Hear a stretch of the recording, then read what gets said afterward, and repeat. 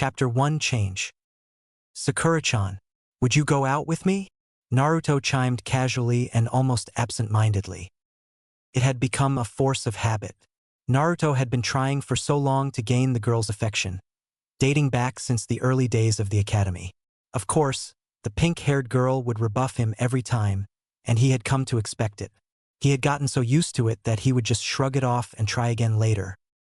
But it would be different this time. For Sakura, the day had been the worst she had in a long time. She had overslept and did not have the time to blow dry her hair so she could look good for Sasuke. Then, she didn't even have enough time for breakfast when she realized that if she didn't get out of the house quickly, she would be late. While she had managed to snag a piece of toast, she had dropped it in her rush to get to the bridge where they have their meeting. If that wasn't bad, she realized that it was all in vain just to get to the bridge on time, as Kakashi was late once again. And to make matters worse, Kakashi was 4 hours late, an hour later than usual. To say she was irritated was a severe understatement. Naruto asking her out was the worst thing he could do at the moment, and in spite having tried to keep her anger in check, she snapped. "Stop annoying me, you idiot. I've told you 1,000 times already. I will not go out with you. You are stupid and useless. Not to mention I would never go out with someone as ugly as you even in a million years. No girl in their right mind would." Sakura huffed exasperatedly and stopped her rant before turning around to chase after their other teammate. While she did feel somewhat better after venting her frustration, she wondered whether she had been a bit too harsh. She shrugged off the concern for her blonde teammate and focused on catching up to Sasuke. After all, she rejected Naruto all the time and he always bounced back. Why would this time be different, right? Naruto, however, felt like he had his heart ripped from his chest, then stepped on repeatedly before being flushed down the toilet. Of all the times Sakura had rejected him, she had never been as harsh as she was now. Sure, she had sometimes been rather blunt when she rejected him in the past, but she had never went as far to say that no girl in her right mind would go out with him. It was worse since he believed it would be true considering he was the container of the Kyuubi and all. Tears threatened to fall, but he would not allow it. He had not cried for years from the hate of the villagers, and he would not cry now. He was stronger than that, but it hurt nonetheless. Naruto eventually bowed his head down low and sighed depressively. He tried to shake the depressing thoughts from his mind, but to no avail. Sakura's words continued to reverberate throughout his mind. Eventually, he decided that standing around won't change anything and decided to go home for some cup ramen to help him get over his misery. Ramen always made him feel better. Though normally he would go to Ichiraku's, but at the moment he just wanted to be alone so he could think. Yamanaka Ino was a girl admired by many of her peers. She was beautiful and elegant, earning the envy of many kunoichi her age. Her skills as a kunoichi were also not to be dismissed, as she was easily one of the best kunoichi of her generation. While she was not quite as book-smart as her rival Haruno Sakura, her skills exceeded the pink-haired girl in all other areas. However, she had one fatal flaw, and that was like most girls her age, she was also known as a fangirl of Uchiha Sasuke.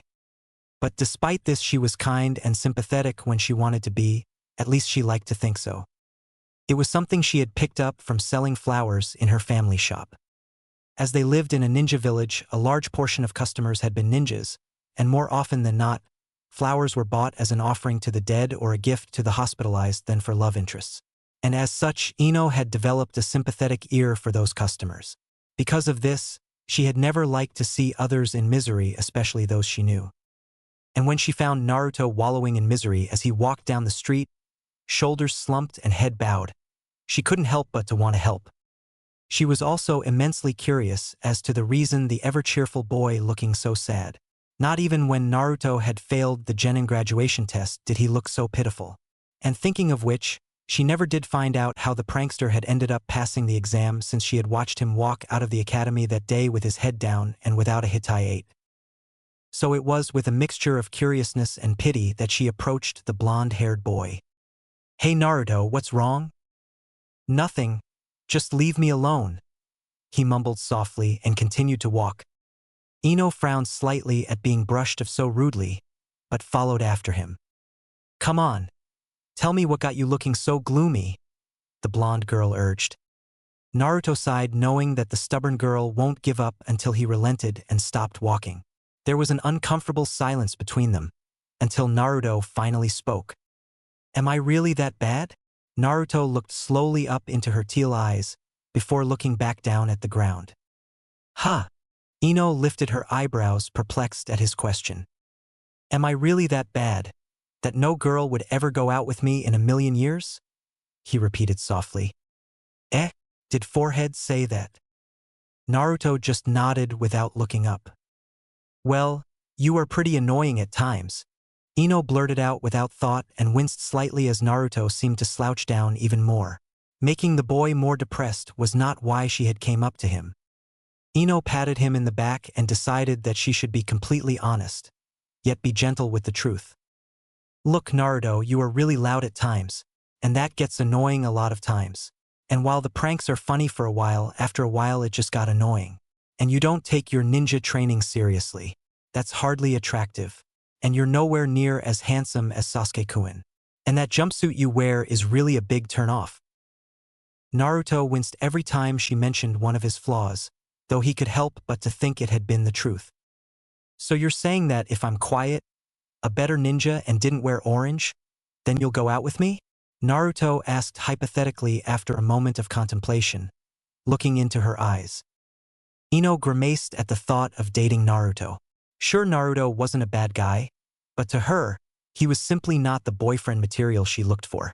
Unsure how to respond in a way that would not hurt the boy's feelings, Ino simply looked away and stayed silent. Despite her silence, Naruto knew what it meant, and took it as a no to his question. He sighed and bowed his head once more, still somewhat depressed, and began to walk away. Thanks anyways, Ino. Ino stood there dumbfounded, staring at his back. What has he got to thank her for?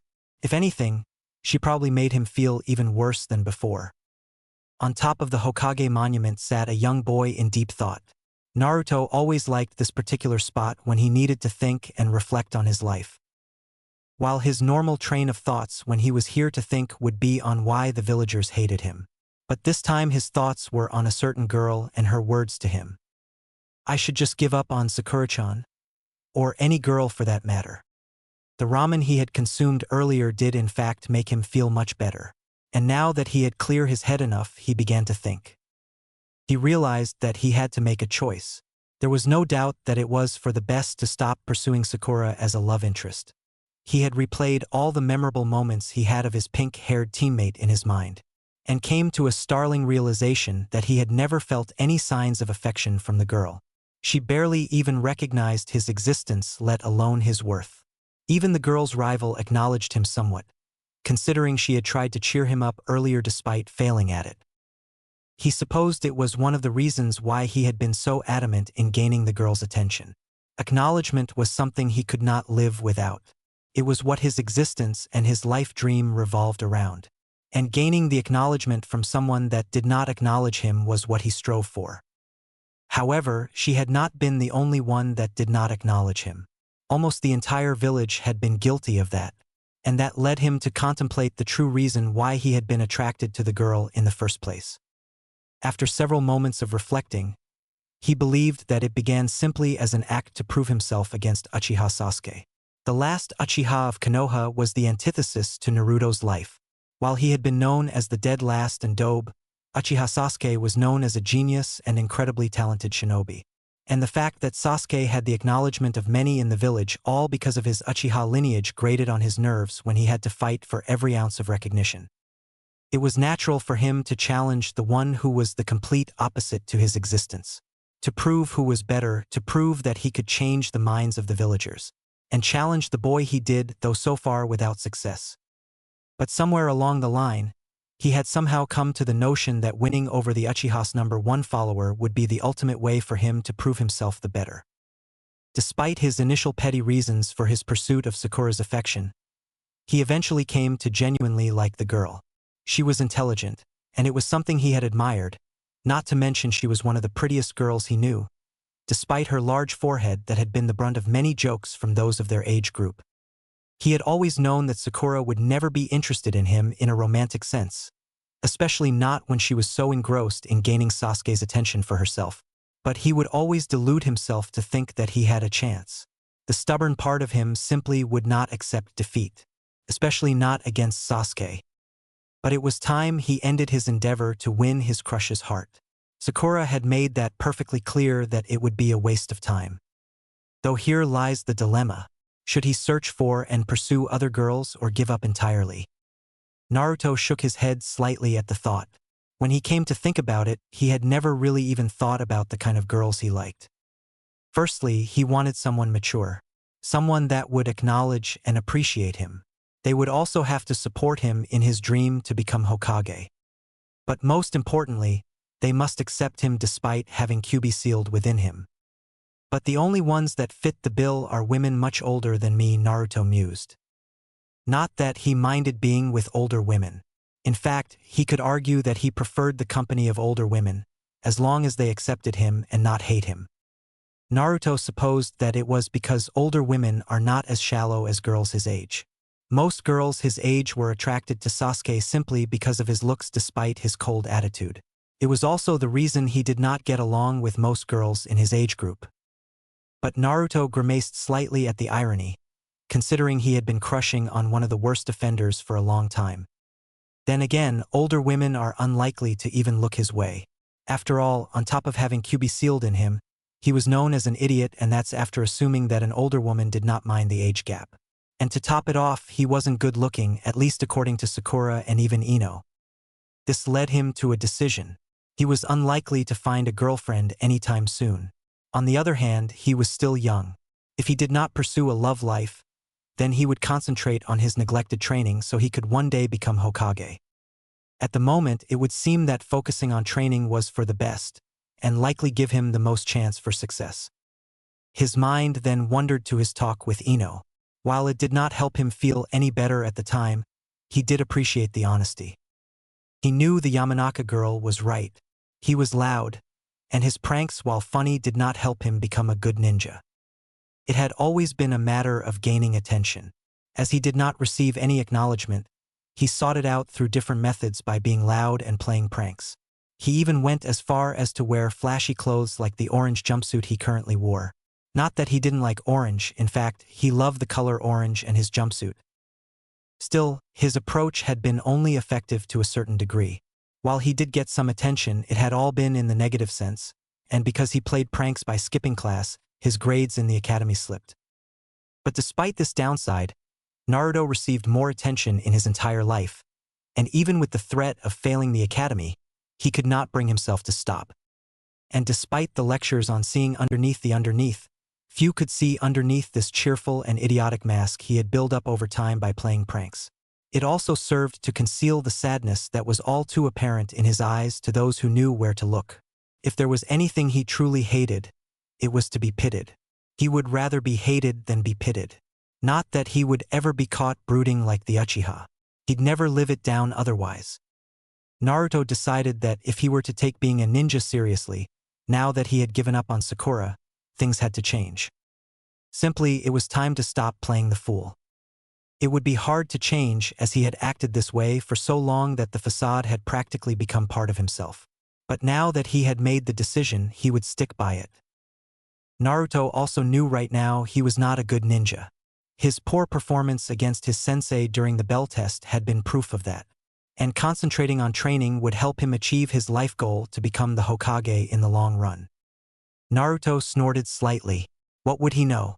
He was never good at long-term planning and strategy anyways, though he was known to have random bouts of ingenuity. And what had Ino said about his clothes? Naruto grimaced slightly. He really liked his clothes, damn it. They were his favorite color. It was his favorite suit after all. Sure, the color was bright and attracted attention like beating someone in the head with a sign that said, "Look at me." But he didn't see the problem with it. Sure, it wasn't a color ninjas wear, but he didn't see anyone complaining about Sakura's bright red clothes. So stealth wasn't really the problem. Naruto sighed again and looked upwards at the sky and rubbed his face with his hands. Perhaps it was time for a change. Troublesome. Naruto snorted. He was starting to sound like that bum Shikamaru. Naruto quickly decided that the moment he returned home, the first order of business was to find something different to wear. After all, if he were to change himself, simply by looking different would help in making him feel and act differently. He unlocked his door and closed it behind him absently, before walking straight to his room with purpose in his steps. He slid open his closet and looked at the clothes he had in his wardrobe. Orange, orange, more orange. Naruto scratched his head. Aside from a few t-shirts and shorts and several sets of pajamas, he didn't have anything that wasn't orange. While he decided that there was no problem with orange, all he had for ninja wear were identical sets of the same orange jumpsuit which he currently wore, and he had already decided that he would wear something different. But Naruto noted that aside from the jumpsuit, he didn't have anything for a ninja. The several t-shirts and shorts he had simply weren't practical. The fabric and stitching simply wasn't made with durability in mind. Naruto decided to take out the sets of orange jumpsuit from his closet so he could throw them out later. But to his surprise, he found a large white coat hidden behind several sets of jumpsuits. It was a long-sleeved white coat that went to his knees like a cloak, with orange lining on the inside and a large orange spiral on the back. Naruto pulled the coat from his closet and rubbed the fabric between his fingers. The blonde smiled fondly at the coat that had been a gift from the Sandaime for his last birthday. His smile deepened as he recalled that Sandaime had gotten the cape for him after he had made an offhand remark that he had wished he had a cool-looking cape like the Yondaime after seeing a picture of him. It had been too large for him at the time to wear, and even after he had grown tall enough, he had decided that it did not go well with his favorite jumpsuit. He had never worn the cloak and over time forgotten that he had it. But now, if he was to change, he might as well wear it, otherwise it would eventually go to waste. Naruto realized that he still had to purchase some new clothes to wear underneath the cape, and he groaned slightly. He always hated shopping unless it involved spending his money on ramen. It wasn't because shopkeepers gave him trouble because of QB or something like that. They just ignored him if anything. But it was the fact that he found clothes shopping so damn boring. If it was anything that Naruto was not, it was not boring. Deciding to get the shopping done quickly, Naruto left the house in the direction of a store that sold ninja equipment. He quickly picked out several sets of clothing, paid for it, and returned home. Once back inside his apartment, he quickly entered his room and deposited the bags of clothing onto his bed. He then quickly changed into his new clothes, eager to test out his new look like a child with his new toy. The sleeves of the dark blue, almost violet long sleeve top was a bit loose due to his thin arms. He had never been one to train to increase the size of his muscles, opting for a leaner and more toned body instead. His body and skeletal structure was of a wiry type anyways. He procured several pieces of string from a drawer beside his bed and tied the sleeve to his arm at the wrist and under the elbow so they clung to his arm and not get in the way during a fight. The black shinobi pants were slightly loose, but not too baggy. Just the way he liked them, although they were a bit too loose around the waist without a belt. Naruto untied the knot on the back of his head, removing his Hitai 8 from his forehead. He absently brushed aside his bangs that fell over his eyes. He placed the Hitai 8 at his waist and used the blue fabric as a belt. He looked into the wardrobe mirror to check his look. His outfit looked too simple, like the average shinobi. And while Naruto decided that he would no longer actively attract attention, it did not mean he wanted to look and be like the average ninja. He would never settle for being average. He removed the Hitai 8, then replaced the blue fabric with orange fabric he torn from his old suits. After spending 10 or so minutes trimming and replacing the fabric, he fed the fabric through the loops on his pants and tied the ends securely behind him as a belt. The demon container then donned his white cape and looked into the wardrobe mirror. He grinned. He had to admit that he looked quite good in the new outfit. He was barely recognizable and looked like a new person. Precisely what he was aiming for. And the more he looked at himself, the more B began to like his new look. Being satisfied with his new look, Naruto changed his thought to the next part of his change, his training schedule. He had no idea to go about his training and decided that some research was in order. Naruto groaned slightly at that thought, as he hated to read and study. But he surmised that if he were to become a good ninja, sacrifices had to be made. And the only way to make up for the knowledge he did not learn in the academy was to study extra hard. But on the bright side, he now had access to the ninja archives now that he was officially a genin. The scrolls and books in the archive are much more useful than those from the Konoha Public Library. All he had to do was to get permission from the Hokage himself. The walk to the Hokage Tower had been weird for Naruto. Most of the older generation villagers and ninja gave him a look that he could not completely decipher, though they did seem to be a little shocked and surprised. It made Naruto a little unnerved as he had expected the usual fearful and scathing glances. Even the younger generation looked at him differently, particularly the female population that gave him looks that were familiar, but he had no clue where he had seen it before.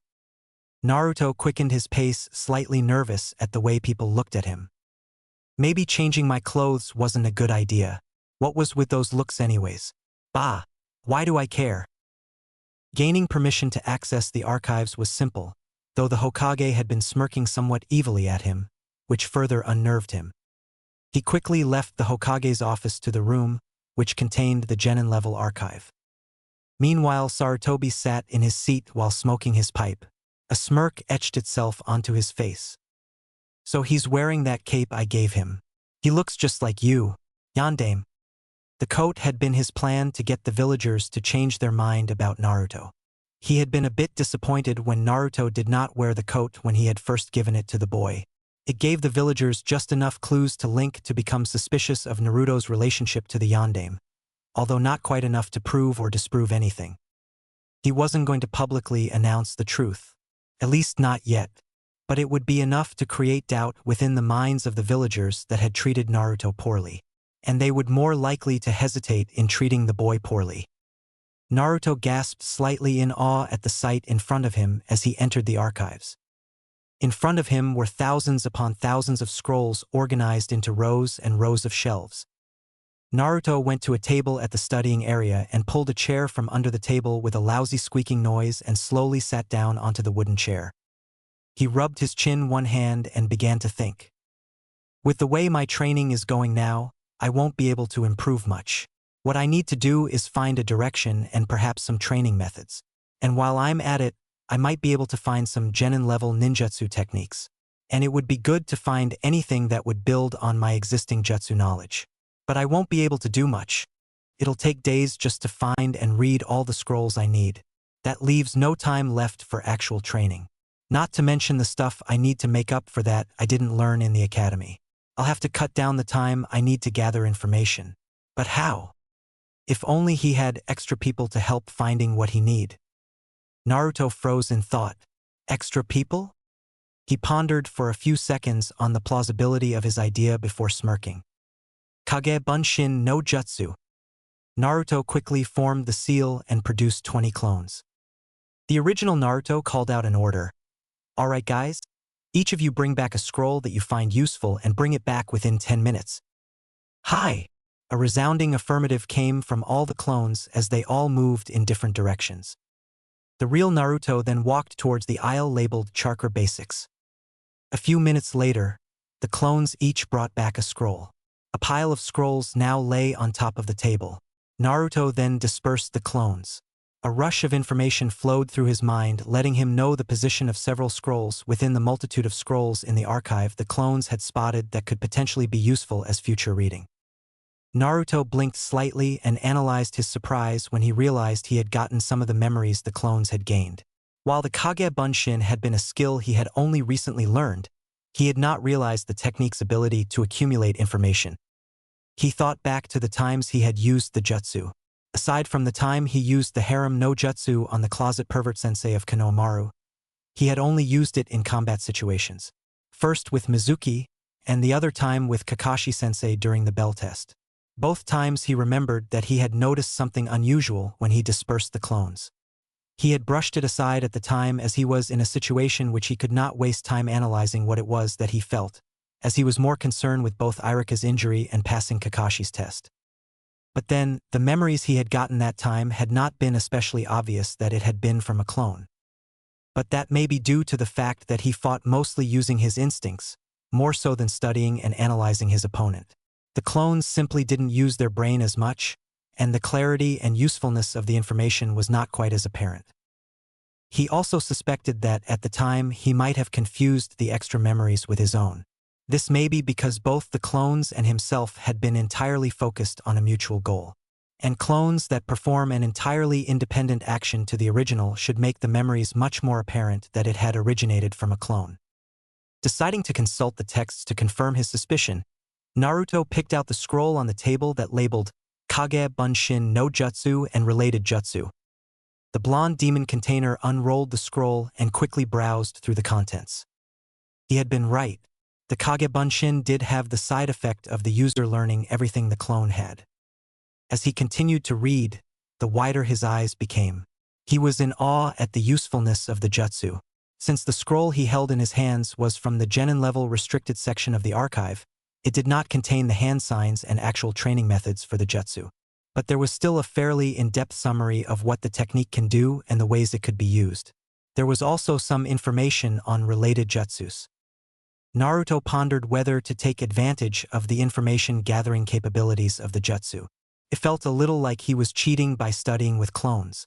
But the blonde-haired boy quickly dismissed the thought. After all, they were ninja, not samurai and swordsmen. Ninja used any means necessary to become stronger. The word honor shouldn't even exist in a ninja's vocabulary. Deciding to take advantage of the information-gathering capabilities of the jutsu, Naruto summoned 20 clones once again. Naruto quickly formed the seal and once again summoned 20 clones, which he ordered to pick a scroll from the table and start reading. By the time Naruto had finished reading the scroll on Kage Bunshin, it was already 6 in the evening. He rolled up the scroll in his hand and placed it on the table in front of him.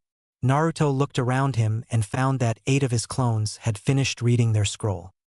Being impatient as ever, Naruto immediately dispersed the clones that had finished reading, and a rush of information once again flowed into his mind along with a mild headache. Naruto shook his head as if trying to shake the pain away, only for him to make the pain more severe.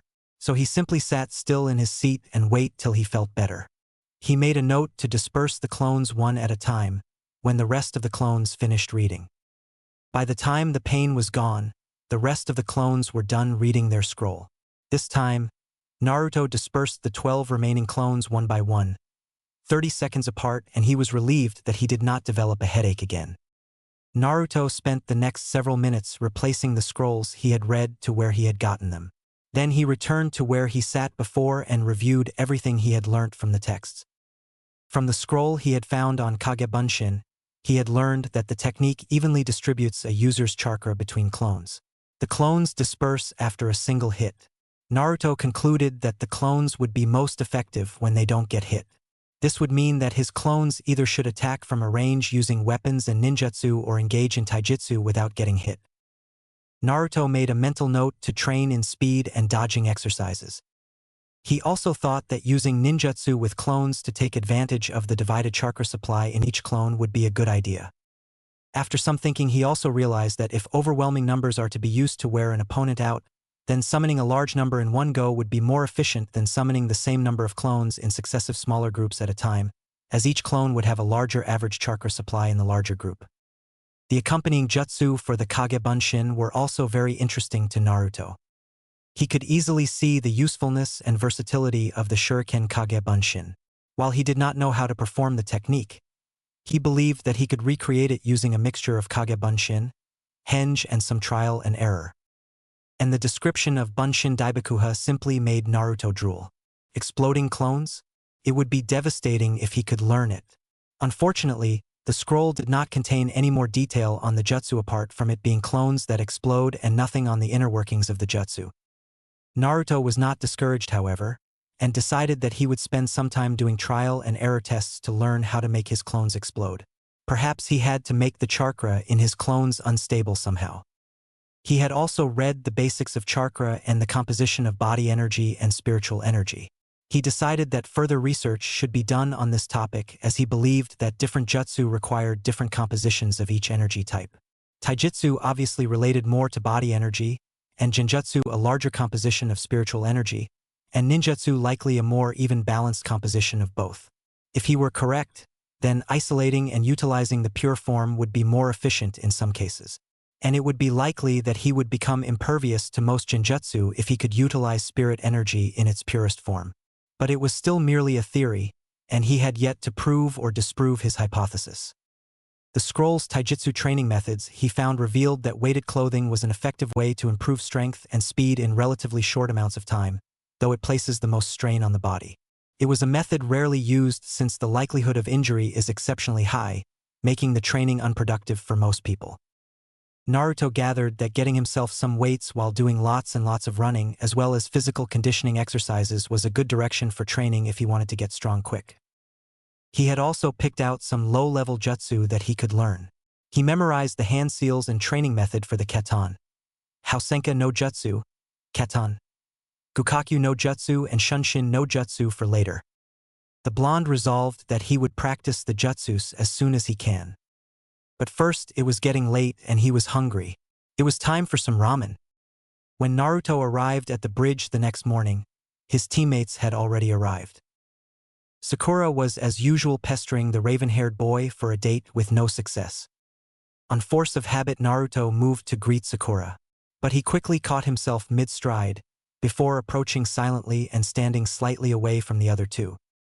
Naruto grimaced slightly as he realized that giving up on Sakura was harder than he thought. He had to actively watch what he did so he would not fall back onto old habits. He decided that he should stay as inconspicuous as possible and talk as less as possible, so he won't revert to fawning over Sakura. Naruto leaned against a post and looked towards his teammates. Sasuke looked at him and raised his eyebrows a little. Naruto shrugged at him. The Uchiha scoffed and turned away uncaring. To him, no matter how Naruto dressed, it wouldn't make him any less of a dope. Sakura gave Sasuke a confused look before looking around her. Sakura's eyes widened slightly at the sight of Naruto's new look. She had to admit that it was a big improvement from before. In fact, he even looked good. Not that she would ever admit to thinking that. But what shocked her was that it seemed like the blonde had arrived for a while, and yet he did not pester her like usual, nor was he as loud as usual. The boy simply had ignored her. Sakura wondered what had brought on the change and remembered what had happened the day before. She felt guilty for being so harsh. While she did not feel guilty for turning down Naruto, she felt bad for being excessively harsh. Even if she did have a bad day, it was no reason to take it out on him. You look different today. Why the sudden change? Sakura finally broke the silence. Naruto swallowed the words that were about to blurt out unthinkingly, before he shrugged and just replied. Just felt like it was time for a change. Sakura. He inwardly berated himself, as he had to once again force himself not to be quiet and not to brag. Sakura, on the other hand, winced and felt a pang in her chest for reasons she did not understand. For all the time she had known Naruto, he had always called her Sakura-chan. Even though she had wished that he stopped calling her that, now that he did, she felt strangely disappointed. Things stayed silent between the team members after that exchange, although Sakura did occasionally snuck concern-filled glances at the blonde.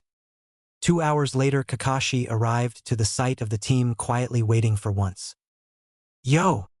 Kakashi looked at Naruto, who had always been the loudest of the group, whom surprisingly did not comment on his tardiness. His single exposed eye widened in surprise as he took in his blonde-haired student's new look. If not for his mask, one would be able to see his jaw dropping and mouth gaping. Naruto looked like his sensei. He wondered briefly whether it was purely a coincidence the boy looked so much like the yandere or not. Kakashi quickly regained his composure as he saw the expectant look on Naruto's face. It surprised him even more as Naruto would usually be yelling like a hyperactive child by now. He didn't know whether the sudden change was a good thing or not, so he quickly focused on business and decided to just observe Naruto for now. Well, team, we have a mission to get to. Chapter 2 Training. Naruto was pleased to find that his intense training was paying off. Even though it had only been 2 weeks since he had started, he could feel that he was improving at a rapid rate. Naruto noticed that as time went past, the frequency of Sakura being on his mind became less and less, and the tendency to fall back to doting over her was beginning to fade. And although he knew he had potential to become a good ninja, he never knew that he was capable of improving so much just by being focused on training. But the result speaks for itself. His progress had been more than he had hoped. Each day, he would wake up extra early to run laps around Konoha to build up his speed. After a light breakfast, he had started on body weights at 10 kilograms on each limb, which he concealed underneath his clothing, and it was steadily increasing. He would continue the running until it was time for team meeting. Afterwards, the team would complete a day of D-rank missions or team training. They would then be dismissed at around 3 in the afternoon if there were no team training. Naruto would then find some food for lunch before moving to the forests on the outskirts of Konoha to train. He would then spend 4 hours purely on ninjutsu, which he trained in while using as many Kagebunshin as he could summon to help him learn jutsu. He would stop for dinner and allow for a short break in order for the food to settle. After which, he would return to the forest to do physical training. Each night, he would push himself to the limit by doing countless push-ups, sit-ups, squats, and other exercises to the point of exhaustion. In a mere 2 weeks, he had learned the Shunshin no Jutsu and both Katan Jutsus he had picked out. He had also figured out the Shuriken Kage Bunshin no Jutsu quickly. The Bunshin Daibakuha, however, gave Naruto the most trouble. Many hours were taken just to experiment ways that could make clones explode. He believed that he was starting to find clues as to how to detonate his Kage Bunshin. Still, he was not entirely satisfied with his progress, as he wanted to be able to master the techniques he learnt. This meant that he would not be satisfied until he could not only perform jutsu instantaneously, but also without hand seals. While it is nearly impossible to do higher-level jutsu without hand seals, most of the jutsu he knew were fairly simple and require few hand seals. So far, he had learnt to do the kawarimi and henge without hand signs. Once he had gotten to that point, Naruto knew he was ready to proceed to the next level of training. With some more time, he had no doubt that he would be able to master everything he had learnt. And his physical conditioning depended on how fast his body adapts to the weights he wore. Having no idea how to move onto the level, Naruto decided that more research was in order. And he returned to the archive again for inspiration. Naruto sighed disappointedly as he rolled up the scroll he had just read. He had thought that researching the strongest ninja of Konoha, namely the Hokage, would give him much inspiration for his training. But disappointingly, the information he found didn't help him as much as he had hoped. Each Hokage had mostly used skills and jutsu unknown to anyone else or used jutsu that was not genin level. Naruto had then stumbled across the mention of the legendary Sannin due to their association with the 3rd and 4th Hokage. The information on Orochimaru and Jiraiya had not been useful as they too predominantly used high-level ninjutsu. Now that he had finished up on reading 2 of the 3 Sannin, Naruto hoped that the scrolls on Tsunade would help further his training. He was pleasantly surprised to find the scroll on the last Sannin to be a gold mine of useful information. While he could not make sense of the jutsu Tsunade used, such as the Ranshinsho and the high-level Sozo Seize, which were heavily based on high-level medical knowledge, he did find her superhuman strength particularly interesting. Naruto knew that his fighting style had never been about grace. Rather, he relied on brute strength and unpredictability. It was a bad way to fight, and he knew it, as he was nothing more than a common brawler that had better strength, speed, and reflex. But a technique such as this could easily offset his weakness in his taijutsu. The notion of ending fights quickly and decisively with one superpowered punch made him incredibly excited. The description on the technique in the scrolls had been surprisingly detailed, though Naruto supposed that it was because it was not expected that the technique could be replicated, as perfect chakra control was needed. Naruto pieced together some of the clues for him to recreate the technique. He knew after reading on the basics of chakra that he had chakra reserves well above the average ninja. Naturally, it had the drawback of causing his chakra control to be poor, and he knew that even with years of training, perfect control would be beyond him. He did not feel discouraged, however. He would simply have to do what he did best: adaptation. He was known for sudden, unexpected, ingenious thinking and extreme adaptability. Modifying techniques on a whim is something that came easy for him. The Oiroke no Jutsu had been a product of this. After all, it was merely an application of the Henge no Jutsu, yet the effectiveness of the jutsu itself against perverts could not be denied. And in this case, Naruto had a vague idea on how to replicate the technique. He believed that he could compensate chakra control with overwhelming amounts of chakra, which he had an abundance of. The original technique involved releasing a significant amount of chakra focused onto a single point released from multiple tenketsu points with perfect timing. Theoretically, he could recreate a similar effect by using excessive amounts of chakra. It wouldn't completely mimic the original technique, of course, as it would definitely be weaker than the original. But if it worked like he believed, then it would still be devastating in a fight. He moved out to the training grounds to test his theory. But when he tested it by gathering large amounts of chakra into his fists for a punch, most of it simply bled off, wasting most of the power. His timing by releasing chakra from several tenketsu was also not simultaneous, and neither could he perfectly focus into a single point. Successive attempts ended the same and with no visible improvement every time. The result was just like any other chakra-enhanced punch. Naruto came to the conclusion that his control simply wasn't good enough even when the technique had been modified. Naruto lifted his leg slightly from the water below him and placed it back onto the surface. When his sandal touched the water, he noticed that he no longer created ripples in the water where he made contact. He took this as a sign that he had finally mastered the water walking. He decided to test his mastery by walking, then eventually running across the surface of the water. Again, no ripples. Naruto smiled proudly to himself. He had surprised himself with how quickly he had mastered the water walking. It had taken him several days to finally master tree walking before he moved on to the water walking. During that time, he had postponed most of his other training so he could complete the control exercise. And while it had taken a few days to learn tree walking, water walking had only taken him several hours. But now that he had gotten his control to a satisfactory level, it was time to get back to his normal schedule. He had no time to waste, as he had to make up for the last few days. He walked out of the small lake he had been training atop and moved towards a backpack that lay on the ground not too far from edge of the lake. Naruto set himself onto the ground before unzipping the bag. He pulled out several small pieces of metal from the bag and set them on the ground. He then slid the sleeve of his white coat to his elbows, revealing a small pouch that was tied to his forearm over his blue long-sleeve top. He opened the pouch, which was sewn with separate compartments. He inserted the pieces of metal into the pouches on both arms before strapping them back onto his arm. He did the same for the weights he hid under his pant legs. He made sure the added weight on each limb was the same. Naruto slowly stood up, straining slightly from the weight. He now wore 20 kilograms per limb.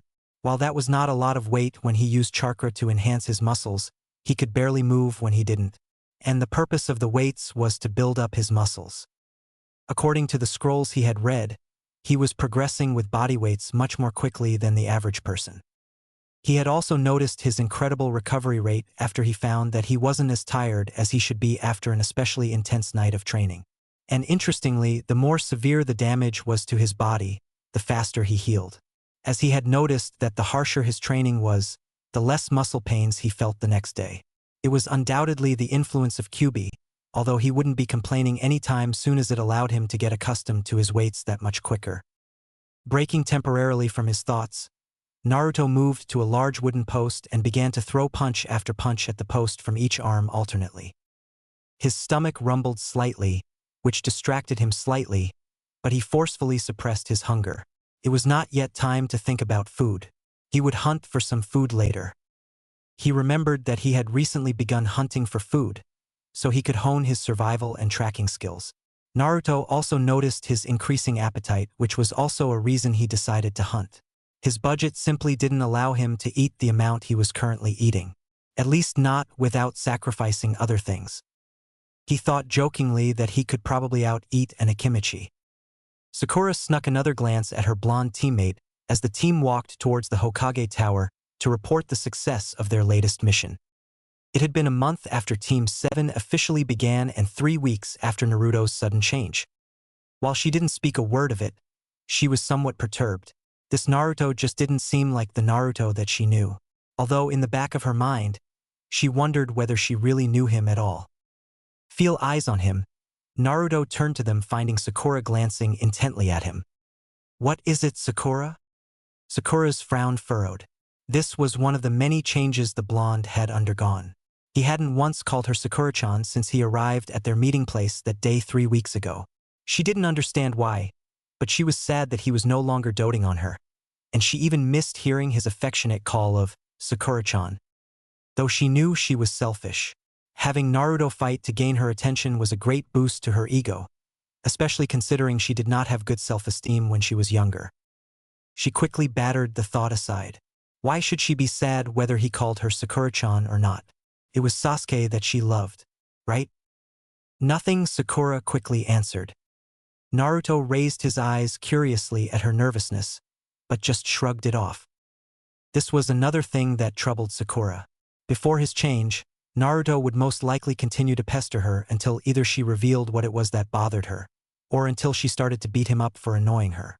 But these last few weeks, while he remained friendly towards her, Naruto no longer seemed to go out of his way to gain her attention. Times, he was even quiet.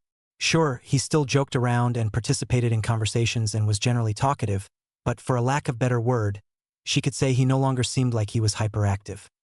She didn't really know what to think about his changes. The more she looked at him, the more she found the previously unattractive boy to be better looking, with the way his hair now fell over his forehead. His slight gain in height and especially that aura of determination that surrounded him. Where previously if Naruto had boasted that he would become Hokage, people would laugh at him. But with that new aura of confidence and determination now, if he said that, she would almost be inclined to believe him. And now that he no longer acted like he was a child on sugar high, Sakura noticed that he was much more likable. And that alone worried her. Sakura quickly put these thoughts aside for the moment, and decided that convincing Sasuke to go on a date with her was much more important. Meanwhile, Kakashi was contemplating the mystery that was Naruto. Even though he had his face in his book as they walked, his thoughts were elsewhere. It had been 3 weeks since the boy had suddenly changed. He had become much quieter and much more contemplative. While the boy was still somewhat talkative and cheery, one could see that there was something much deeper to the boy beneath the surface. That wasn't a problem in itself. In fact, he was happy to see the boy starting to mature and began to take his job as a ninja much more seriously. However, there seemed to be a growing tension between the team, or rather between Sakura and Naruto. It was subtle and barely noticeable, but his observation skills were top-notch. The masked Jounin stole a quick glance out of his single exposed eye at Sakura, who was walking ahead of him. On the surface, the girl seemed to be talking to Sasuke animatedly, who ignored her. But looking underneath, he perceived that the girl's mind seemed to wander from time to time. Even her actions seemed to be running on autopilot. The things she said seemed to be things she often said on habit. After studying the girl for some time, Kakashi suspected that the cause had been the Kyuubi vessel. Kakashi looked out of the corner of his eye at said blonde who walked next to him with his hands in his pockets. Kakashi's sweat dropped a little as the boy seemed to be completely oblivious to the going-ons of the team, and he was not sure what the vacant look on the blonde's face meant. It looked like he was daydreaming or deep in thought. But as he reviewed the team's performance in his mind, he did not discover anything that hindered their teamwork. In fact, the productivity and efficiency of the team had increased ever since Naruto had stopped constantly whinging about their missions. And while the team wasn't quite bonding as well as he had hoped, they worked fairly well as a team, and their teamwork was steadily improving with every training session and completion of a mission. So it was for this reason that the copy Nin decided that Naruto's change was not a cause for concern. At least not yet. The most he could do now was continue to observe his team. So, Kakashi merely returned to reading his favorite book. Beside Kakashi, Naruto was contemplating the results of his training in the last several weeks. In less than a month, he had possibly made more progress than all the years he spent in the academy. It was all because he was now much more focused and hardworking. He knew that he wasn't a genius. Skills did not come to him as naturally as it did for others. On the other hand, he recognized that he also had a lot of latent potential. Potential that had been going to waste and was now only recently being uncovered. He knew that, as learning a high-level jutsu like the Kage Bunshin in a span of several hours would be considered close to impossible. His natural speed had increased significantly. He suspected that he was nearing his teammate Sasuke's level, although he didn't know how much of his teammate had kept hidden, and he also now had several useful ninjutsu in his arsenal. but there was still a large flaw in his abilities. While his ninjutsu was improving steadily, his taijutsu skills were still unrefined and would be considered below average at best. While he was likely to win against Sakura in a taijutsu match, whom although was much more graceful than he, she would still lose if only because of his higher level of strength and speed and, more importantly, his ability to absorb large amounts of damage. He knew all the basics of taijutsu, like how to properly throw a punch, as well as an assortment of different types of strikes using different body parts. But he knew if he were to become a better fighter, he would need to refine his style. He summed up that his weakness was the lack of grace and precision. The scrolls on Tsunade had given him some ideas. Although he was not interested in the occupation of a medic nin, he did find some of their abilities to be useful and applicable in his case. If he learned where to strike to cause maximum damage, he would improve drastically. Considering medic nins rarely engage in straight-out combat, they rarely used ninjutsu, opting for taijutsu to conserve chakra for when medical ninjutsu was needed to heal. Their taijutsu style was interesting as it revolved around avoiding attacks until the perfect opportunity arises, with which they would counterattack using precise strikes to high-damage areas of the anatomy or pressure points to quickly end the fight with the least amount of effort. Without medic training, he would not be able to use the Shosen Jutsu to cut a person's muscle fibers. But the use of pressure points seemed to be a good idea. He had researched all taijutsu styles in Konoha that revolved around precision strikes. The Jukin had come up several times. Unlike the Hyuga clan, he could not see Tenketsu without the Byakugan. And since the Tenketsu location varies from person to person, he would never be able to use the Jukin. But unlike Tenketsu points, which are related to the chakra circulatory system, pressure points are related to the nervous system of the body, and thus are in roughly the same position in different people depending on their size. He could theoretically be able to locate the same pressure point on different people if he had the knowledge and skill to do so. And if he could do so, he could cause similar results as the Jukin using pressure points. It was a good direction to improve his taijutsu, and he planned to use all of his ideas to create a new style that suited him. It would have to be devastatingly fast, takes advantage of the body's mechanics, but most importantly, completely unpredictable. But he had filed the thoughts away as he noticed that his team had arrived at the tower. They arrived outside the Hokage's office. Naruto stood aside slightly to allow the rest of his team to enter the room first. He then entered behind them. He cursed under his breath when he accidentally banged his elbow on the doorframe. The rest of his team and the Hokage stared at him in amusement, Kakashi in particular. He glared slightly at his sensei, who was looking at him with an amused look. Bastards! Laughing at his misfortune. And it hadn't been the first time today either. He had stubbed his foot several times and banged elbows against random objects that he tried to avoid but still somehow seemed to collide with. Kakashi, on the other hand, was amused with his student. He was sure the boy had yet to realize that his sudden clumsiness was due to a small growth spurt. The blonde was oblivious to it, but he had grown almost an inch in the last several weeks. Kakashi shook his head slightly and turned to face the Hokage. Hokage-sama. Hatake Kakashi and Team 7. Here to report. Mission completed. The masked Jounin dismissed the team for the day after the report. Naruto took that as a cue to return to his training.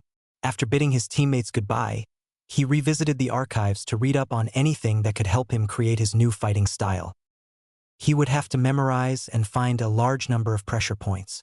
But that would not be much of a problem if he used Kagebunshins to learn. Not only could he use them to help memorize the locations, he could practice locating the points on his clones and experiment with the effects of the points without adverse effects to himself. The problem was increasing his accuracy and, more importantly, learning how to channel chakra into a finger and into the enemy. Naruto spent the next 2 hours reading and learning as much as he could about pressure points before packing up his reading material and moving to a training area. Once he arrived at his training ground, he created a mass of 50 clones. He then sent half of those to practice in finding and hitting pressure points.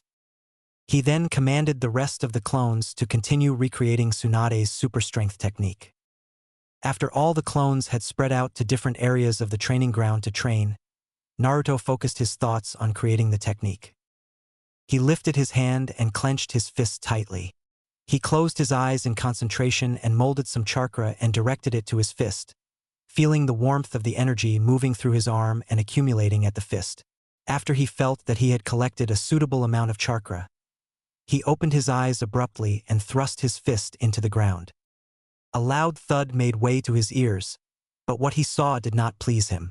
Even though he had improved his chakra control by leaps and bounds, this was all he had been capable of.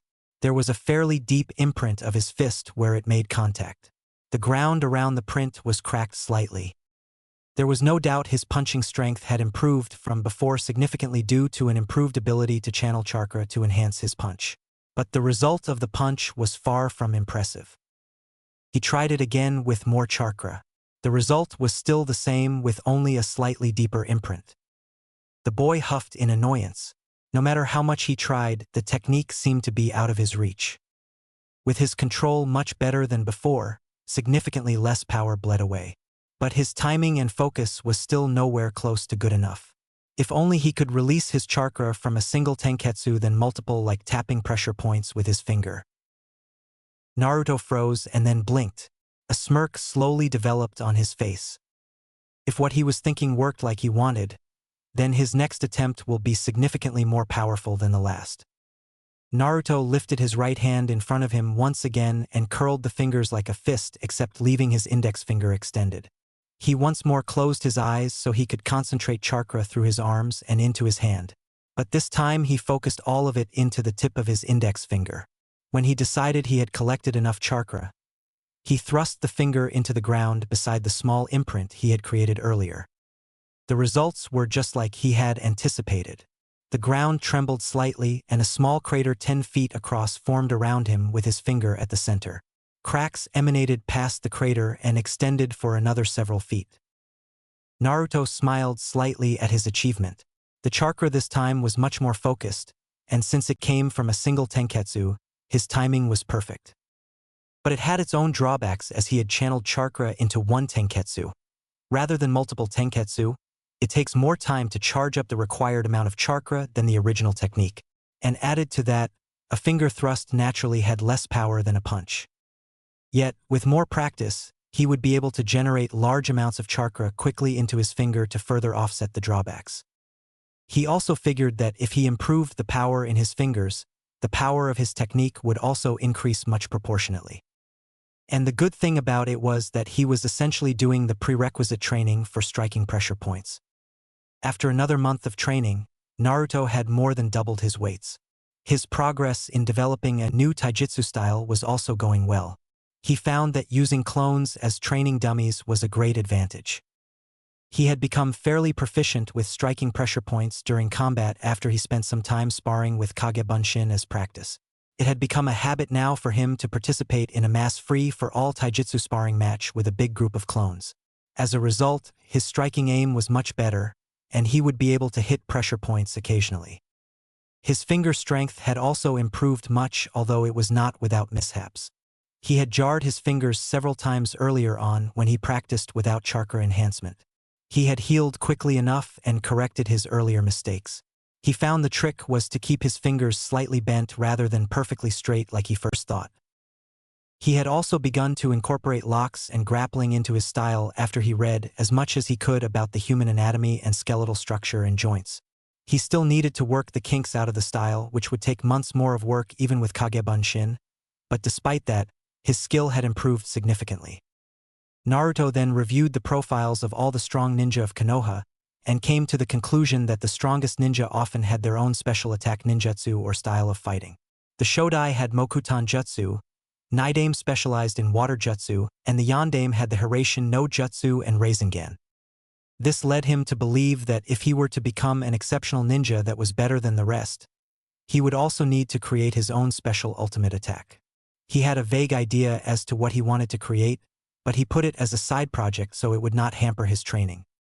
After reviewing the training he had undergone, he realized that he had focused primarily on ninjutsu and taijutsu. He quickly realized that genjutsu posed a great problem to him, as he could neither cast nor fight against them. He spent some time reading on the basics of genjutsu and quickly realized the endless possibilities and potential of the discipline. He even had some ideas of his own that he wanted to try. But unlike ninjutsu, he could not put the knowledge he had gathered from scrolls to practice. As genjutsu had never been an area that he was good at, He needed someone to teach him rather than learning from a scroll.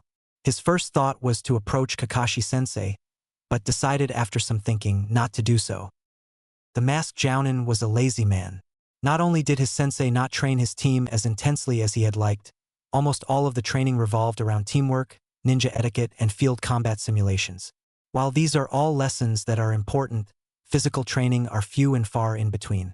And jutsu training was practically non-existent as Kakashi mostly helped them refine their existing abilities. Plus, the man was not the genjutsu type. Kakashi was unlikely to be able to teach him what he needed to know for him to create his own genjutsu. He was better off finding a genjutsu specialist to teach him what he wanted to know. The only genjutsu expert he was aware of was Yuhi Kurenai. He had remembered her from when he was still in the academy. Unlike most other academy teachers, she had been nice to him. Too bad she had only taught subjects for kunoichi until she left the academy to become a jounin. Last he'd seen her was when she came to pick up her genin team from his class of graduates. Naruto wasn't sure where to find her, nor did he know how to approach her. He barely knew her name as it was, so he decided to just keep an eye out for her while he continued with other aspects of his training. Chapter 3: Genjutsu. Naruto breathed a weary sigh as he walked down the streets of Konoha. The day of D-ranked missions had been exhausting. The sheer boringness of the missions seemed to wear him down quicker than usual.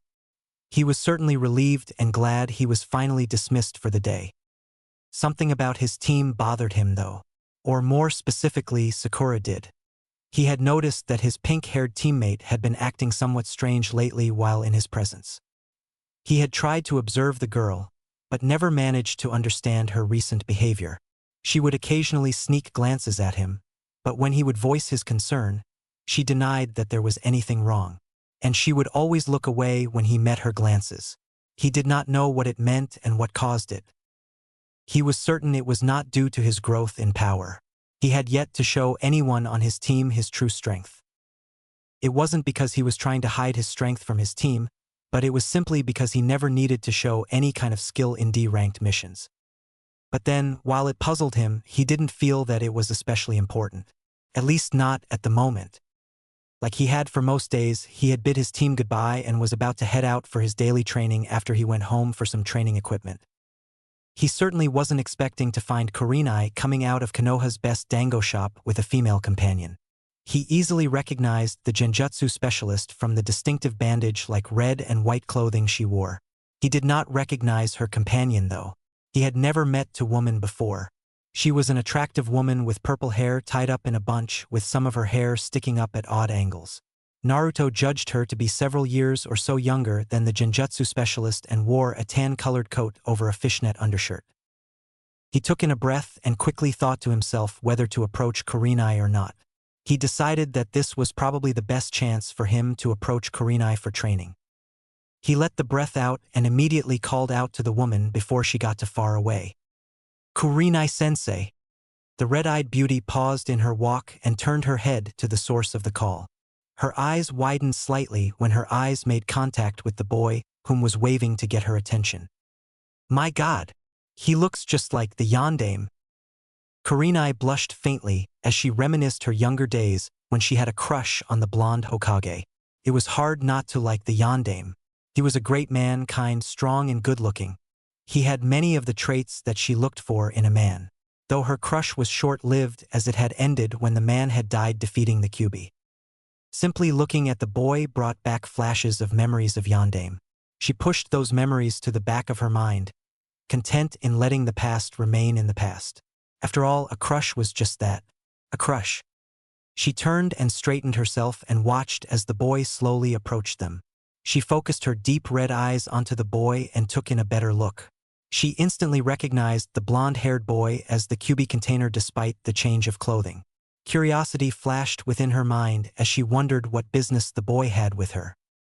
She had seen him several times when she still taught at the academy. She had heard about the boy from her colleagues, but she never knew him personally. Naruto looked up into Kurenai's piercing red eyes as he approached. Beautiful.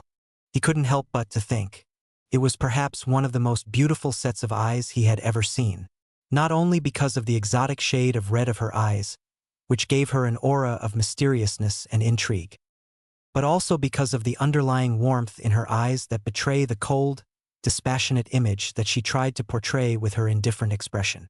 He could easily see the kind, caring nature of the woman underneath, and it made her all the more attractive. Naruto couldn't help but be mesmerized. "You're Naruto-kun, right?" He blinked, finally breaking eye contact. He quickly regained his bearings and hastily filtered through his mind her question, having almost missed it. Even as her question finally sank in, he could only nod dumbly at her, not knowing what to say. He could feel his face heating up, and he tried desperately to hide his blush by looking at the ground. The shyness of the boy almost brought a smile to Kurenai's face, though she quickly hid it. He almost reminded her of her student Hinata. "So, how can I help you, Naruto-kun?" Kurenai asked, breaking the silence. Feeling the warmth in his cheeks starting to fade, he looked back up at her face. Unsure how to phrase his request, Naruto brought his hand up to the back of his head in habit and scratched a few times. Kurenai smiled slightly at the gesture and the cute expression on the boy's face when he was trying to think. Kurenai-sensei, you are a genjutsu specialist, right?" Naruto finally questioned. Kurenai smiled proudly and nodded at the boy's question. It had been her dream to become Konoha's foremost genjutsu specialist. She had achieved her dream after many years of hard work, and she was extremely proud of her achievement. Can you teach me genjutsu?" Naruto asked with an embarrassed grin on his face while scratching his head. Kurenai raised an eyebrow curiously to his request. "Isn't your sensei supposed to teach you? Kakashi should be your sensei if I'm correct." "Yeah, but Kakashi-sensei hasn't really been teaching us any jutsus. And all he's been teaching is teamwork and what to do in different situations. He spends more time teaching Sasuke anyways," Naruto argued. Kurenai frowned slightly. She had always known that Kakashi was lazy, but from the sound of it, he really hasn't been training his team as much as he should have been doing. And having once been an academy instructor, his laziness and favoritism grated on her nerves. Even now with her team, she taught each of her students equally despite being much closer to Hinata than Kiba or Shino. But while she had no problem specifically with teaching Naruto, as she had never thought of him as the Kyuubi, she didn't want to interfere with another Jounin's team. "You're better at genjutsu, right? So won't you be able to teach me genjutsu better than Kakashi-sensei?" Naruto quipped, trying to convince the woman by complimenting her. Kurenai couldn't deny the truth in that statement. She was definitely more knowledgeable in genjutsu than the copy ninja. Still, she did not wish to interfere with Kakashi's team, no matter how bad a teacher he may be. Still seeing the look of hesitation on her face, Naruto decided to use one of his more devastating jutsu in his arsenal. Its power is devastating to women, and on par if not exceeding the power of the infamous Oiroke no Jutsu. "Puppy eyes no Jutsu, please!" And with that, he activated the quivering lips of the technique. Kurenai stared at the boy with wide eyes and sweat dropped slightly, though she had to suppress her female instinct and the urge to hug the boy who looked so incredibly cute. "So cute. Well, it's not like teaching him genjutsu is that bad, right? Besides, it's true I could teach him genjutsu better than Kakashi. And none of my team shows any interest in learning genjutsu," she thought. "All right," she finally answered. The look of delight on Naruto's face and the sincere smile that formed on his face warmed her heart. Kurenai couldn't help but find his smile contagious and smiled in return. "My team doesn't have training or missions on Thursdays and Saturdays after 4 p.m. We can train at Training Ground 8 at these times."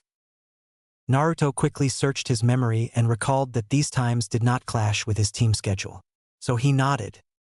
Then, on impulse, he lifted her hand from her side and planted a soft kiss on the back of her hand. He gave the raven-haired woman another smile of gratitude and bid her farewell before walking away to his training. As he walked, he wondered what had compelled him to do what he just did. "Why did I do that? I don't want her to take it the wrong way," he mused. Kurenai stood rooted to the spot she had been standing, blushing wildly.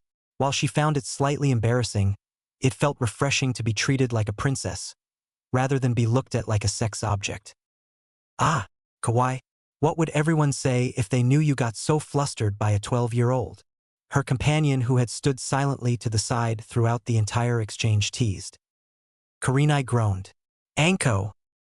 Thursday morning came around, and Team 7 as usual found themselves waiting for their teacher, who was once again late. Despite the annoyance that was Kakashi, Sakura found herself immensely curious to the reason for the excited and eager look on Naruto's face as the boy stared off into space while pacing back and forth impatiently along the bridge. Her eyes followed the boy as she tried to comprehend what made him so excited and impatient. The boy had become somewhat a mystery to her. With the changes he was going through, it was obvious to her that there was much more to Naruto than she had previously thought. And now that he no longer annoyed her, the more she spent with him, the more she realized that he had not been anywhere near as bad as she had previously made him out to be. She couldn't deny that Naruto was really a decent guy, now that he took things much more seriously. Not that she wanted him.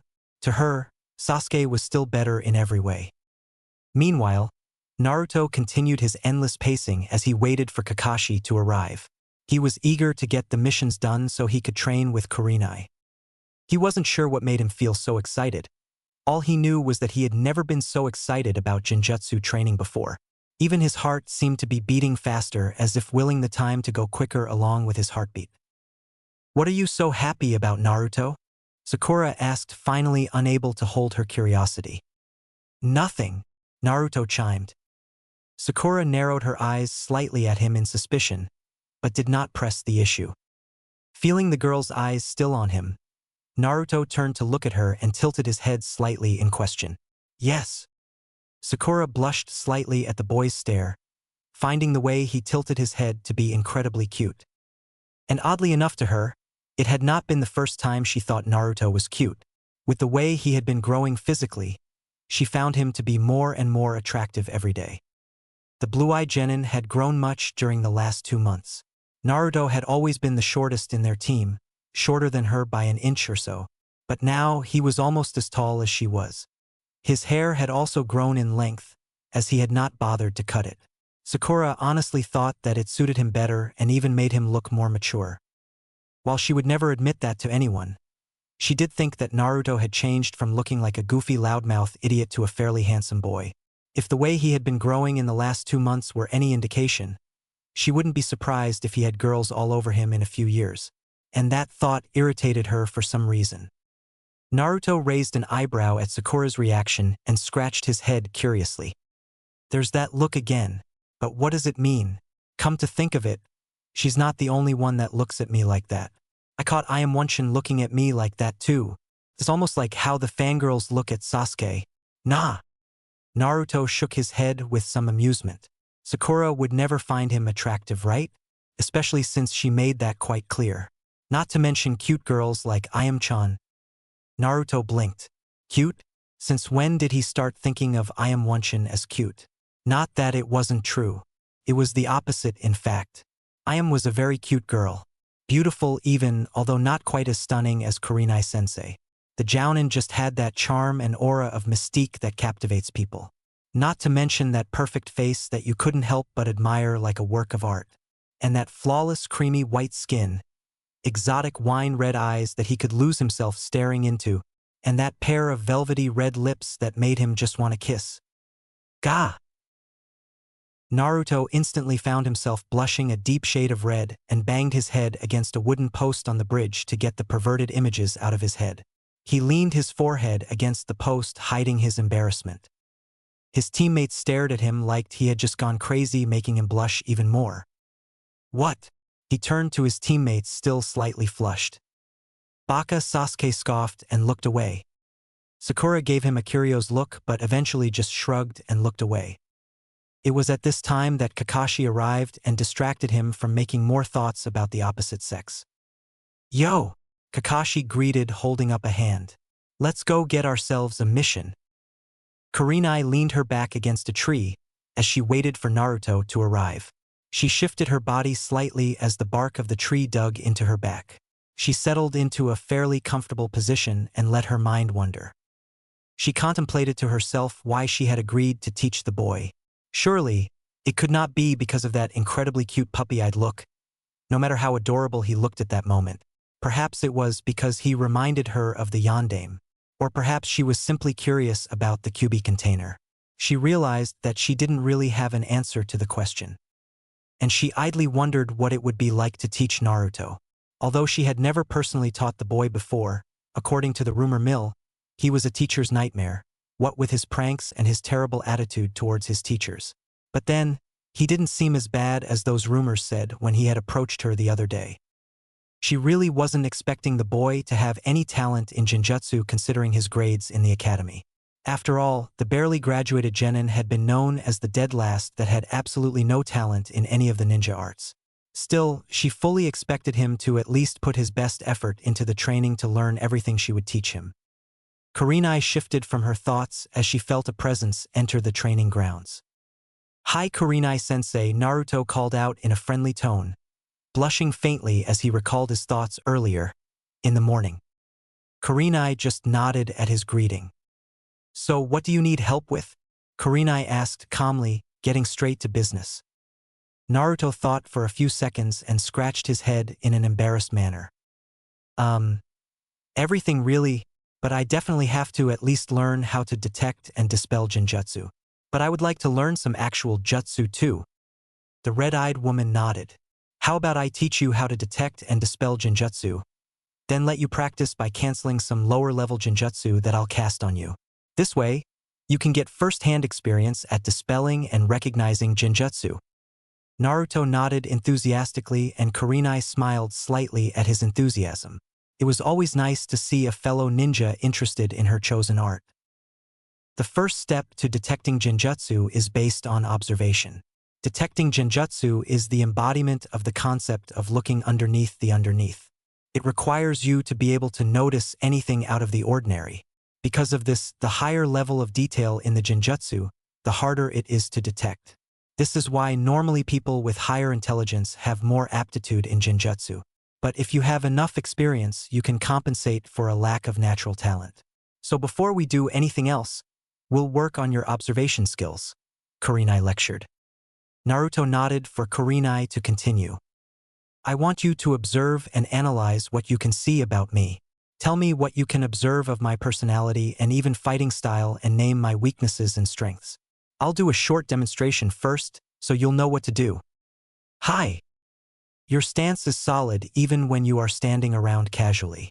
So you are likely a taijutsu-oriented fighter and prefers straight-out combat. The way you constantly shift your weight between each leg tells me that you can react quickly to most situations. You might be concealing weapons underneath your sleeves, so avoid making contact with your arms unless with a weapon. But your coat is also quite loose and might be an advantage to grab onto it in a fight against you," Kurenai listed. Naruto simply stared at the red-eyed jounin in awe. He never imagined it was possible to know so much about a person's fighting style just from observing how a person looks and the way they stand. "Now your turn." Naruto focused his eyes on the woman. He looked from her face down to her feet, then back up to her face again. "You are a very beautiful woman.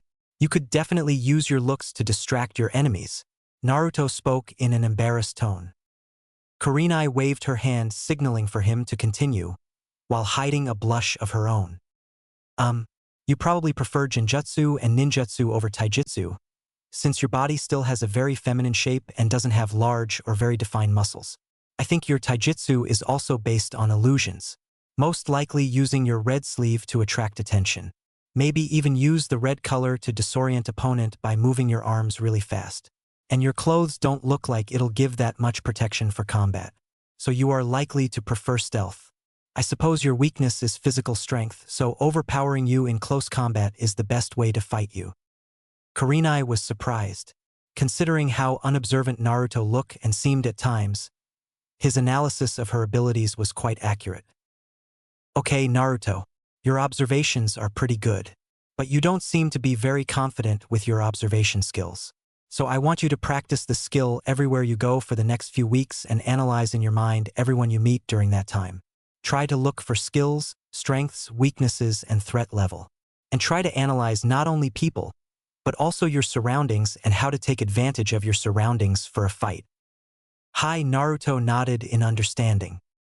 Now, we'll move on to actually detecting and dispelling genjutsu using your observation skills. Genjutsu can affect all of your five senses: your touch, smell, hearing, sight, and even taste. Kurenai was surprised. Considering Naruto's reputation as a hopeless ninja, the boy had been doing surprisingly well. It took the boy many tries to finally learn how to perform the dispel technique properly. But once he had gotten it down, he had been able to dispel all but one genjutsu she cast on him. Kurenai had to admit that whoever said the boy had no talent couldn't be any further from the truth. Sure, there were those that learned at a faster rate than Naruto, but for the boy to become as proficient at recognizing and dispelling genjutsu as he was right now in only one day was an impressive feat. I'm surprised you did so well, Naruto-kun. I didn't expect you to be able to cancel the last one. Now, before we finish for the day, I'll show you a low-level genjutsu and let you practice it on your own. This is a jutsu called Meigen, Narakumi no Jutsu. Kurenai performed the required seals and cast the jutsu at Naruto. Naruto felt a gust of wind blow against him, before a cluster of leaves carried by the wind was blown around him, slightly disorienting his vision. A moment later, Naruto found that the leaves to have disappeared. Naruto looked around the training grounds and saw the figure of Kurenai stumbling out from behind some trees. Numerous kunai and shuriken pierced her body. She reached out to him with agony showing on her face, before collapsing to the ground. Naruto knew it was merely the product of an illusion, but the imagery still brought shivers down his spine. He quickly brought his hand into a seal. Kai! The bleeding figure shimmered and faded away to reveal a perfectly fine Kurenai standing several feet away. Kurenai nodded in approval. Now pay attention. Here are the hand signs for the jutsu. Kurenai formed the seals with her hands slowly in order for Naruto to follow. Naruto formed the same seals with his own hands several times, and when he finally got it down, he nodded to Kurenai. Kurenai looked up at the sky to see it almost dark. Okay, Naruto-kun, that's it for today. It's getting dark and I still have to get home and find something to eat. Kurenai-sensei, why don't you come to grab a bite to eat with me? Anywhere you like. My treat, Naruto asked. As thanks for training me, he added quickly.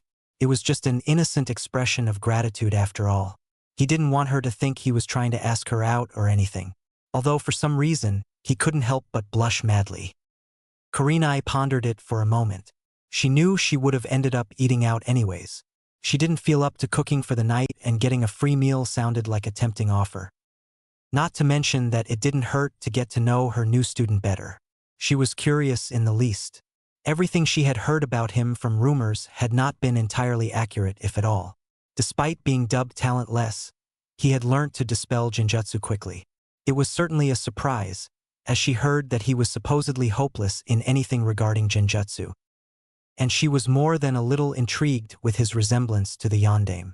Certainly, the boy was like a mystery that she would like to solve. Not to mention there was the added bonus that she could help Hinata win his heart if she knew the boy better. So she nodded a yes. I've had a nice night. Thank you for having dinner with me. Kurenai-sensei. Naruto smiled softly at the red-eyed beauty. Kurenai smiled in response and agreed that she also had a great night. Naruto once again lifted her hand and gently placed a chaste kiss on her hand, then bid her farewell and left. Kurenai blushed faintly, half leaning against her opened apartment door. She watched him walk away, his cape billowing in the winds, making him seem almost regal. It seemed kind of strange, but the more she watched him, the more she saw the resemblance between Naruto and her former crush. Even the foxy grin the boy sported most of the time seemed to remind her of the yondaime. She had immensely enjoyed the night, even though neither of them had considered the night a date or anything even remotely related to a romantic sense. She couldn't help but wish that of the few dates she had ever been on, had been even half as nice as this night. She had never felt so relaxed with a person of the opposite sex. Not with her peers, her students, not even with her friend Sarutobi Asuma, who she had considered to be the closest match to what she considered decent boyfriend material. Although she did hate his smoking, she supposed that Naruto's age and his lack of ulterior motives helped.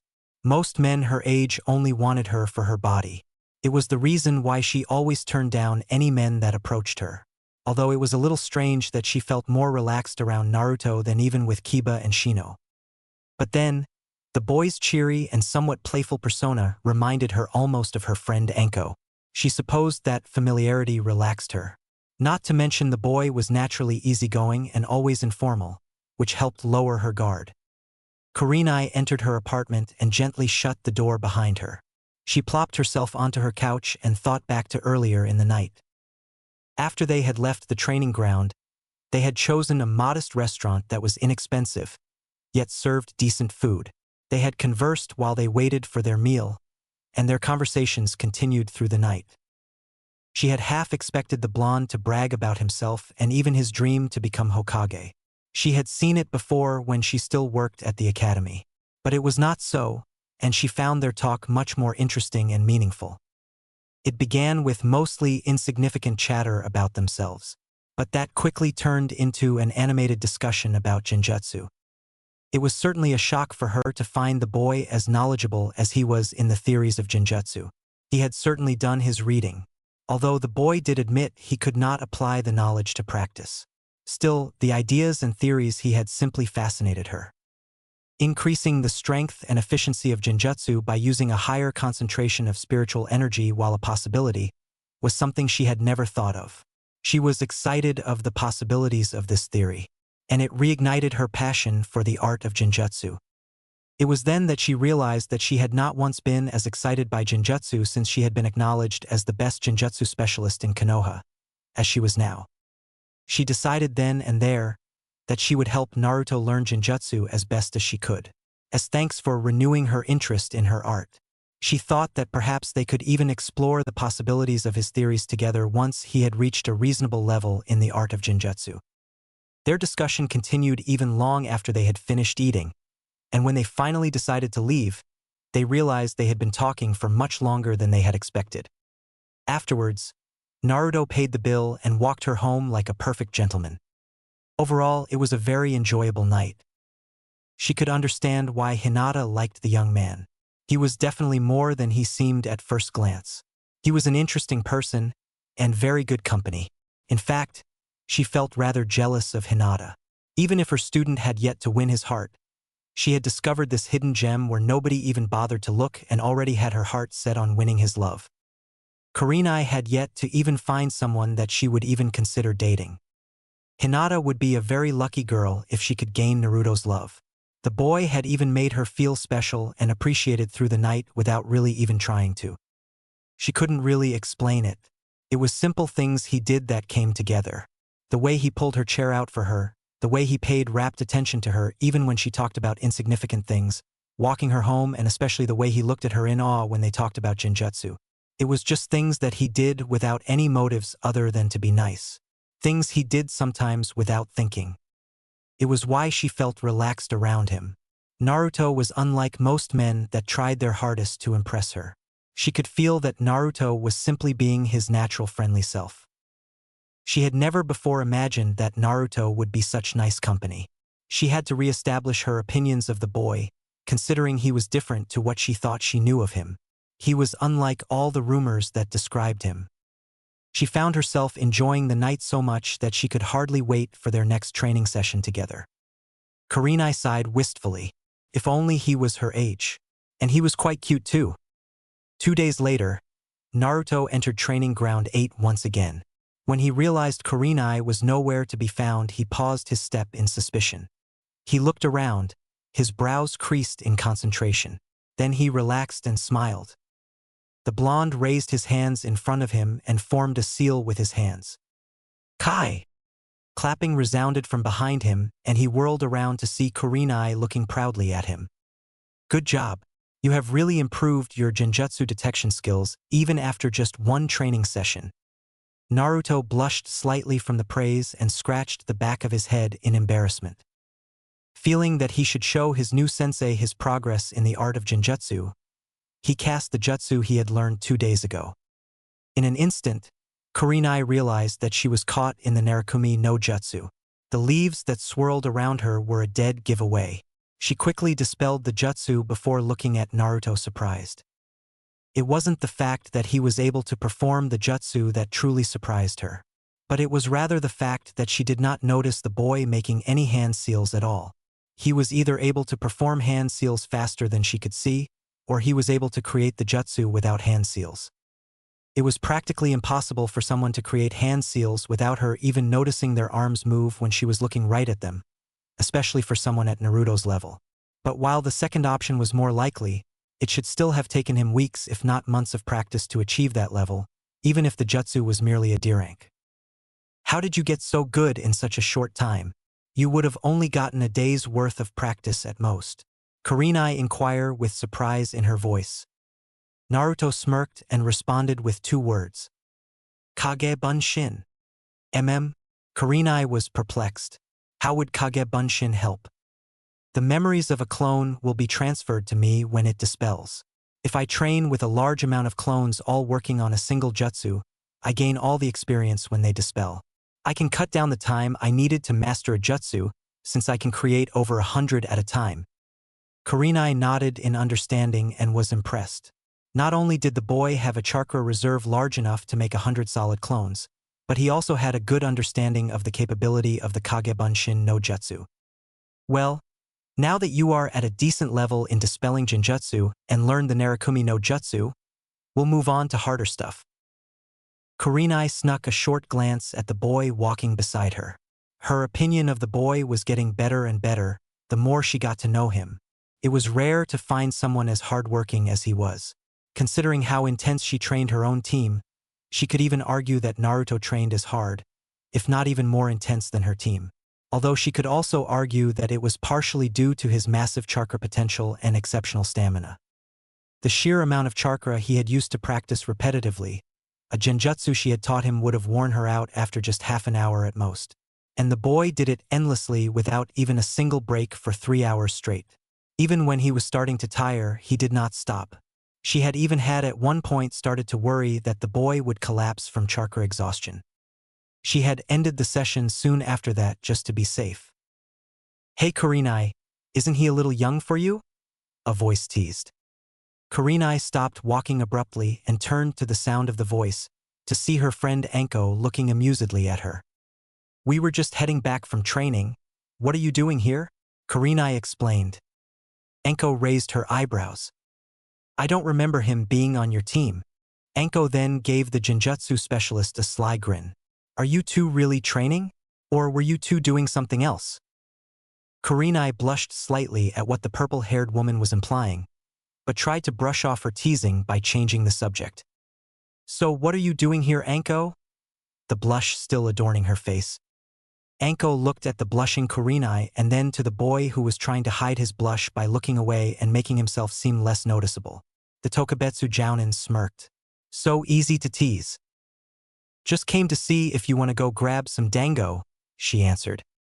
Anko looked back to Naruto, who was now looking seemingly out of place, before Kurenai could reply. So what's your name, kid? I'm Mitarashi Anko. My name's Uzumaki Naruto. So, Kurenai-chan, how about some dango? What about you, kid? You want to come too? Naruto shrugged. Sure, but I don't want to impose. Don't worry, kid. I'm sure Kurenai won't mind. Anko turned to Kurenai and winked. Right? Kurenai blush returned to her face once again. She didn't even know why she was blushing so much. Although she agreed that she didn't mind the young man's company. Not to mention she thought it would be amusing to see Anko and Naruto interact, seeing they are quite similar in personality. The three entered the dango shop and got seated on an unoccupied table. Anko was about to catch the attention of the waiter so they could order when a less than quiet sneer was aimed at them. What a way to ruin the night. The damn snake bitch and the demon brat. Naruto, Kurenai and Anko frowned before looking in the direction of the voice. The voice belonged to an inebriated man who was glaring at them along with 2 other men that was given Anko and Naruto the same look. Why couldn't they just die? One of the other men murmured, to the agreement of his companions.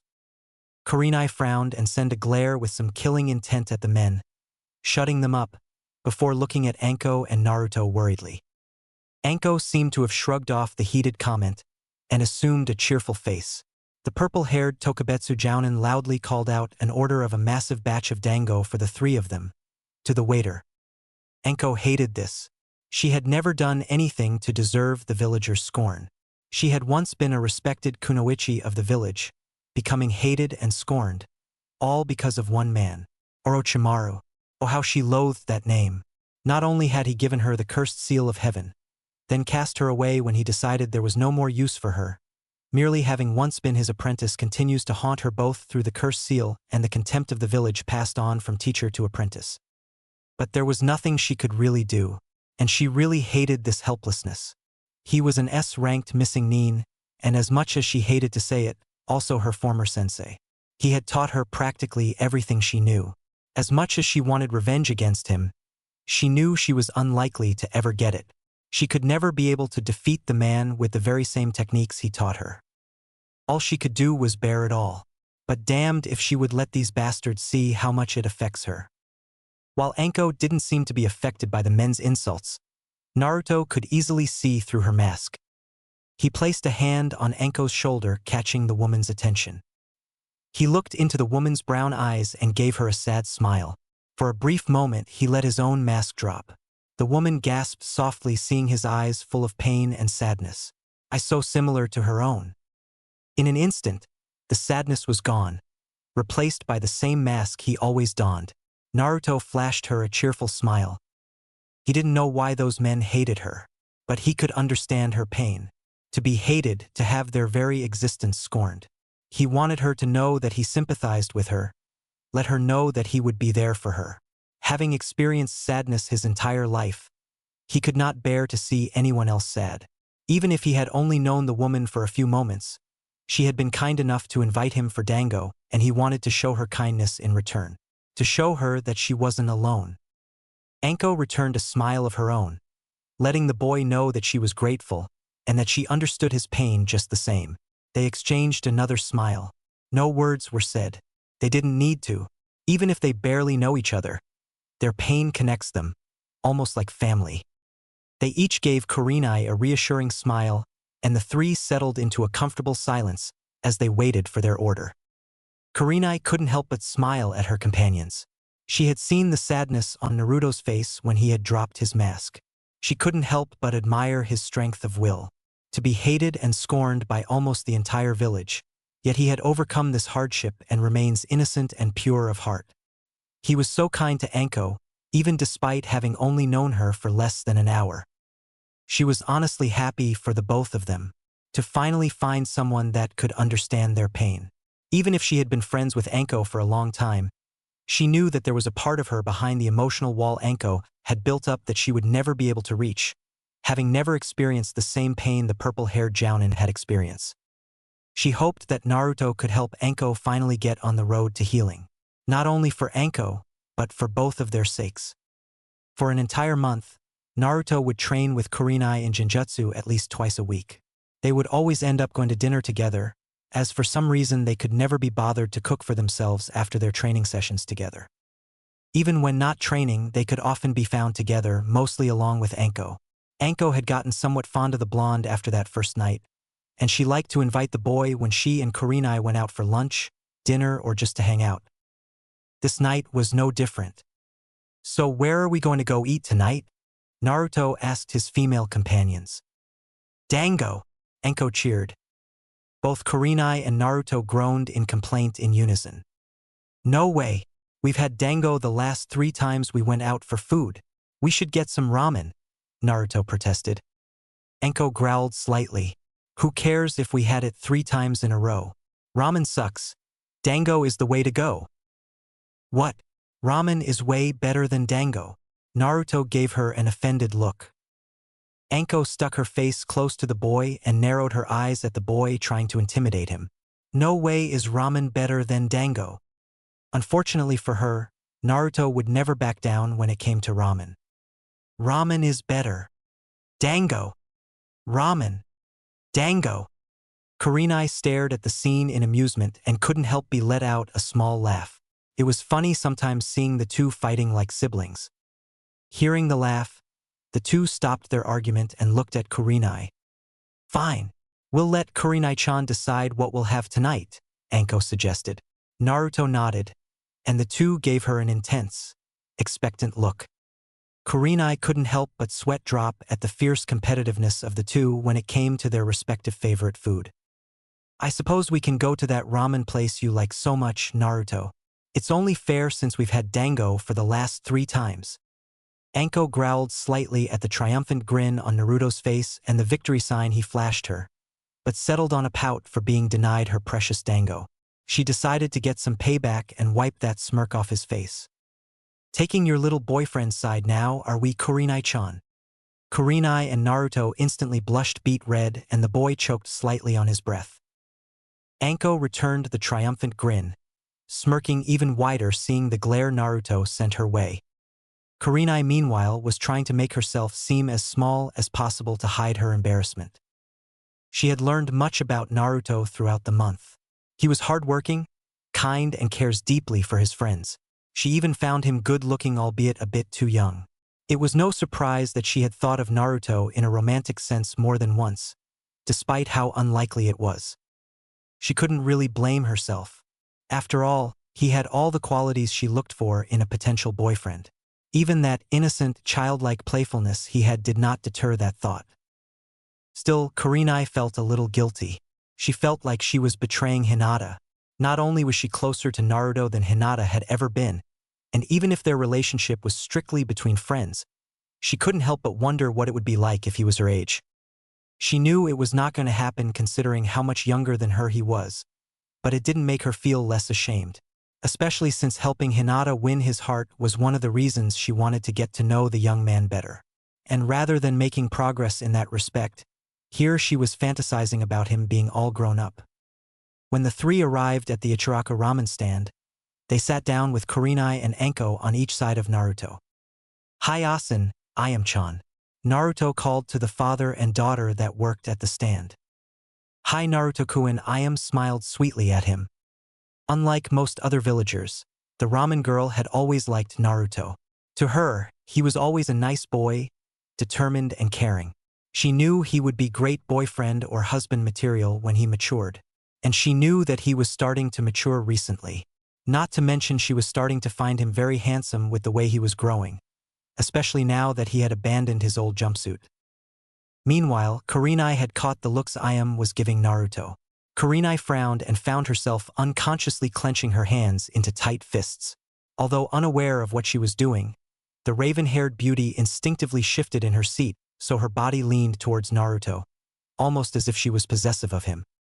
Ayam caught the gesture and frowned in response, before settling with a small glare at Kurenai. Tension began to rise. Naruto, on the other hand, remained oblivious to the exchange between Kurenai and Ayam. But their actions were not lost to Anko, who couldn't help but smirk at the fun she could have with teasing Kurenai later. "So, what would you and your friends like?" Tucci asked his #1 customer with a smile. "A miso ramen for me, please," Naruto called cheerfully. "Can I have a seafood ramen, please?" Kurenai answered in a polite tone to Tucci, before sending a glare of her own at Ayam. "A pork ramen for me," Anko cheered, eager to get some food in her stomach, although nowhere near as enthusiastic as Naruto. For Naruto, the wait for ramen seemed to be excruciatingly long, but in reality it had only been a few minutes. After the food was served, they ate their food, while the 3 engaged in a light conversation. Kurenai had seemed to calm down after Ayam had returned to her work. "So Naruto, I didn't know you liked older women? I thought you liked Sakura," a voice from behind them teased.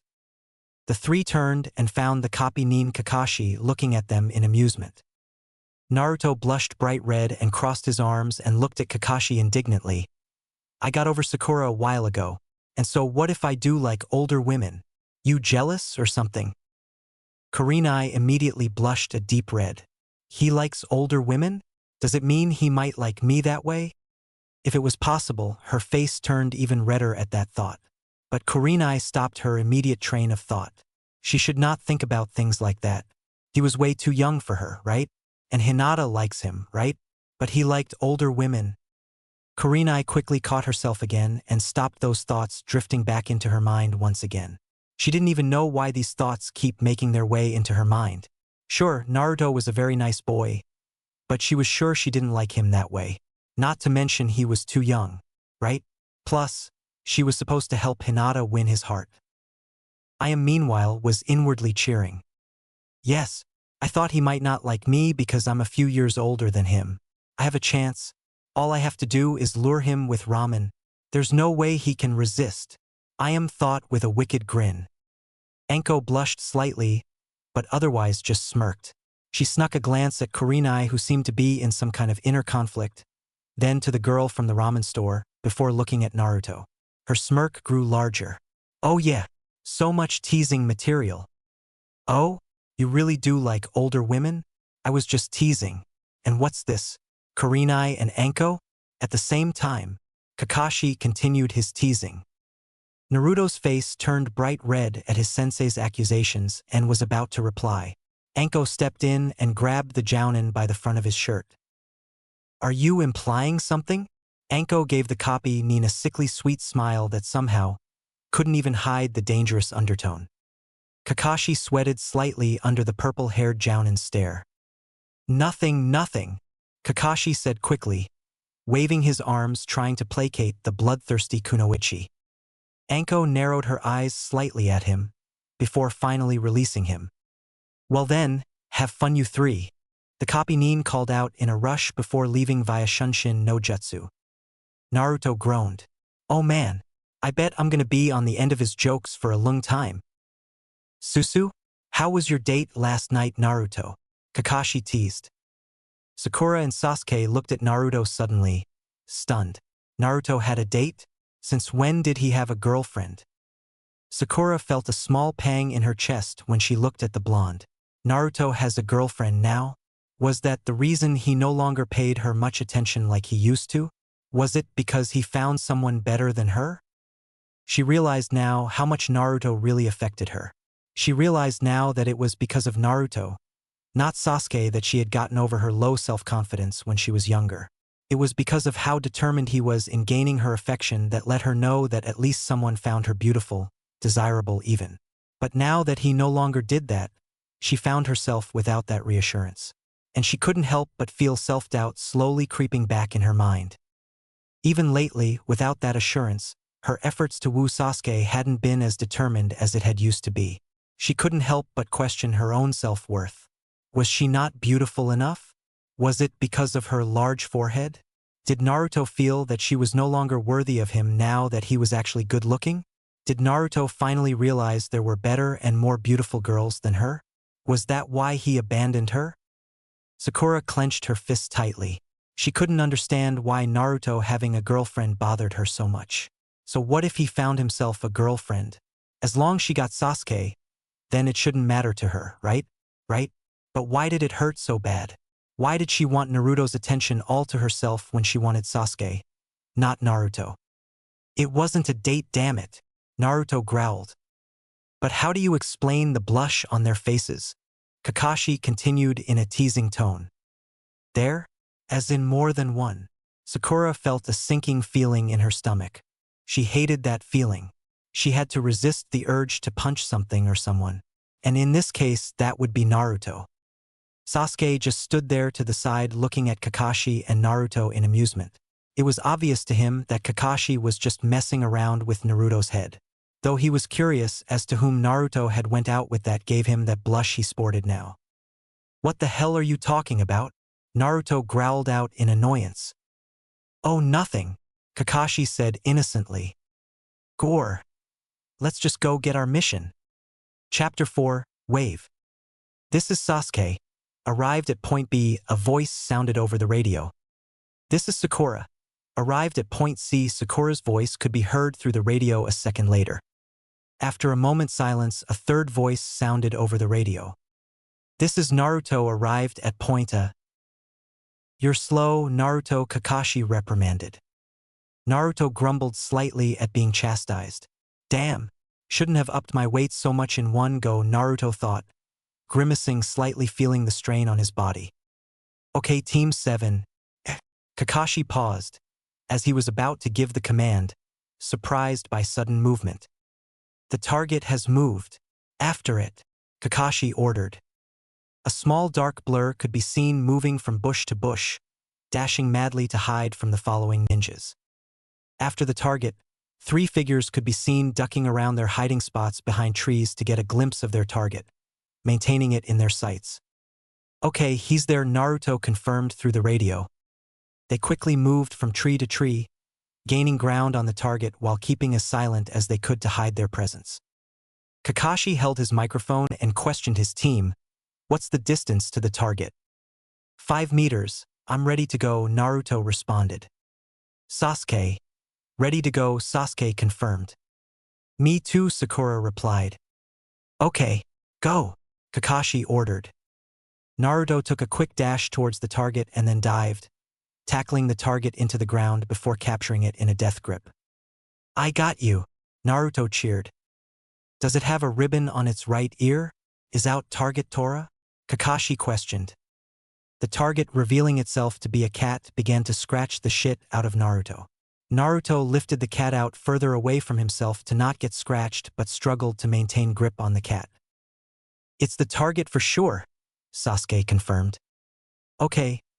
Operation Capture Tora, the lost pet. Complete, Kakashi concluded. Isn't there a more exciting mission we can work on? 2 massively loud voices could be heard from Kakashi's earphone, causing the Jounin to fall on his ass. Oh, my cute Tora-chan.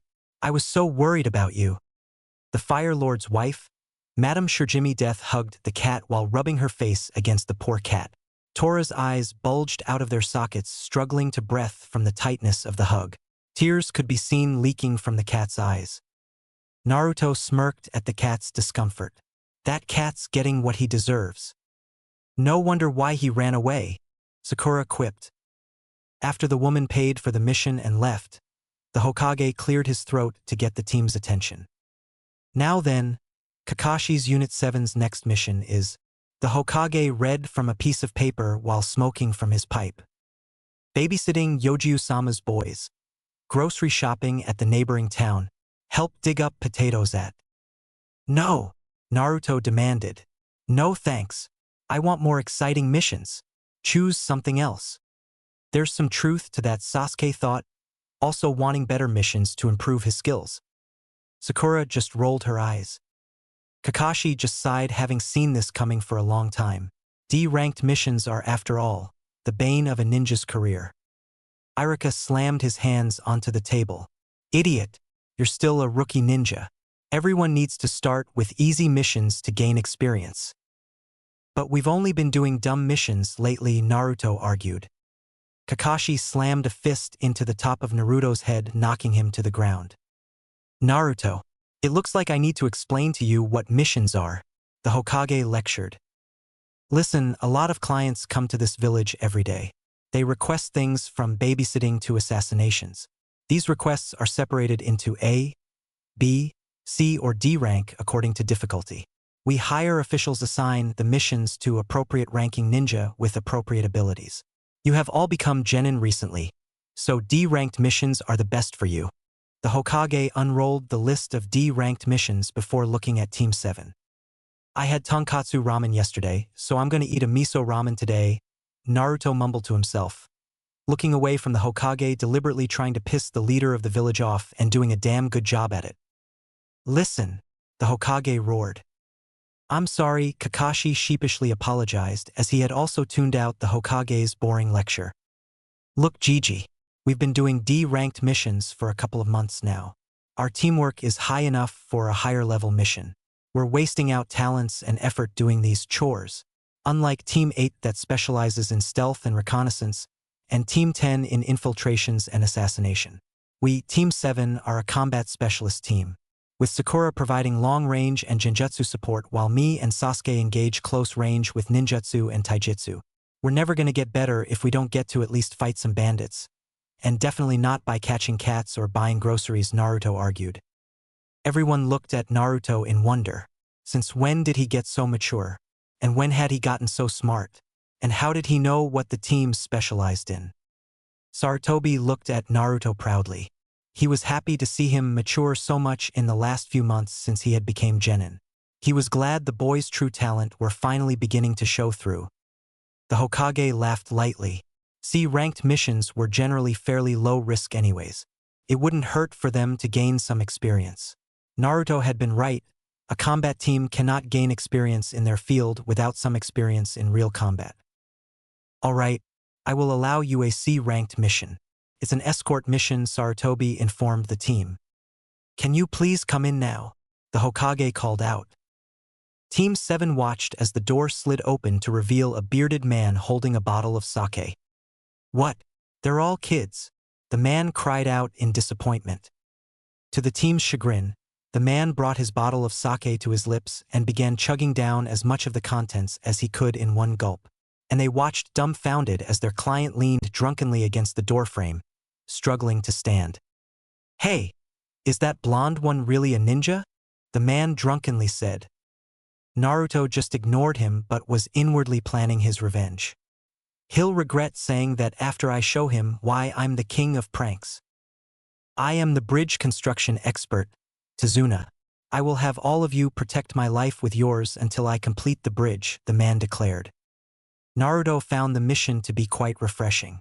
He had never been out of Konoha his entire life, and he wondered what it was like outside of his village.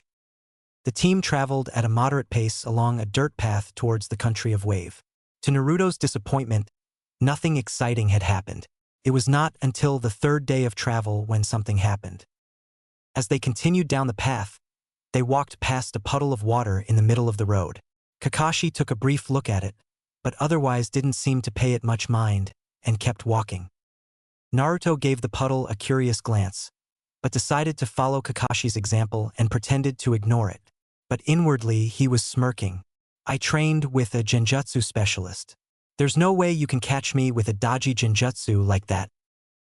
Though he had to admit, Kurenai's training had improved his observation and detection skills drastically. If he hadn't had that training, he would have probably missed it entirely.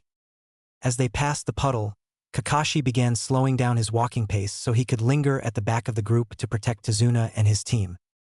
After they passed, two masked figures rose from the puddle before rushing at Kakashi, throwing their bladed chain around him. The chain wrapped around the jounin, making him unable to move. First one, a voice called out.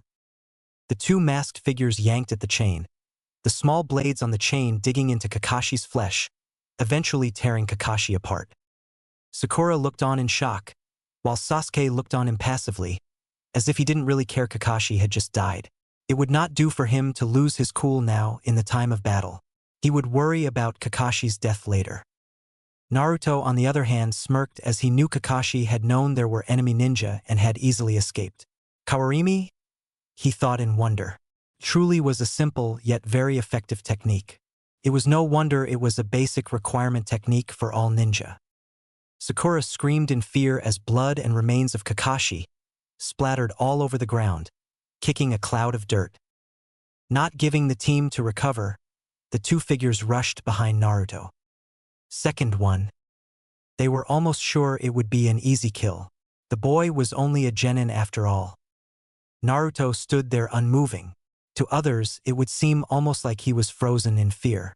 But if they could see his face, they would see the smirk he still sported. He was ready for this. The cloaked men launched their chain at Naruto. But before it even came close, Sasuke already moved and thrown a shuriken, catching the chain, embedding it into a tree on the side of the path. A kunai quickly found itself lodged into the tree through the hole of the shuriken, effectively holding the chain in place. The two assailants yanked harshly at the chain, but it refused to be dislodged from the tree. The kunai was simply embedded too deeply in the tree for them to remove it easily. In a flash, the Uchiha had jumped onto the two men's back, grabbing both by their heavy metal gauntlets in each hand, before kicking them in the face. Show off! Naruto almost rolled his eyes at his teammates' use of flashy moves. Personally, he would just pound their face in. Despite the blow to the face, the two men recovered quickly, immediately releasing the chain that held them to the tree from the metal contraption on their arms. The two men that had been once connected together by the chain now split apart, one rushing at Naruto once again, the other rushing directly at Tazuna. Naruto had been ready and quickly moved in front of Sakura and Tazuna, who were both still terrified after witnessing the demise of their Jounin team leader. Though admirably, Sakura had still managed to draw a kunai from her holster, in an attempt to protect their client. But the fear was evident. Her body was shivering uncontrollably in fight, and she was cringing back slightly. "Don't worry," Sakura Naruto assured her with a soothing tone. Sakura relaxed her tense body slightly. The image of her dying a gruesome death like Kakashi had was temporarily replaced by a safe and warm feeling triggered by Naruto's assuring tone. But her fear rose once again as she watched the two men close in on them. Her body froze once again, too frightened to even think to dodge or block. A soft popping noise came from behind them, making Sakura and Tazuna almost die from heart attack. It had only been a clone Naruto created that made the noise when it suddenly popped into existence. But it had been so sudden it made both Sakura and Tazuna jump in fright. The clone got into a ready stance, forming a circle around Sakura and the client, along with the real Naruto and Sasuke who had moved into formation, protecting Sakura and Tazuna from harm from all directions. Naruto and his clone stood impassively in a ready stance, waiting for the perfect moment to strike as the men closed in on them. Hidden beneath their sleeves, they had drawn a kunai in each hand. But before Naruto had a chance to react, Kakashi decided it was time to step in, lest his team be injured. In a blink of an eye, Kakashi had both assailants knocked out and captured in a headlock. Sakura's eyes widened in surprise. "Kakashi-sensei!" Sakura cried out in relief and shock at seeing the Jounin alive. She looked to the spot where his supposed remains had been and found a log cut into pieces. Tazuna sighed in relief under his breath. "I'm saved." Kakashi gave his team a proud look. "Good work, team," he praised, although his gaze lingered a bit on Naruto. He reviewed his team's performance in that exchange. Sasuke did quite well as expected, and Sakura, while scared, did manage to place herself in front of the client. But Naruto had handled the situation surprisingly well. He had expected the boy to do quite poorly in his first life and death situation. He knew that the first combat experience for a ninja was always the most dangerous and has the highest chance for casualties. It was one of the reasons he had let his team handle the enemy ninja at first, so they would know what it was like in that kind of situation so they won't freeze up when he wasn't there to help. But Naruto did not seem surprised that he got away. Even Sasuke was a little surprised he lived even if he hid it well. And the blonde had remained calm enough to protect both Tazuna and Sakura. And even though the Kage Bunshin only required one hand seal, he had not seen Naruto form it. The boy had certainly come a long way since the team started. The Jounin then turned to Tazuna. "By the way, Tazuna-san." "What is it?" the man stuttered. Even though Kakashi had looked at him with his usual dispassionate and lazy expression, he could not deny that he was really intimidated. "I need to talk to you." It only took Kakashi several moments to bind the two assailants to a tree with rope. He studied them for a few seconds before informing his team of his discoveries. "The Demon Brothers. These guys are Chunin-class ninja from Kirigakure. They are ninja known to keep fighting no matter the cost," Kakashi explained. "How were you able to detect our action?" one of the assailants demanded. "It hasn't rained for the past few days, and it's sunny today, so a water puddle shouldn't exist," Kakashi said. "Why did you let the kids fight when you knew that?"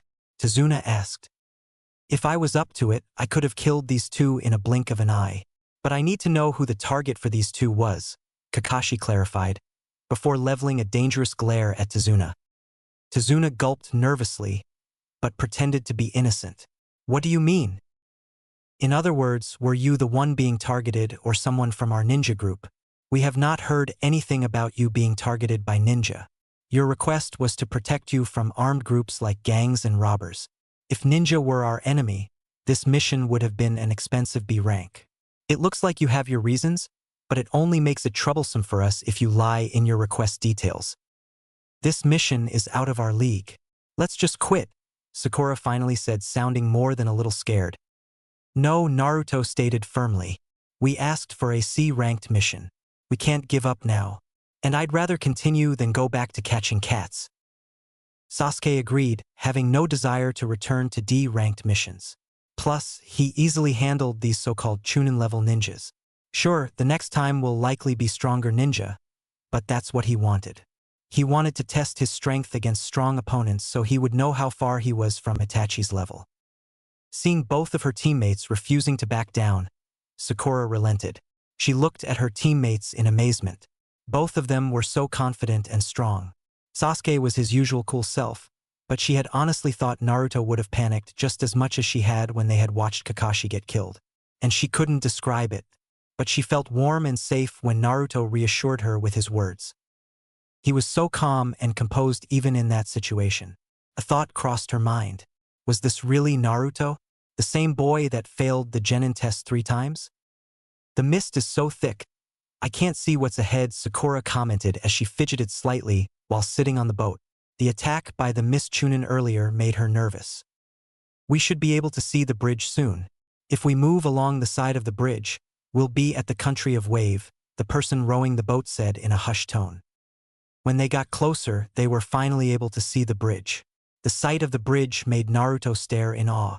Having never been out of Konoha in his life, he had never seen a bridge anywhere near as big as this one. It's Huru, he thought. Tazuna-san, before the boat gets to the pier, there's something I need to ask you, Kakashi began, deciding it was time to find out the secret Tazuna seemed to be hiding.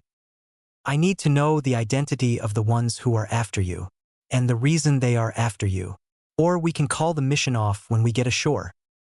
Tazuna stayed silent for a few moments before finally speaking, realizing that it was inevitable that he had to reveal the truth if he still wanted their protection.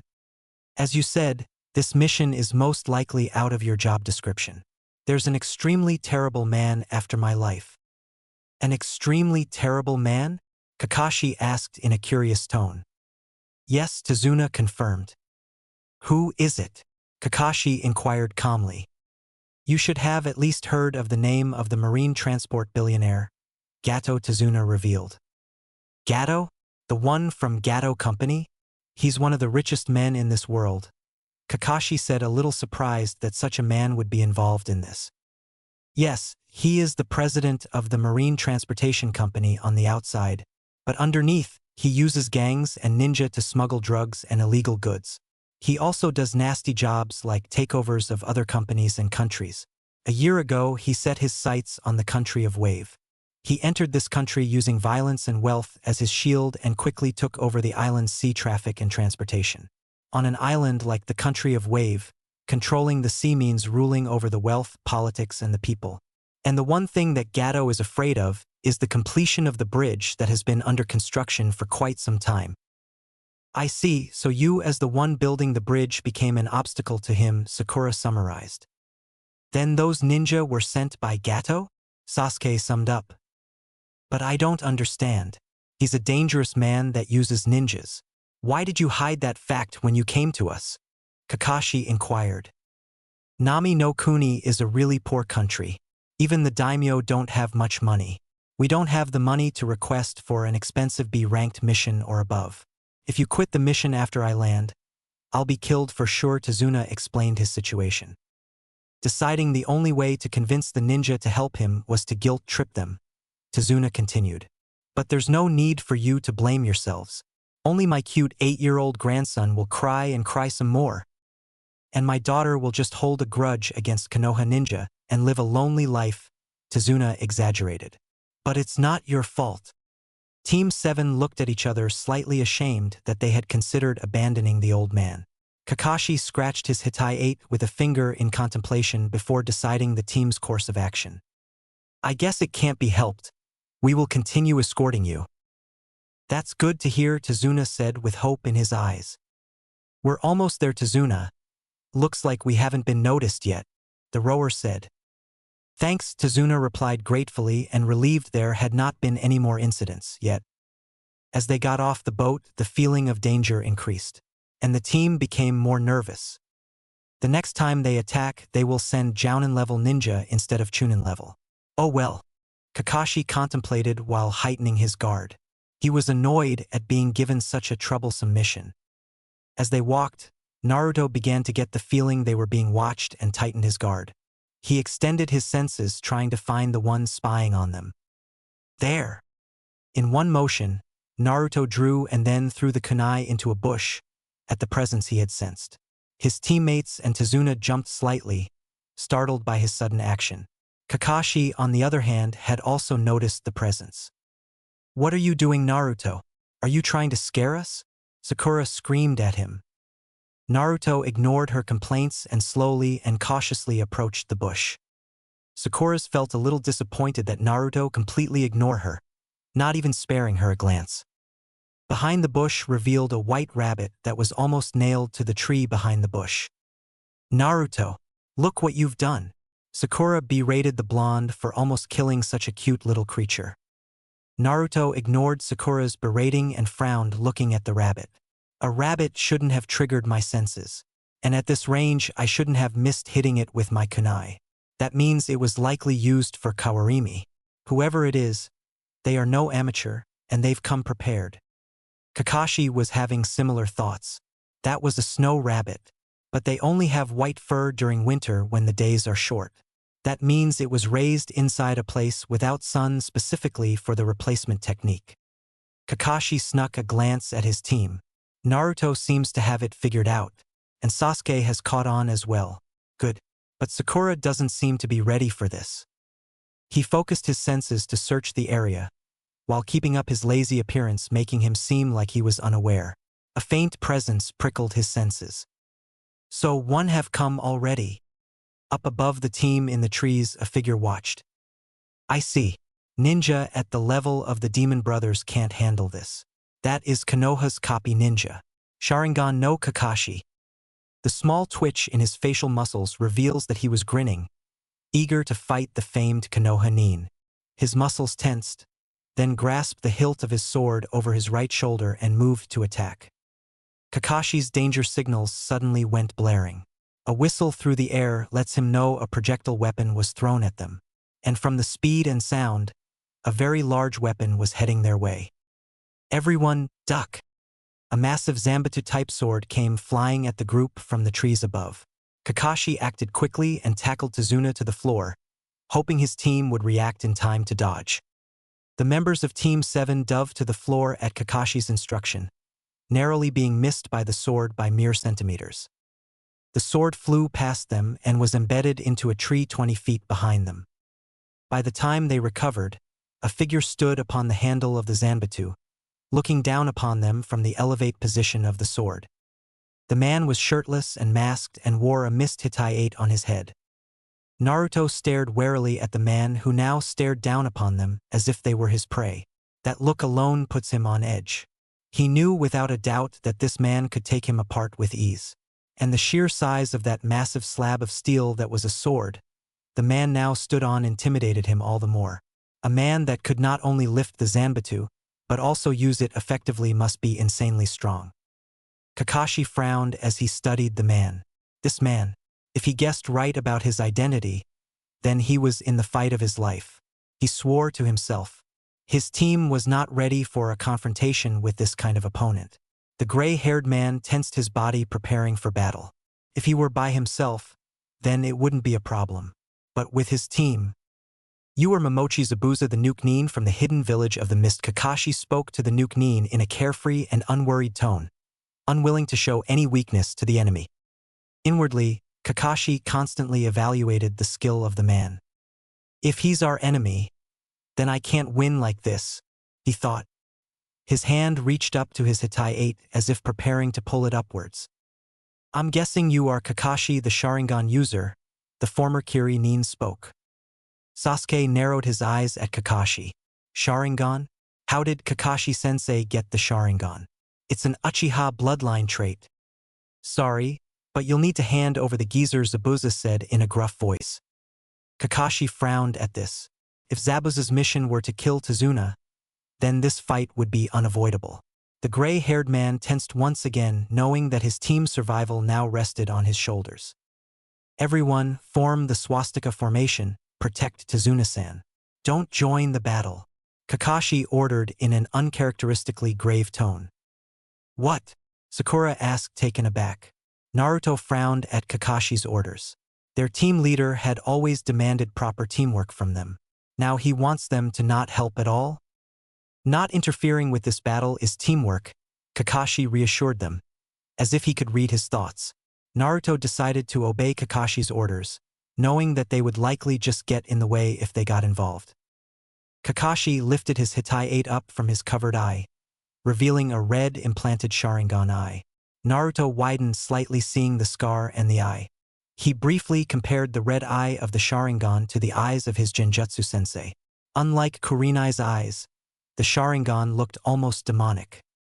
"Oh, I'm honored to see the Sharingan that I've heard so much about," Zabuza said to Kakashi in a mocking tone. "Sharingan, what does it do?" Naruto muttered under his breath.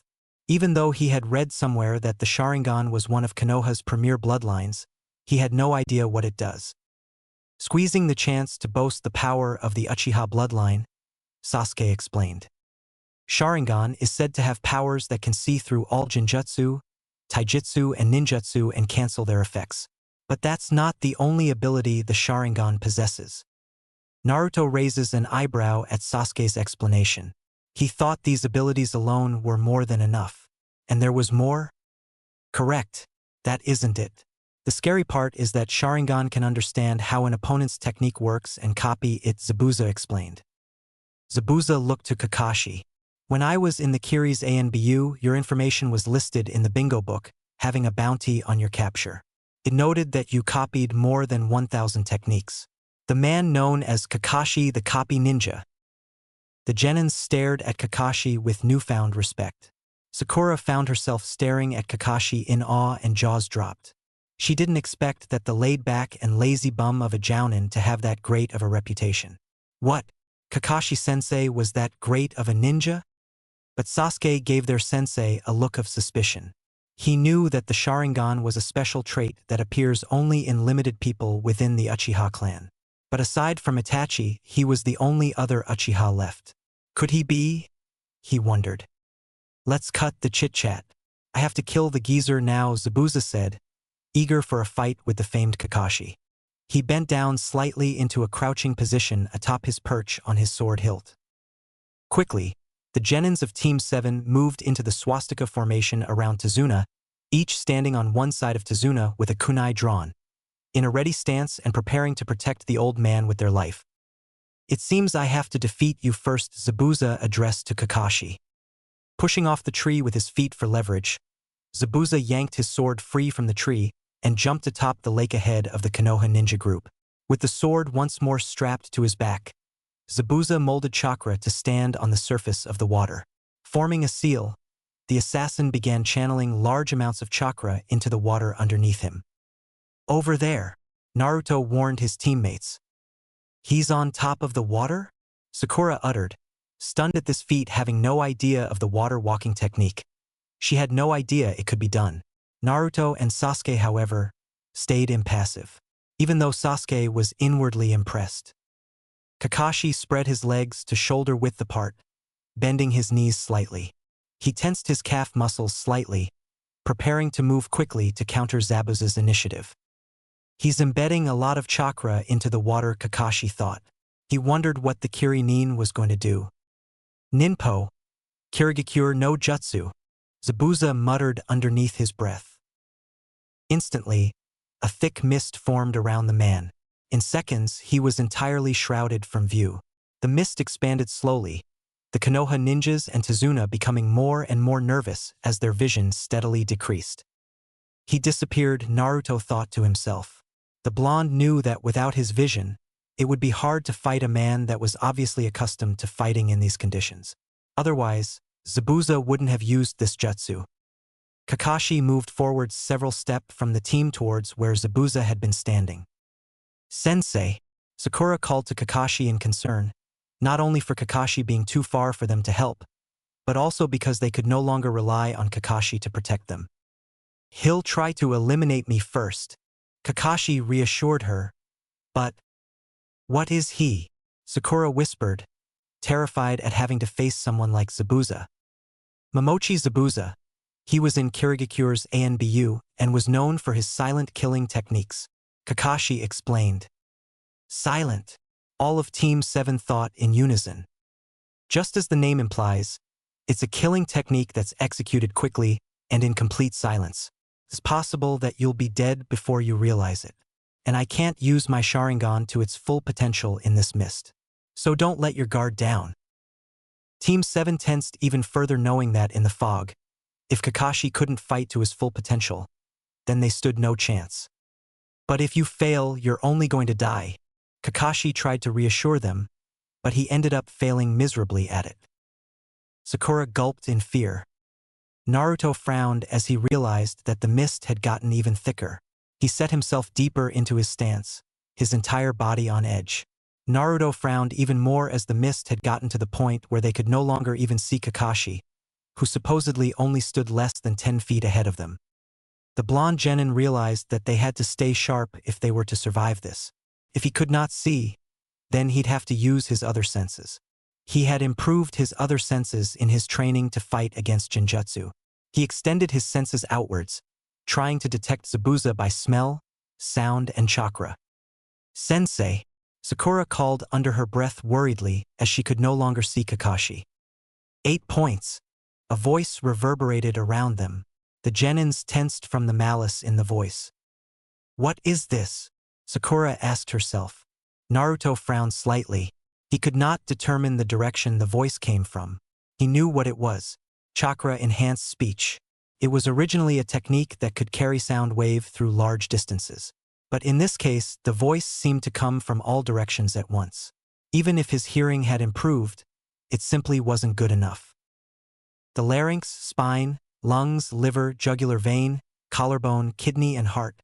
"Now, where do you want to get struck at?" The voice continued.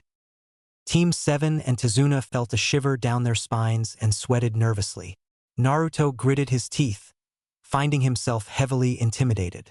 He took a look at Sasuke, who stood in formation beside him, equally unnerved. Naruto took a deep breath and tried to calm himself. His fear was distracting him from using his other senses. He could not afford that in this situation.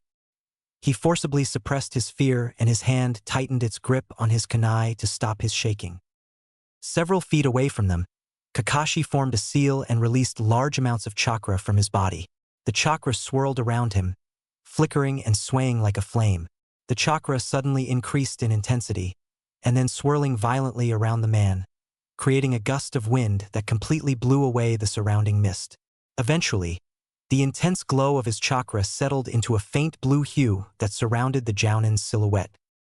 Naruto breathed a sigh of relief now that he could see again, but the killing intent in the atmosphere kept him on edge.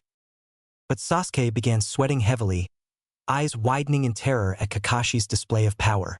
What an intense thirst for blood! This atmosphere. I feel like if I make one movement, I'll be detected and it'll get me killed. If I stay here for an hour, I'll lose my mind. Sasuke tried desperately to suppress his fear, but to no avail. His body disobeyed his commands and began shaking uncontrollably.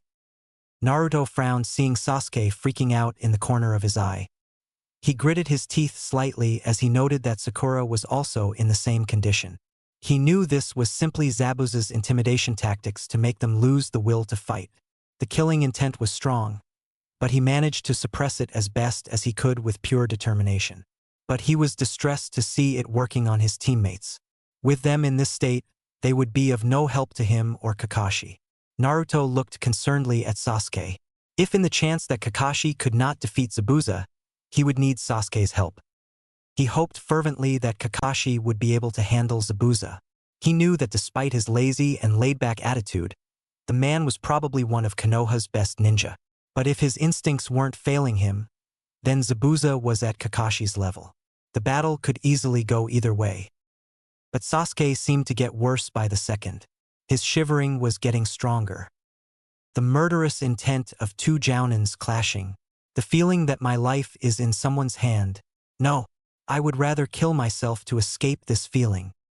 The raven-haired boy's hands trembled heavily as he slowly brought the bladed end of the kunai he held towards himself. "Sasuke." Kakashi's calm voice startled the boy, though calming him down slightly. "Don't worry. I'll protect the three of you with my life. I won't let anyone on my team die." The resolve in his tone of voice calmed the genins down a bit more. "I don't know about that." Zabuza disagreed with Kakashi's proclamation. In an instant, Zabuza had moved. Naruto narrowed his eyes as he realized Zabuza was trying to get behind them, between them and Tazuna. Naruto squeezed the handle of his kunai and swung his weapon behind him at Zabuza. With a loud clang, Naruto's kunai was blocked by Zabuza with his zanbatsu drawn. The blonde gritted his teeth and pushed against the sword, but struggling to push the pressure back. Sasuke and Sakura's eyes widened to find Zabuza behind them without them even realizing it before it was too late. And their eyes widened even more as Naruto was doing his best to hold back Zabuza. Naruto gritted his teeth even more, as the pressure from Zabuza's blade was slowly forcing him to his knees. But suddenly, Naruto found the pressure gone. He backed away a bit from Zabuza and blinked at the sight of Kakashi half-crouched beside the assassin, with his kunai embedded into Zabuza's stomach. But rather than blood, water leaked from the wound falling onto the ground. Before either Naruto or Kakashi could react to the fact that it had been a clone, the real Zabuza had moved behind Kakashi, while the fake exploded into a mass of water. With a swipe with his zanbatsu, Kakashi was cut cleanly in half. To everybody's shock, Kakashi's body exploded into water. Mizu Bunshin no Jutsu? Zabuza's eyes widened. Did he copy it in this mist?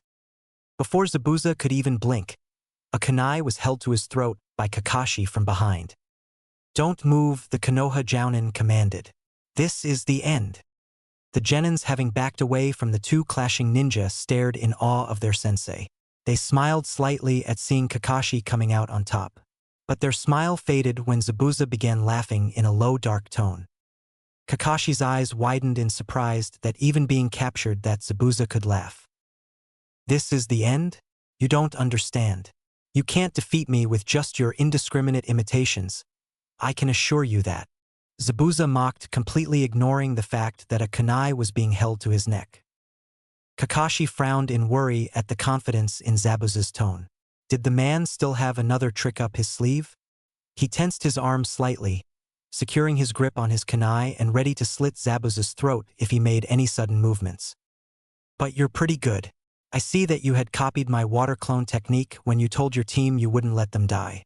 By making your clone speak, you diverted my attention to the clone, while the real one used the Kirigakure no Jutsu I cast to hide and observe my movements." Zabuza smirked. "However, I'm not that easy to defeat." Kakashi's eyes widened in shock as another Zabuza appeared right behind him, while the one Kakashi captured exploded into water. The three genins' eyes widened in shock and thought in unison, "That one's a fake too." Kakashi turned around just in time to duck under Zabuza's sword. Zabuza, having been prepared and had expected Kakashi to be able to dodge it, swung his sword, embedding it into the ground. Pushing off the hilt for leverage to increase reaction time, Zabuza turned and kicked Kakashi in the gut, sending the Konoha nin into the air in the direction of the lake. Grabbing the hilt of his sword, Zabuza pulled it out of the ground and rushed after Kakashi. Zabuza suddenly stopped his rush as he noticed that even having been struck, Kakashi had managed to litter the ground with caltrops, hoping to injure his feet when he gave chase. How idiotic! Zabuza snorted at the foolish move, as Kakashi had obviously used the trap to cover him, diving into the lake to regroup and regain his bearings and tactical advantage. Zabuza merely jumped over the caltrops and dived into the lake after Kakashi. "His taijutsu skill is superb too," Sasuke muttered under his breath as he watched Kakashi being kicked away. It made him nervous that Kakashi was losing the fight. The idea of having to face someone like this did not sound good. A moment later, Kakashi surfaced from underwater with half his body still submerged. The Jounin frowned as he felt the water to be unusually heavy. "What's with this water? It's heavy for some reason." "Idiot!" Zabuza ridiculed as he appeared above Kakashi. His massive sword was once again strapped to his back, and he was already forming a chain of seals with his hands. "Suru no Jutsu." Kakashi looked behind him and swore. Shit! There was no way he could react fast enough to get out of this. Instantly, a sphere of water surrounded Kakashi, effectively capturing him within the shell of water.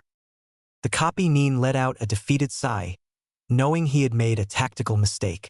"I thought I could use the water as cover, but it turned out to be a mistake on my part." He looked up at Zabuza, who had his arm connected to the water prison holding the jutsu. Zabuza laughed at the Jounin's mistake. "You fell for it. This is a special prison that you can't escape from. Now then, Kakashi, I'm going to finish you off later. The former missed Nin turned to look at the rest of Team 7. First, I'm going to get rid of them. Team 7 flinched as they realized that they were next to fight. With Kakashi captured, they didn't stand chance at winning against Zabuza. Zabuza formed a seal with one hand, Mizu Bunshin no Jutsu. Kakashi gasped at Zabuza's plan to dispose of his team. By using water clones to fight his team, there was nothing he could do for his team. I didn't think he was this strong. Water slowly rose from the lake the two Jounin stood upon, slowly forming the shape of a man. It slowly solidified and took the form of Zabuza.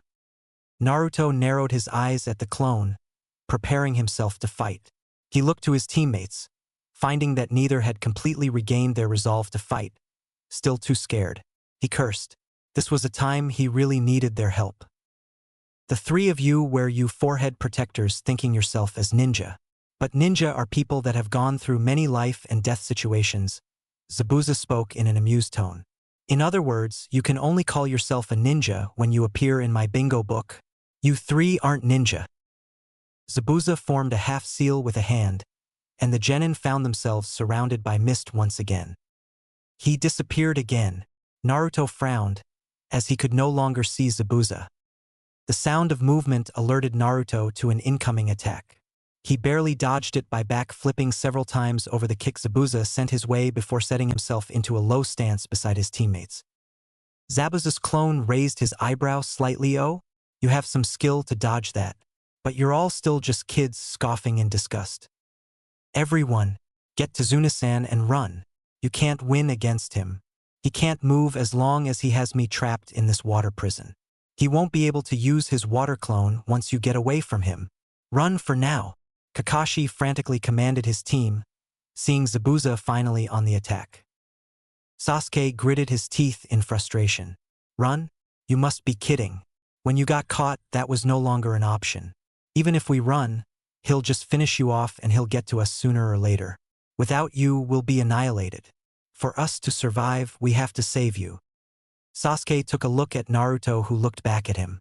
They nodded at each other, understanding passed through them without the need for words. They had the same thing in mind. They have to fight or they would die anyways. The only way to survive this was to free Kakashi.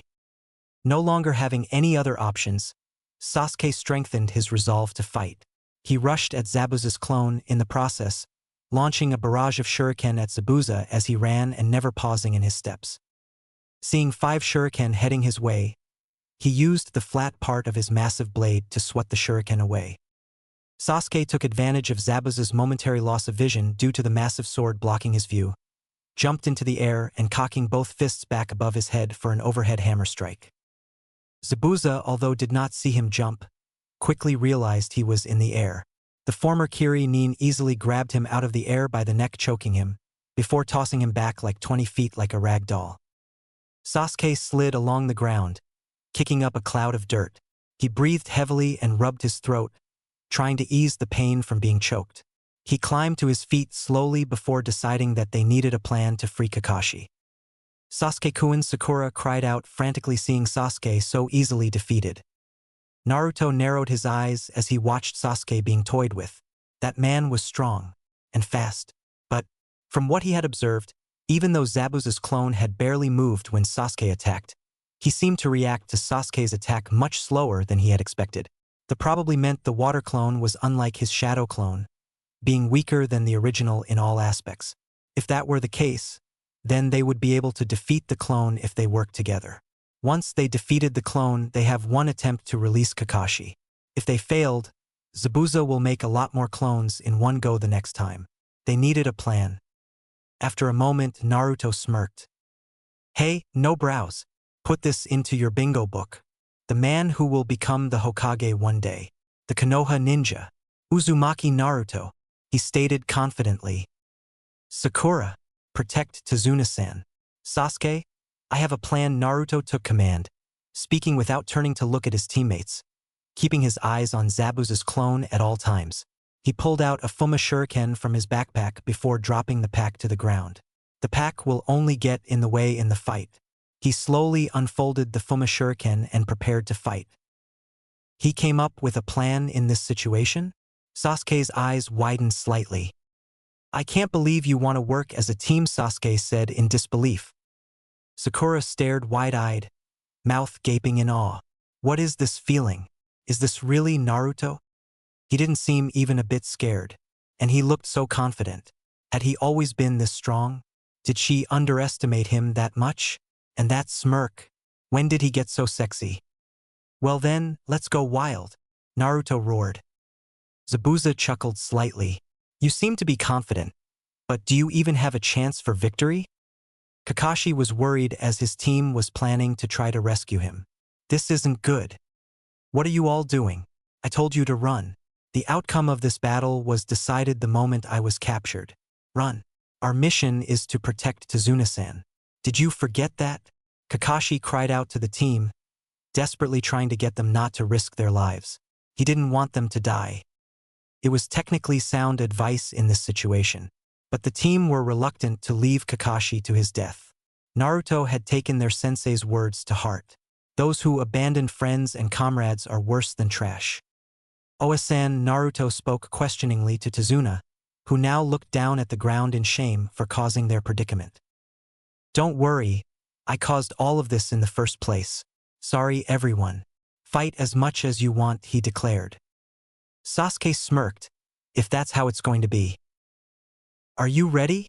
Naruto grinned at Sasuke, his blood boiling at the thought of a real battle. He got a small grin in return. Zabuza's clone laughed. You sure don't learn, do you? Still pretending to be ninja? When I was your age, my hands were already soaked in blood. Team 7 gasped, backing up slightly in shock. Kakashi gasped, the demon Zabuza? Oh, it looks like you've heard of me, Zabuza said arrogantly. A long time ago, the village of the mist was known as the village of the bloody mist. In that village, there was an obstacle that existed to become a ninja, Kakashi narrated. So you also know about the final test there. Final test? What is it? Naruto asked, trying to remain impassive. Zabuza chuckled. Students have to kill each other. Students were separated into groups of 2. Friends that have helped each other, shared their dreams and competed together, and forced to fight to the death. Sakura held a hand to her mouth in shock and disgust. That's awful. 10 years ago, the hidden village of the mist had to go through a reformation because in the previous year, a small boy who had not even gained the right to become a ninja killed more than 100 of candidates that year without hesitation. Kakashi told them. The real Zabuza looked up slightly as if reminiscing those days. That was fun. Team 7 found their bodies tensing in nervousness at how bloodthirsty he seemed. In the blink of an eye, the Zabuza clone closed in on Sasuke. Sasuke's eyes widened knowing that he wouldn't be able to react to his attack. But before the hit landed, Naruto had placed himself between Zabuza and Sasuke. Holding the Fuma Shuriken in his left hand and a kunai in his right, he swung the kunai at Zabuza's midsection. Zabuza dodged the swipe of the kunai by jumping backwards. But a rush of pain let the clone know that he had been stabbed from behind. Naruto smirked slightly. He had formed a clone in perfect timing to strike from behind at the same time he swiped with his kunai. Naruto knew that it only worked because Zabuza underestimated his speed, thinking that he wouldn't be able to intercept his attack on Sasuke.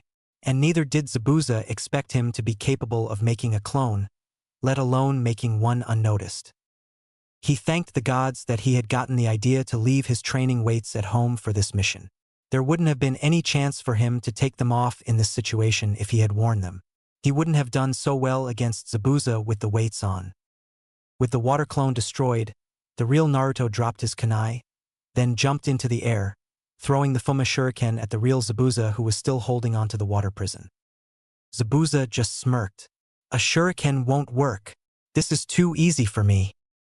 Zabuza leaned slightly to one side, letting the Fuma Shuriken fly past by him before catching it by the hole in the center with his free arm. A sudden whistle of something traveling through the air broke him from his bragging, as he found another Fuma Shuriken heading for him.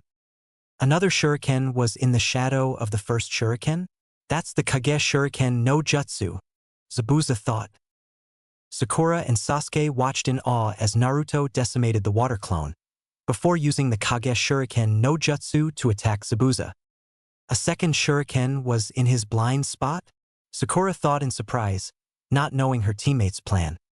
But Sasuke frowned knowing that such a low-level trick won't be able to defeat Zabuza. Zabuza simply jumped over the shuriken while keeping his arm in the water prison, never breaking contact with it with his right arm. Still too easy, Zabuza thought smugly. Sakura stared on in shock as it completely missed Zabuza. He dodged it. A small smirk found itself forming on Naruto's face. Suddenly, the Fuma Shuriken that flew past Zabuza turned into Naruto. In a cloud of smoke, everyone's eyes widened, but none more so than Zabuza. The transformed Naruto roared, "Now!" and threw a kunai at Zabuza from behind. Zabuza, knowing that he had underestimated these genin, knew he had to release the prison. But the real Naruto, taking advantage of a distracted Zabuza, used the Shunshin no Jutsu to get in close, disappearing and reappearing right in front of the man. Naruto gave the silent assassin a hard punch to the chest, launching him backwards, breaking the prison in the process and directly into the path of the kunai. Zabuza's eyes widened even further as he realized that he couldn't dodge the kunai and was too disoriented from the punch to catch it. All he could do was raise his arm to shield himself. Zabuza roared in pain as the blade pierced and embedding it into his arm. But before he had time to recover, a voice shocked the hell out of him. "Katan, Gukakyu no Jutsu." Zabuza watched as the Naruto clone that had been disguised as a shuriken and then thrown the kunai was now standing atop the lake. Catching the Naruto clone making the last of the set of seals, and then a fireball heading his way, Zabuza quickly dropped the Fuma Shuriken he still held in his left hand and dived frantically out of the way. Zabuza breathed heavily, barely escaping from the Katan Jutsu. Seeing as Naruto didn't press the attack, he took the time to pull the kunai out of his arm. He winced slightly from the pain and ignored the blood that was now flowing from the wound. He had gotten careless and had seriously underestimated these kids. He couldn't believe a genin had wounded him. That really pissed him off. His wound wasn't lethal, but it sure hurt like a bitch. But then, his pride hurt much more than the wound ever would. Still, he knew that with Kakashi now released, the blonde brat was the least of his concerns. "Kakashi-sensei!" Sakura cheered, seeing their Jounin-sensei released from his prison. Sakura was stunned at what Naruto had done. He managed to release Kakashi and had also wounded Zabuza all by himself. Even Sasuke was shocked and more than a little jealous. The person he had always thought to be an idiot and a weakling had saved him from being hit, then released Kakashi alone and wounded the same man that made him almost commit suicide just because of some killing intent. He resolved to train harder to catch up. There was no way he was going to let the dobe show him up again. Having had time to recover, Kakashi moved to engage Zabuza. He looked up into Zabuza's eyes with a dangerous glare, still a little angry at being captured. "Naruto, your plan was impressive. You have really improved," Kakashi praised, still somewhat stunned by the boy's performance. Naruto smirked. "He underestimated me." Sasuke had the urge to scoff at him and state that it was only luck, but he knew that it wasn't true, so he stayed silent. Kakashi took a few deep breaths to calm himself. Having now calmed himself down from his anger at being captured and shocked by Naruto, he gave Zabuza an impassive look. "Let me tell you, that technique won't work against me twice. What will you do now?" Zabuza did not answer, and a silent pause passed between the two. Naruto returned to where the rest of his team was standing, content to let Kakashi handle Zabuza now that he was free. The blonde boy nodded his head at Tazuna, telling his teammates to stay on guard. They both nodded and the three reformed the swastika formation around Tazuna, creating a barrier between Tazuna and Zabuza. Without warning, Zabuza drew his sword, and Kakashi likewise drew a kunai from his pouch. The two rushed at each other and clashed their weapons. The two find themselves locked in a battle of power, trying to overpower the other. After almost half a minute of struggling, the two found themselves to be equal and at the same time, both jumped back, putting some distance away from one another. Holstering his sword, Zabuza instantly began forming a chain of seals. Kakashi's Sharingan eye widened slightly and the copy ninja began to form his own set of hand seals. Both Jounins became completely synchronized with their seal making, and at the same time, both Jounins formed the bird seal, signifying the last of the chain of seals. Suetun, Suryuden no Jutsu, both Jounins cried out at the same time. Two dragons made from water rose out from the lake they were standing on and circled each other in the air fighting for dominance. As the two water dragons were clashing, the power from the jutsu created waves in the lake, which rushed towards the genins and Tizuna. The group struggled a bit to maintain their balance as they tried to not to be pushed away by the waves or being pulled back into the lake. He formed that many seals in just a few seconds and copied them perfectly. Sasuke watched Kakashi in awe of the power of the Sharingan.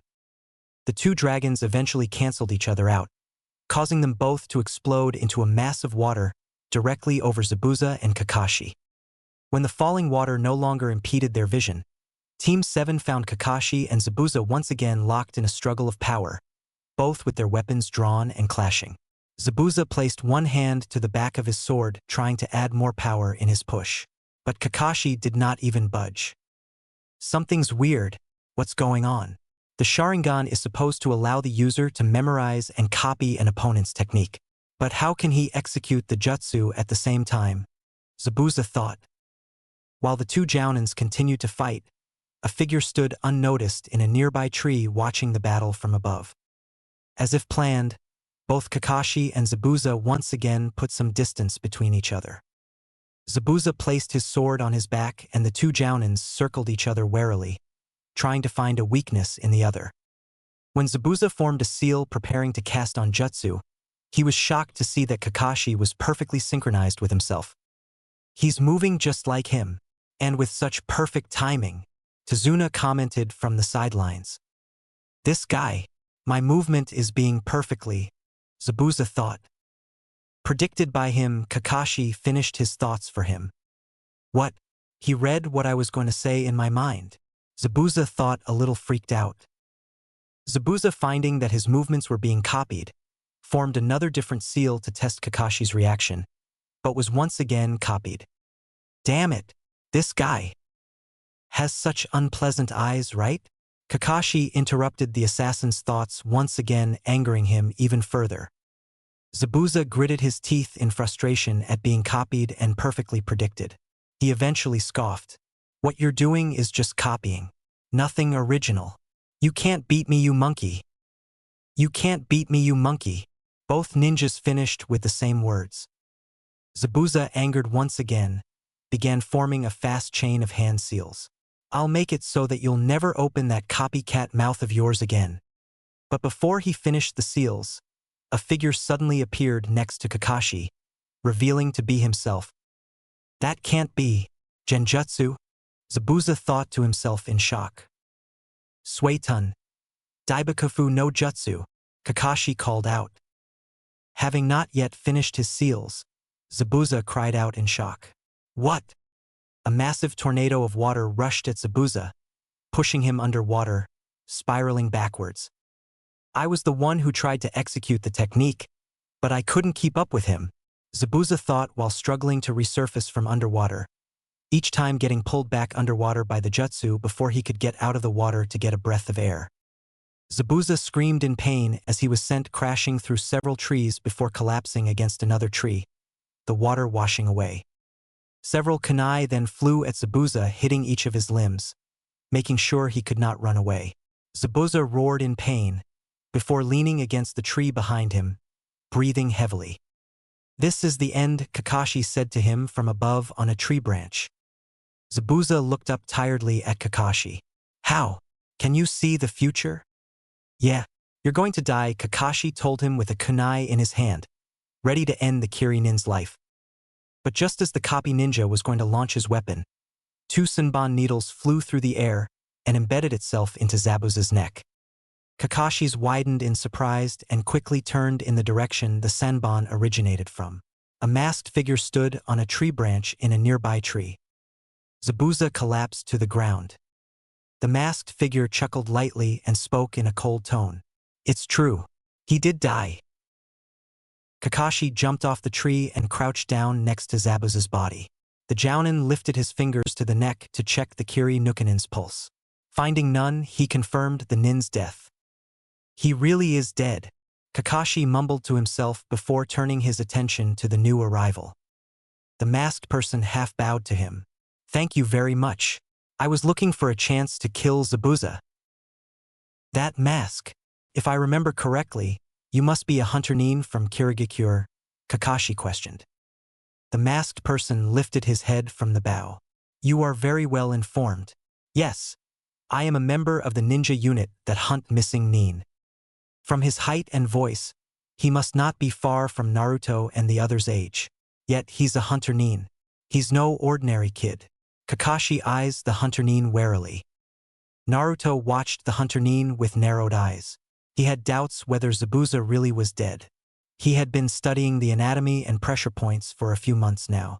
The spot the Senbon hit shouldn't have killed Zabuza. The nin hit an inch or so off from a vital point. It was possible that the hunter nin was fake and was Zabuza's accomplice. But Naruto stayed silent.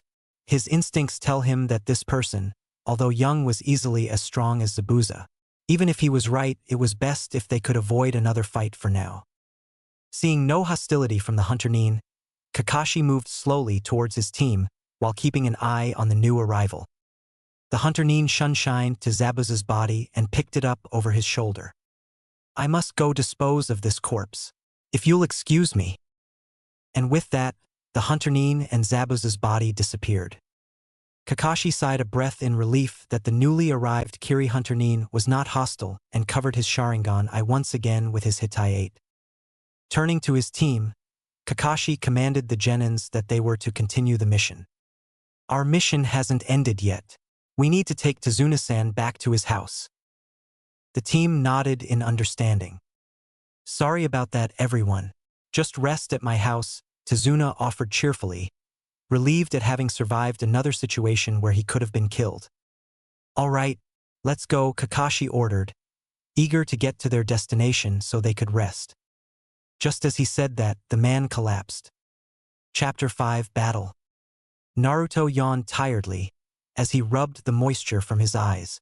He was really starting to curse his own stupidity.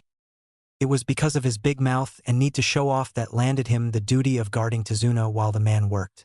Here he was, sitting at the side of the completed portion of the bridge, getting bored out of his mind and desperately trying to stay awake. For someone like him that lived and breathed excitement, he felt like he was going to die from sheer boredom if he didn't find something to do sometime soon. It had all started when Kakashi had awoken from forced slumber due to a severe case of chakra exhaustion. The Jounin immediately afterwards called for a team meeting to discuss their plans concerning the continuation of their mission. During which, Kakashi had also confirmed his own suspicions that the hunter nin was possibly a fake. With Kakashi also thinking along the same lines, Naruto was almost sure that the masked ninja was most definitely Zabuza's accomplice. The Jounin also pointed out the obvious, which was the fact that they were not yet ready for another confrontation with Zabuza, a confrontation that now looked to be inevitable, especially with the possibility of the faux hunter nin being on Zabuza's side. To prepare them for the impending battle, Kakashi had prepared a training exercise for them. The mention of the tree climbing exercise quickly sent Naruto pouting in disappointment. He had been awfully excited to learn something new, but tree climbing was something he had already mastered some time ago. Though if you asked the blonde himself, he would say it was well worth it, to not learn anything just to see the look on Sasuke's face when he revealed to the rest of the team that he had already mastered the tree climbing training. He regretted not having a camera on hand, when Sakura likewise shown that she had superior chakra control as compared to their raven-haired teammate and managed to get the exercise down after a few tries. The expression on Sasuke's face at that moment was absolutely priceless. Even though the brooding boy tried his best to hide it, he could not fully hide the awkward twitching in his eyes. As Sasuke was a very prideful person in nature, the boy could not accept very well the fact that he was surpassed so obviously by people he always thought of as a fangirl and a dead last that would hold him back. Just one look at the sour expression on the raven-haired boy's face would send Naruto to the floor laughing. And for a while, there wasn't a lack of entertainment, as trying to rile up Sasuke by sending him the occasional smug grins had been greatly amusing. The angry glares he got in return only made it all the more funny. It wasn't every day that you see the so-called genius of their graduation class jealous over being outdone by the supposed dead last in one simple training exercise. Especially when that jealousy was greatly affecting the boy's focus on the training, making him progress slower than what should have been, frustrating the boy even further. Naruto thought for a while whether he should take mercy on Sasuke and give the boy some advice, but decided at the end not to. There was no way he would end his chance to gloat in Sasuke's face so soon, after years of being called dead last. Not to mention Sasuke, as prideful as he was, would hate to receive advice from him of all people. Though it would have been different if the advice had been from another genius, someone like Kakashi. But now he was truly starting to regret showing off. His time mocking Sasuke had been the only highlight of skipping the tree climbing training. Kakashi had been unwilling to teach him anything else, as he had not yet recovered enough from chakra exhaustion, opting to not risk worsening his current condition. As they had completed the training, both he and Sakura were delegated to the duty of guarding Tazuna while he worked at the bridge. And watching Tazuna's construction work was as boring as watching ants crawl. It was ironic that, considering after all the smug grins he had sent Sasuke, that he ended up envious of Sasuke, who was spending his time hard at work learning how to climb trees with his feet. Of course, having Sakura for company wasn't too bad, as talking with one another had alleviated the boredom for a while, lasting for an hour or two. But they slowly drifted into awkward silence as they had run out of things to talk about. The spiky-haired boy never really noticed it before during the times that he had been fixated on the girl. But the two of them did not have much in common. Sakura was more concerned with her social status and looks more than being a ninja, being much more focused in her desire to win Sasuke. As such, much of her interests stem from this desire. She was the typical fangirl. Naruto, on the other hand, despite being a self-proclaimed fanboy of ramen, was more concerned with his dream to become Hokage and becoming stronger. There simply weren't many topics that mutually interested the both of them. And Naruto, being a person that loved excitement, found their mutual silence to be somewhat uncomfortable. But being lazy and taking a nap was out of the question. Even he knew slacking off on a guard mission wasn't exactly a brilliant idea. Not to mention Sakura would probably hit him in the head for making her do all the work. And he sure ain't giving the girl any excuse to do so. Her punches bloody hurt. Naruto finally decided that he should find a way to further his training while he guarded Tazuna. There was no way that he would do nothing while Sasuke was getting stronger. Even though he had given up on Sakura, it did not mean he had completely given up on his rivalry with Sasuke. Right now, taijutsu and all physical exercises are out of the question. No matter how unlike it was that the possibility of needing to protect Tazuna would arise at the moment, tiring oneself from training while he was supposed to be on duty was a bad idea. And he wasn't dumb enough to believe otherwise. Plus, he had left his weights at home and his physical exercises will not be quite as productive as he would have liked anyways. There was the same problem with ninjutsu, as Naruto thought he should conserve chakra while protecting Tazuna in case anything extraordinary happens and will need him to be able to fight. Despite having a large store of chakra, he still knew his own limits.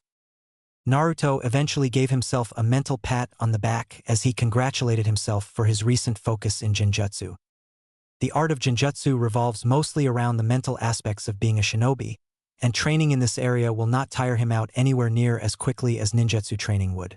It was perfect training for his current situation. The spiky-haired blonde was confident he had learned enough of the theory from Kurenai to start experimenting on his own. He hated following conventions, and would always rather find new ways to use jutsu, or even better, to create his own variations. It simply made him much less predictable, which was an integral part of his own unique style of fighting. Naruto decided now would be a good chance as any to work on his genjutsu skills. He had always focused much more on ninjutsu, as his tastes lie towards powerful, destructive, and somewhat flashy jutsu. And thus, his repertoire of genjutsu was very limited at the moment, and consisting only of low-level genjutsu. Even now, after training with one of the best genjutsu users in Konoha, his genjutsu was practically useless against an experienced opponent. Naruto was well aware of the fact that he needed to further improve in this area before he could even think about using genjutsu in ninja battle. Sure, he was easily capable of taking down bandits or most lower genin level ninja with genjutsu, But higher-level ninja battles are a completely different story. But then again, much of the low-level jutsus Kurenai had taught him didn't really suit his style as well as he would have liked. Most low-level genjutsu dealt with deceiving human sight and therefore are more suited for reconnaissance and stealth, which goes to show why Kurenai, a genjutsu specialist, had been chosen to become the Jounin team leader of Team 8, a recon specialist team. And while the demon container understood that these low-level genjutsu skills were useful in many cases, it wasn't quite as useful for direct close combat situations, which he preferred. And in the case of his current mission, using stealth skills would be more harmful than helpful against someone like Zabuza who specialized in stealthy kills. It would be like trying to outswim a shark when you can't swim. It is simply foolish to fight an enemy in their own element. And Naruto knew not to make that kind of mistake. He needed a more combat-oriented genjutsu spell.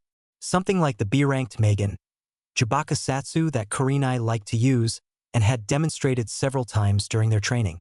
He needed something that could restrict an opponent's movements in order for him to literally pound the living crap out of them. Unfortunately, Naruto realized that most genjutsu of that type was of a higher level than he was currently at in the field.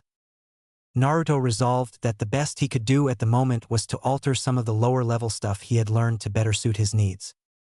Though supposedly it should be easier to modify genjutsu than ninjutsu, as the art of genjutsu is less defined and vague unlike ninjutsu and taijutsu, which followed definite patterns.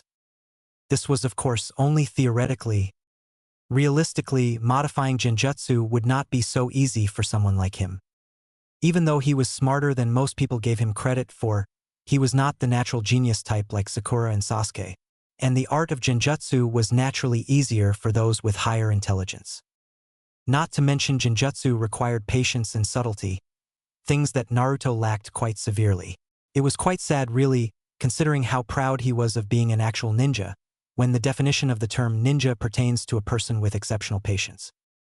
Sure, he had improved leaps and bounds in that area, but he was often tempted to just overwhelm enemies with powerful ninjutsu techniques or beating the crap out of them with awesome taijutsu moves. That was precisely the reason why training with Kurenai had been such a good idea.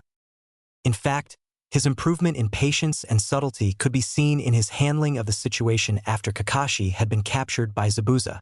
Without the genjutsu training, he might have been foolish enough to try to overpower Zabuza with a large amount of clones or something equally stupid. And he lacked experience, and not only in the use of genjutsu. The creation of higher-level genjutsu often requires a high level of empathy. In other words, it would be easier to recreate a feeling through illusions when the user had experienced that type of feeling, emotion, or sensory experience before, as they would be much more aware of the specifics in affecting the opponent's mind and body to recreate the effect. Naruto believed that it was partially what Kurenai had meant by experience being able to compensate for natural talent. Of all the possibilities in creating his own genjutsu, a genjutsu that could cause pain directly was very effective. Sadly, that was currently out of Naruto's league. With his limited field experience as a ninja, being a rookie genin, he had not yet experienced the pain of being beaten, stabbed, or tortured. Not that he wanted to be beaten and tortured, mind you. He lacked that type of experience as well as the knowledge in the art of genjutsu to be capable of such. And while he had experienced enough psychological torment to last a lifetime, he was reluctant to even venture into the notion of mentally torturing enemies as it could cause permanent insanity. Sure, this area had a lot of potential. In fact, many genjutsu users would say that this type of genjutsu is arguably the highest pinnacle in the art of genjutsu. While it went against his morals to use something like this even on an enemy, Naruto did not fully discount the possibility that he would one day have to use it. But for now, with more than a little relief, he was not even close to being capable of something of that level. In the end, the only somewhat plausible idea he had involved creating the feeling of wearing weights using genjutsu. It was something Naruto was intimately familiar with, and the more Naruto thought about it, the more merit he found in the idea. While the loads he used for his training wasn't overly heavy, the pressure placed on the body could be very intense and perhaps even unbearable to some. And if he could somehow recreate that feeling but several times the amount of pressure, he could possibly render an opponent unable or struggling to move for at least a few seconds. More than enough time for him to quickly end a fight. The result would be similar to using Megan, Jibaka Satsu to immobilize someone, except not quite as complex. And the good part was that for Naruto, this idea wasn't completely out of his scope, as it did not require any manipulation of most of the human senses, including smell, taste, hearing, and sight. And the effects on the body are quite minor and, oddly for him, quite subtle compared to other genjutsu that produced a similar effect. It was certainly feasible for the blonde by combining and evolving several genjutsu he had already learned. Though for him to fully complete the jutsu, it would possibly require some additional medical research into how the body reacts under immense pressure and the chemicals released by the body on that kind of situation. Finally stopping his reflection in his genjutsu studies, Naruto looked upward to the sky to gauge the time. The sun momentarily blinded him, and he raised a hand to block the sun. There were barely any clouds in the sky, and the sun was still high up, letting Naruto know that it was still early in the afternoon. There was at least a few more hours before it would begin to get dark, and Tazuna would retire from construction work for the day. Naruto stretched his arms out a little in front of him to get the kinks out of his joints. There was no point wasting time sitting around if there was something he could do to pass time. He might as well spend the time working on a possible new technique and his genjutsu skills. This way, he could ensure that he would not fall behind Sasuke. It was morning once more, and Naruto looked up at the cloudy sky with slight unease.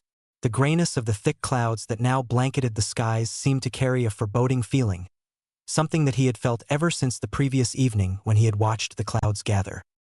He had felt somewhat edgy throughout the entire night as he suspected that Zabuza should have recovered from their last encounter by now. And the thought that the man could possibly try to assassinate Tazuna and the rest of them in their sleep kept him wide awake for most of the night. It had only been a case of paranoia on his part, but Naruto was glad for it, though he didn't feel as rested as he would have liked. But the foreboding feeling did not disappear. If anything, it had gotten worse now that it was morning. Naruto suspected that Kakashi was equally on edge, although the Jounin did not show any signs of being worried. But then, he was still green compared to Kakashi, who could easily handle that kind of anxiety, having grown up during war times. Prompted by his uneasiness, the blonde lingered slightly at the back of the group and left a clone of himself unnoticed behind at their client's residence in order to protect Tsunami and Inari. As much as he disliked the brat's attitude, he did not wish ill upon them and would gladly protect them from danger. And it would ease his worry a tiny bit more as his clone would protect them, while the team was at the bridge for the rest of the day. As they traveled to the bridge, Naruto took a look out the corner of his eyes at the expressions of his teammates. They all seemed to be equally on edge. Even Sakura seemed to have developed an unusually somber expression on her face. It was most likely that his teammates had also come to the same conclusion he had made, that Zabuza was bound to attack sometime soon. It had been an entire week since they had first arrived in Wave Country, and that was an entire week of time that Zabuza had to recuperate from his defeat. The rest of their walk to the bridge was made in complete silence, each person being too focused in their lookout for trouble to make any sort of conversation.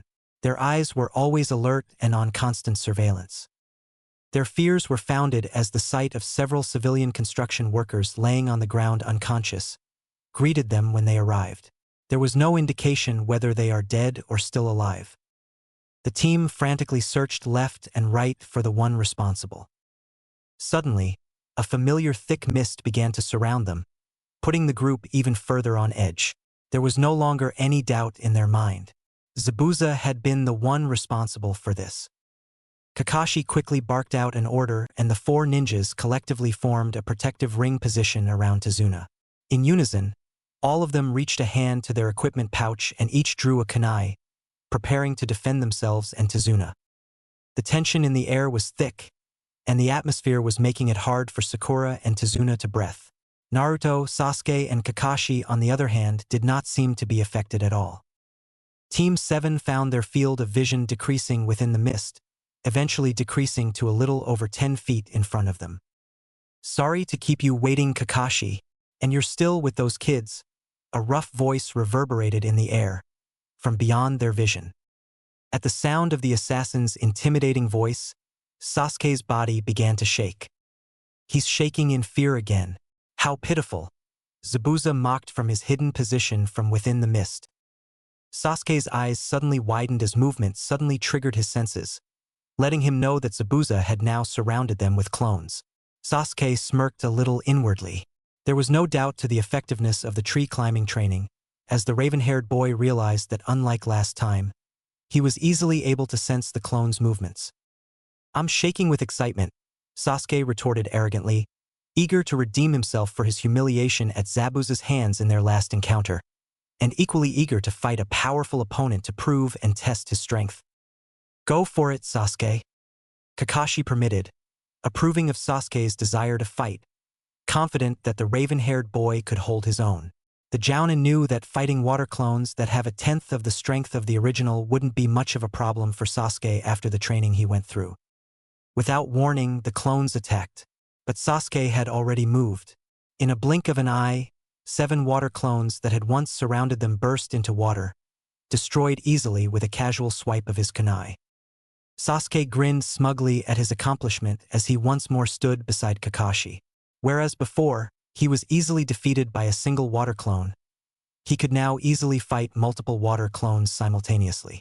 And it was all because of the recent training to climb trees. His speed had improved a great deal. Zabuza stepped up closer into the open, finally letting the team see him through the limited visibility due to the mist. This time, the same fake Hunter Nin that had tricked them stood beside him. "Oh, he defeated the water clones. That kid got stronger. It seems you have a rival, Haku," Zabuza said, a little surprised at the boy's improvement in such a short time. Naruto grinned as he silently observed Sasuke destroy the clones. He was also a little impressed by Sasuke's improvement. His teammate had definitely gotten a lot better. "I'll fight the masked guy," Sasuke quickly volunteered. He had seen a glimpse of his improvement and now felt confident in his ability to be able to defeat the masked ninja. "What?" Sakura asked, surprised. "He pulled that act on us. I hate conceited guys like that," Sasuke answered, making Naruto roll his eyes at the hypocrisy of that statement. Without warning, Haku suddenly moved and his body became a blur. But obviously, Sasuke was clearly able to see his movements. The dark-haired genin quickly lifted his kunai in front of him, tensing the muscles in his arm and bracing himself to block Haku's strike. The sound of metal against metal could be heard, as Sasuke's kunai met Haku's senbon. After the initial impact, the two fighters began pushing their choice of weapon against the other, trying their hardest to overpower the other, though they did not overexert themselves in fear of losing their balance in their stance. "I don't want to kill you, but it seems you won't be backing down, right?" Haku questioned. "What are you, stupid?" Sasuke mocked with a smirk on his face. He had no desire at all to back down now that he was confident of his skills. "As I thought, but you won't be able to keep up with my next move," Haku claimed with a voice full of confidence and calmness. "I'm already 2 steps ahead of you." 2 steps ahead? Sasuke's eyes narrowed, slightly taken aback by the boast of his opponent. "The first is the water on the ground, and the second is that I'm keeping one of your arms busy. Therefore, you can only take or block my attack," Haku explained. Then, the masked Nin formed a seal with his free hand, showing exactly what he had meant in his explanation. Sasuke's face contorted into a frown, as he gritted his teeth in shock. What? He's creating seals with one hand. On the sidelines, the rest of Team 7 also watched in shock at the sight of something they had never even heard of. Seeing the display of skill and jutsu mastery, only one thought passed through Naruto's head. One-handed seals? I have to learn that. It only took less than 2 seconds for Haku to complete the chain of seals with his unoccupied hand, and he muttered lightly under his breath. Hijitsu, Sensatsu Sui Sho. Having completed the process of molding chakra, Haku stomped lightly on the puddle of water on the grounds, the remnants of Zabuza's water clones, channeling chakra through his feet into the puddle, causing the water to float up into the air and forming a ring of water surrounding Sasuke. Within a blink of an eye's time, the water solidified into numerous senbon, which shot rapidly towards Sasuke from every direction the moment they were formed. Even in danger, Sasuke did not panic. Instead, he was able to react quickly, having already prepared himself for the worst, and formed a seal with his free hand to help him concentrate on molding and concentrating chakra to his feet. The memory of the tree climbing training flashed through his mind, as he recalled the consequence of pushing large amounts of chakra into a single spot beneath his feet. In his memory, he had blasted cleanly away from the tree rather than stick to it. By applying the same principle, Sasuke formed as much chakra as he could to the bottom of his feet. Bending his knees slightly, the raven-haired boy launched himself upwards through the ring of Senbon. The Senbon exploded into water on the moment of impact. The impact was strong enough to slightly damage the concrete ground, kicking up a small cloud of dust, temporarily obstructing Haku's eyes for a brief moment. Before the needles hit the target, the foe hunter Nin had already jumped backwards away from the water Senbon so as not to be caught in his own attack. By the time the water had settled and the dust dispersed, Sasuke had disappeared from Haku's sight. But Haku could not be caught off guard that easily and quickly located Sasuke. He realized that the Uchiha had jumped high into the air to escape the technique. And from the light whistling sounds he could hear, he became aware that there were projectiles heading his way originating from above. Haku jumped back as he dodged several consecutive shuriken thrown by Sasuke from the air. But the use of the projectile weapons had only been a decoy, which Sasuke used to force an opening in Haku's defense. By the time Haku could catch a quick breath from having dodged the shuriken, Sasuke had moved behind him with a burst of speed. "You're pretty slow," Sasuke mocked from behind Haku. Haku swiftly moved out of the way before Sasuke could take him out from behind.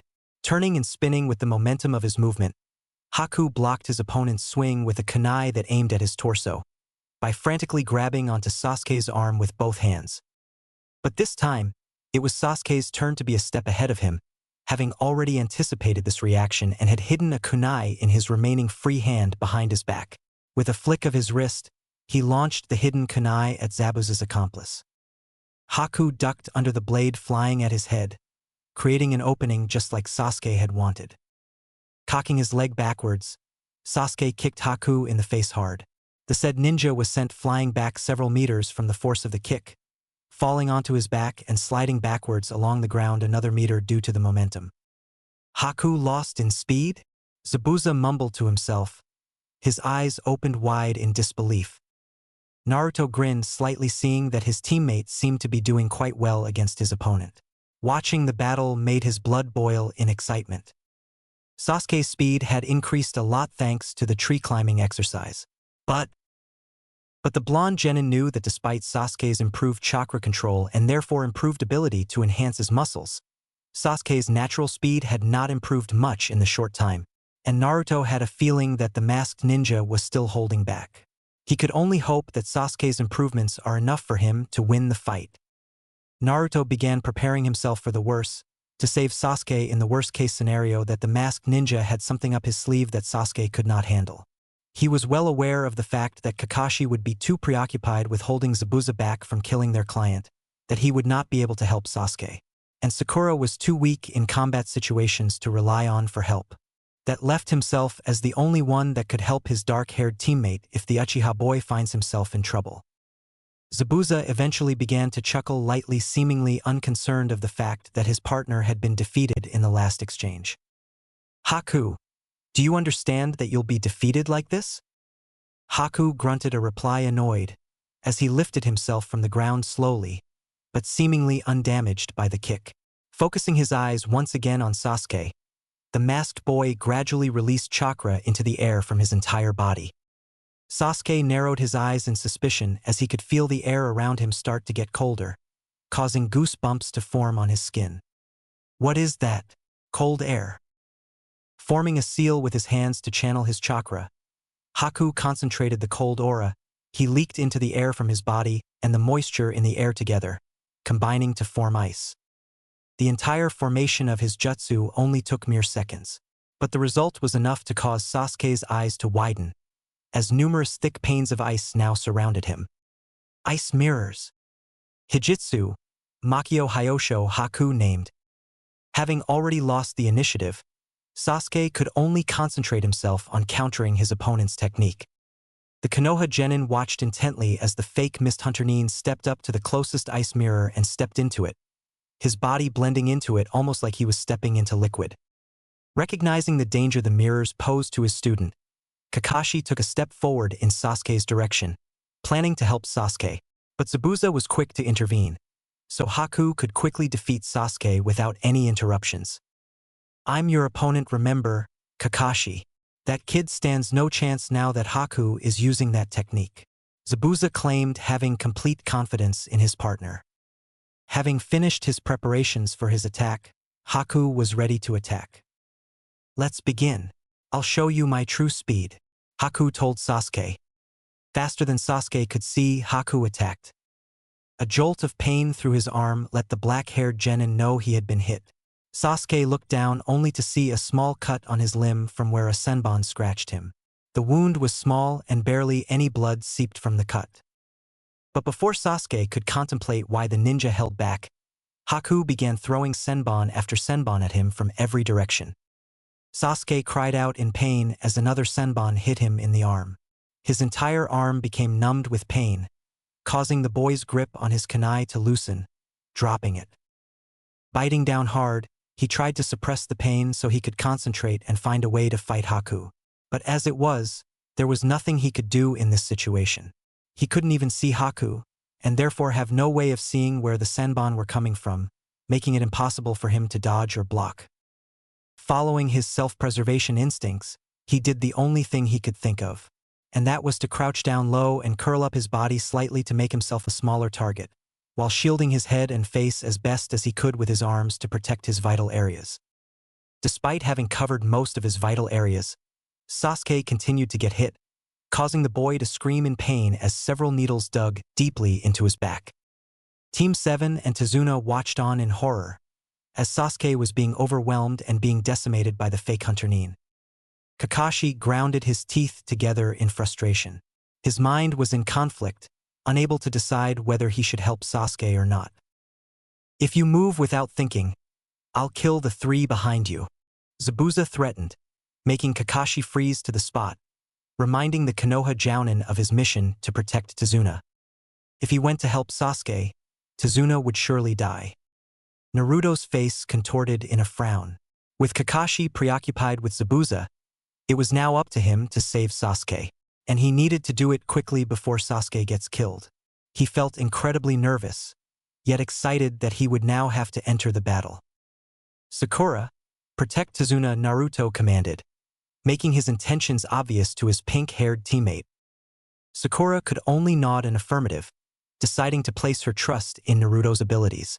The pink-haired kunoichi knew that with her current level of skill, she would be of little help in saving Sasuke. At worst case, she could even get in the way. Drawing a kunai from his pouch, Naruto moved swiftly in the direction of the ice mirrors. Before he reached the mirrors, Naruto jumped into the air and cocked his elbow back, launching the kunai he held towards Sasuke, so the boy may use it to defend himself. But the masked ninja intercepted his blade like he had expected. Not seeming discouraged at all, Naruto actually smirked instead. This had been his plan all along. By catching his kunai, the Hunter Nin had momentarily stopped his rapid movements between mirrors for him to see him clearly. Before Haku could even turn to look at Naruto, a shuriken was already in the air, flying at him. Naruto quickly executed his next technique. Shuriken Kage Bunshin no Jutsu. One shuriken turned into 10 as the weapons, each spreading out and spinning rapidly through the air towards their intended target. A little surprised, having not expected the attack, Haku dived towards another mirror hastily to dodge but was slow to react, causing his leg to be grazed lightly by one of the shuriken. The cut could hardly be even called a wound. It was nothing more than a light scratch, comparable to a light paper cut. Though ultimately, it was enough to distract the masked Nin to make him stumble in his movement slightly. And before Zabuza's partner realized it, he had already copped a hard punch to the face. Naruto had obviously taken advantage of his small pause. While Haku was still slightly disoriented from the punch, Naruto quickly grabbed Sasuke and escaped from within the mirrors. Even Naruto knew that staying inside the mirrors would be foolhardy and especially disadvantageous for them. With them out of the mirrors, he had essentially bought some time for his teammate to recover. "You alright, Sasuke?" Naruto asked. Sasuke grunted out in reply. To be truthful, the raven-haired ninja was very grateful that his blonde teammate had saved him, but he was way too prideful to thank him outright. Ignoring Naruto for the moment, Sasuke used the time his enemy was disoriented to remove the senbon lodged in his body. He winced as a new wave of pain invaded his body, as he reached his arms behind him to reach the senbon lodged in his back, as back muscles tensed from his reaching behind him, drawing the senbon deeper. Eventually, he was able to yank them out, roughly causing him to wince in pain. Meanwhile, Naruto's eyes twitched at his teammates' show of gratefulness, or rather the lack of it. This was the thanks he gets for saving his ass? But Naruto quickly focused his eyes back on their enemy, as it was no time for something so trivial. There were more important things to worry about, like their masked opponent that was now facing them, having recovered from the punch. The masked ninja had now dispersed the ice mirrors, seeing that Sasuke had escaped the technique. Naruto watched the enemy ninja like a hawk, while whispering a warning to Sasuke. "We can't let him form the mirrors again," Naruto warned Sasuke, who nodded in agreement as he had already experienced the power of that technique firsthand. And no, it was best not to get caught up in it again. Naruto's eyes narrowed as Haku lifted his hands in front of him to form a seal. The blonde immediately moved to attack to stop the masked ninja's attempt to reform the mirrors. The best way to so was to keep the masked ninja from making hand seals by keeping him busy. And that was what Naruto planned to do. To Sasuke, the blonde was a blur, as the prideful Uchiha found himself barely able to keep up with Naruto's speed. Fast, Sasuke thought, slightly shocked, as another dent was put in his pride by his dead last teammate once again. Haku was quick to dodge Naruto's first several punches, but could not dodge the following kick to the gut. Grunting from having the air forced out of his lungs, Haku flew backwards into the ground. Not giving the masked ninja a chance to recover, Naruto pressed the attack while his enemy was down on the ground. The blonde sprung himself into the air, before using the gravity and his weight to enhance the power in his kick down at Haku, who was sprawled out on the ground on his back. Frantically rolling to the side to dodge, Haku barely escaped the kick that had been aimed at his head. The concrete cracked slightly from the force of the kick where Naruto landed the kick. Haku breathed heavily from the intensity of the blonde's attack as he rolled onto his feet with the momentum, while simultaneously drawing several senbon from a pouch hidden under his sleeve. He launched the senbon at Naruto, but the spiky-haired blonde was no longer there. Haku's eyes widened as Naruto was suddenly in front of him. By pure reflex, he barely managed to backflip away over a leg sweep, but was caught once again by a follow-up palm strike to the stomach. Haku coughed out some blood, but remained standing, only sliding back several feet from the force of the hit. Ignoring the pain, Haku quickly analyzed the blonde's skill. The spiky-haired boy's taijutsu was good, even though a bit less refined as his previous opponent. Though what he lacked in grace, he made up for it with plenty of power and speed. In any case, it was certainly better than his own measly skills at taijutsu, as he was more of a mid to long-range fighter. Not to mention that every time he tried to block Naruto's attacks, his arms would go numb. It wasn't enough to disable his limbs, but good enough to weaken his limbs for a few seconds. It was obvious that, like him, the blonde had some knowledge of the human anatomy and pressure points. But where he used senbon to hit the points from a distance, the blonde genin incorporated his knowledge into his taijutsu. He was lucky that the spiky-haired blonde seemed to be relatively new to this taijutsu style, as even though his pressure point striking accuracy was quite good, he was unable to make anything more than a few glancing blows due to his inexperience, which showed through clearly. The blonde often had to compensate at times with using a taijutsu fighting style common in the ninja world. And it showed clearly that the blonde had not yet fully mastered the ability to seamlessly blend both styles of taijutsu together. But much of the blonde's deficiencies stem from the fact that he lacked combat experience. Haku was well aware that the longer they fought, the better the blonde became. He could practically feel the blonde's improvements. Realizing that close-range combat was disadvantageous for him, Haku did his best to keep some distance from the blonde ninja. But Naruto was unrelenting in his attacking, never giving him any moment's rest. Every time Haku put some distance between them, Naruto would close it with his superior speed. Haku found himself forced to jump into the air as Naruto tried to sweep his legs from under him. Extending his leg, the masked nin used the momentum of his jump to counter with a kick at Naruto's chin. Naruto merely leaned his head to the side before using another palm strike, which sent Haku straight at Sasuke. Not wanting Naruto to steal the spotlight, Sasuke took that as his cue to rejoin the fight. On the sidelines, Kakashi felt somewhat relieved. With Zabuza blocking the way, he was unable to help Sasuke. Even if he went around Zabuza to help, the former Kiri ninja would attack Tazuna while he was helping Sasuke. And since his mission was to protect Tazuna, abandoning Tazuna was unacceptable. Luckily, Naruto managed to solve his dilemma. Through the mist, he could only see glimpses of the ongoing fight with his two male genins. He was surprised at how well they were able to handle themselves, Naruto in particular. He was well aware of the fact that Naruto had improved a lot ever since the formation of Team 7. But he had never expected this much growth in such a short time. Though for him, it was hard to tell through the thick mist, Naruto's speed seemed to be even faster than Sasuke. With the both of them fighting the masked ninja, Kakashi was confident that they could hold their own as long as they did not allow the fake Hunter Nin to reform those ice mirrors. And the boys seemed to have come to the same conclusion judging by the intensity of their combined attack. Having some of his worries lifted, Kakashi put his entire focus back onto the man in front of him. With Kakashi finally having regained his resolve, he was ready to fight. As the white-haired Jounin and Zabuza looked ready to finally begin their fight, Haku was slowly beginning to get desperate. With Sasuke having rejoined the fight, the masked ninja found himself losing. He even had to resort to using much of his stock of Senbon just to force the two genin to keep their distance so he could avoid any critical blows. It worked to some degree, letting him escape any serious harm, but unfortunately did not provide enough time for him to recast his jutsu. Fighting two opponents that were each individually faster than him was taking its toll on his stamina. Haku knew that he could not let the battle drag on any further. He simply did not have the stamina to fight both ninja at the same time. At least not in a taijutsu match. But they weren't giving him any time to form seals to use ninjutsu or jinjutsu. He understood that the Konoha genins were using their numbers advantage to wear him out with non-stop attacks.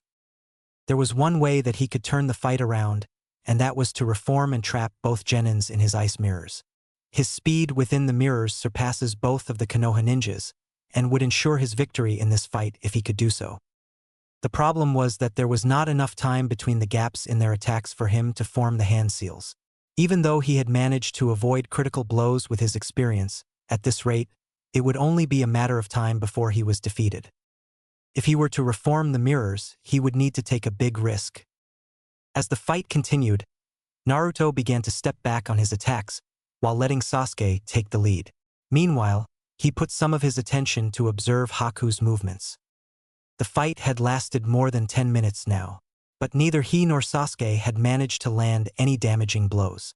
And Haku avoided him like a plague, clearly intimidated by his ability to attack pressure points, spending more of his time fighting off Sasuke instead. Much of the time, Haku would purposely maneuver himself so that Sasuke would get in his way so that it would make it hard to fully take advantage of outnumbering the masked ninja 2-1. Though that wasn't much of a problem for the two teammates. And Naruto gained a new appreciation of why Kakashi had been so adamant about developing good teamwork. The teamwork building exercises they had gone through finally paid off, as the two of them were able to coordinate with each other well enough to not get in the other's way. And Naruto could see Haku's defenses slowly beginning to crumble. But he knew that it was because of their imminent victory that they had to beware, as desperate times called for desperate measures. And Haku was definitely desperate enough to try something reckless to turn the tide of the fight. Deciding that the best defense was offense, the blonde genin stepped up the pressure on the fake Kirinin by bringing in supplementary ninjutsu into their fight, which had so far been a test of taijutsu skill. Letting Sasuke attack from the front to distract Haku for a moment, Naruto formed several hand seals from out of sight, channeling chakra to execute the Shunshin no Jutsu. In an instant, the white-cloaked figure disappeared from sight and reappeared in a burst of incredible speed directly behind their masked enemy. Sensing a presence moving behind him, Haku turned to face Naruto. But it was already too late for him. Faster than Haku could react, the blonde ninja swung a kunai in an arc, the weapon slicing through flesh. A spurt of blood sprayed out from the wound and onto the ground, though Naruto had been skilled enough to avoid getting any of the blood on himself. The smell of blood invaded their nose, though Naruto found that it only seemed to increase his excitement for battle. He knew that after the fight, he would feel somewhat bad for causing his opponent serious harm, but at the moment he didn't care. Perhaps it was the adrenaline pumping through his body, or just because it was in the heat of the moment. It didn't matter to him. All Naruto knew was that they had to win. The two Konoha ninjas watched as Haku's body fell to the ground and sliding along the concrete lying on his side. They paused, eyeing Haku's bleeding form before giving each other a triumphant grin. But they know that the wound, while serious, was not lethal. Naruto looked briefly to Sasuke, who nodded, and they moved slowly and cautiously in unison towards Haku to make sure he was out of the fight. But before they could reach Haku, their eyes bulged out of their sockets in alarm. Their eyes darted left and right, trying to figure out if their eyes were deceiving them. They mentally berated themselves as they realized that it was not an illusion. They were surrounded by ice mirrors. Naruto swallowed dryly in nervousness. A million thoughts raced through his head, trying to figure out how it had happened. How did they not notice it until it was too late? Shit! He took the hit on purpose so he could form those mirrors. Naruto thought with some awe. Even though he had expected their enemy to try something desperate and possibly reckless, he would have never imagined something like this. He and Sasuke had thought they had thwarted Haku's every attempt to recreate the mirrors. But going so far as to willingly take a potentially lethal blow just to turn the fight around? But Naruto couldn't help but to mentally applaud Haku, as it had done the trick despite how desperate the move had been. And he had to admire how well calculated and executed it had been, especially under the amount of pressure the two of them put the masked ninja under. By taking a serious hit to the chest, both he and Sasuke had momentarily paused in their attack at the sight of their opponent heavily injured lying on the floor. And taking advantage of their momentary lapse in their attack, Haku had rolled onto his side, so that his back was facing the two of them. And by doing so, the masked ninja was able to form the seals to his jutsu unseen during their short pause. Haku eventually rose to his feet. His left hand clutched his chest wound. The two Konoha genins could see a fairly large amount of blood seep from the wound and between his fingers. Noticing the bending of the knees in his enemy, Naruto realized that Haku was trying to dive towards a mirror. Willing his body out of his shock, he moved desperately to intercept Haku before the ninja could get to safety inside the mirrors. But he was unable to react quickly enough. Although safe inside his mirrors, Haku was now breathing raggedly. He lifted his hand that held his wound in front of him to see it covered entirely in blood. He took a couple of deep breaths, though not too deep, to ensure the rising of his chest when breathing deeply would not aggravate his wound further until the bleeding slowed down. His plan had worked as he had hoped and allowed him to recast the Makio Hyosho once more, but not without its price. By taking the blow to the chest, he was slowly losing a fair bit of blood, although his situation could have been a lot worse. If he hadn't anticipated the attack and leaned away from the kunai at the last moment, he would have gotten a much deeper wound. As it was now, his wound was not too serious. But nevertheless, without medical attention, the blood loss would eventually become a factor that could lead to his defeat. He could already feel his strength zapping away.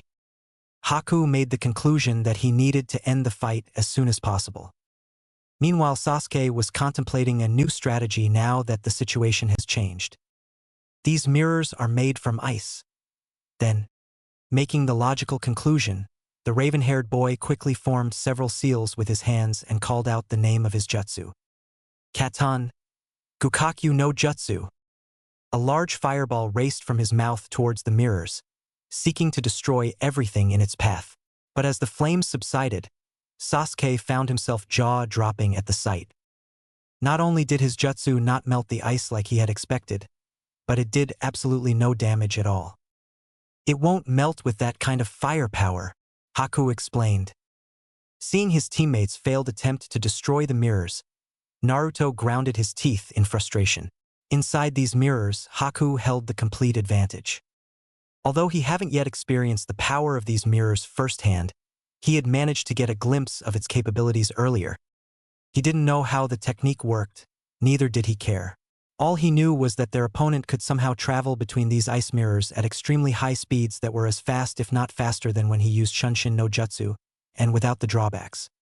As Shunshin no Jutsu temporarily increases the user's speed and reflex to incredible levels, the user's eyes could not keep up with their own movements, limiting their maneuverability and ability to react to sudden changes.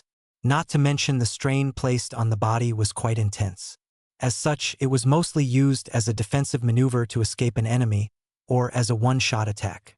As an offensive jutsu, Shunshin no Jutsu was likened to Batajutsu within the realm of Kenjutsu, in which the initial swing of the sword would provide additional power and speed, but in the case that the attack failed, it would leave the user completely open to attacks. Somehow, the masked nin's technique did not have these drawbacks. Haku's maneuverability at that kind of speed was higher with these mirrors than with Shunshin no Jutsu, and his ability to react to change was something Naruto had thought impossible unless Haku's natural speed had been much higher, that his body and eyes were already accustomed to moving at that kind of speed. Then, Haku also seemed to be able to travel through these mirrors with far less strain on the body than Shunshin no Jutsu, though he did negate that somewhat by injuring the masked ninja, as constant movement would further aggravate the wound.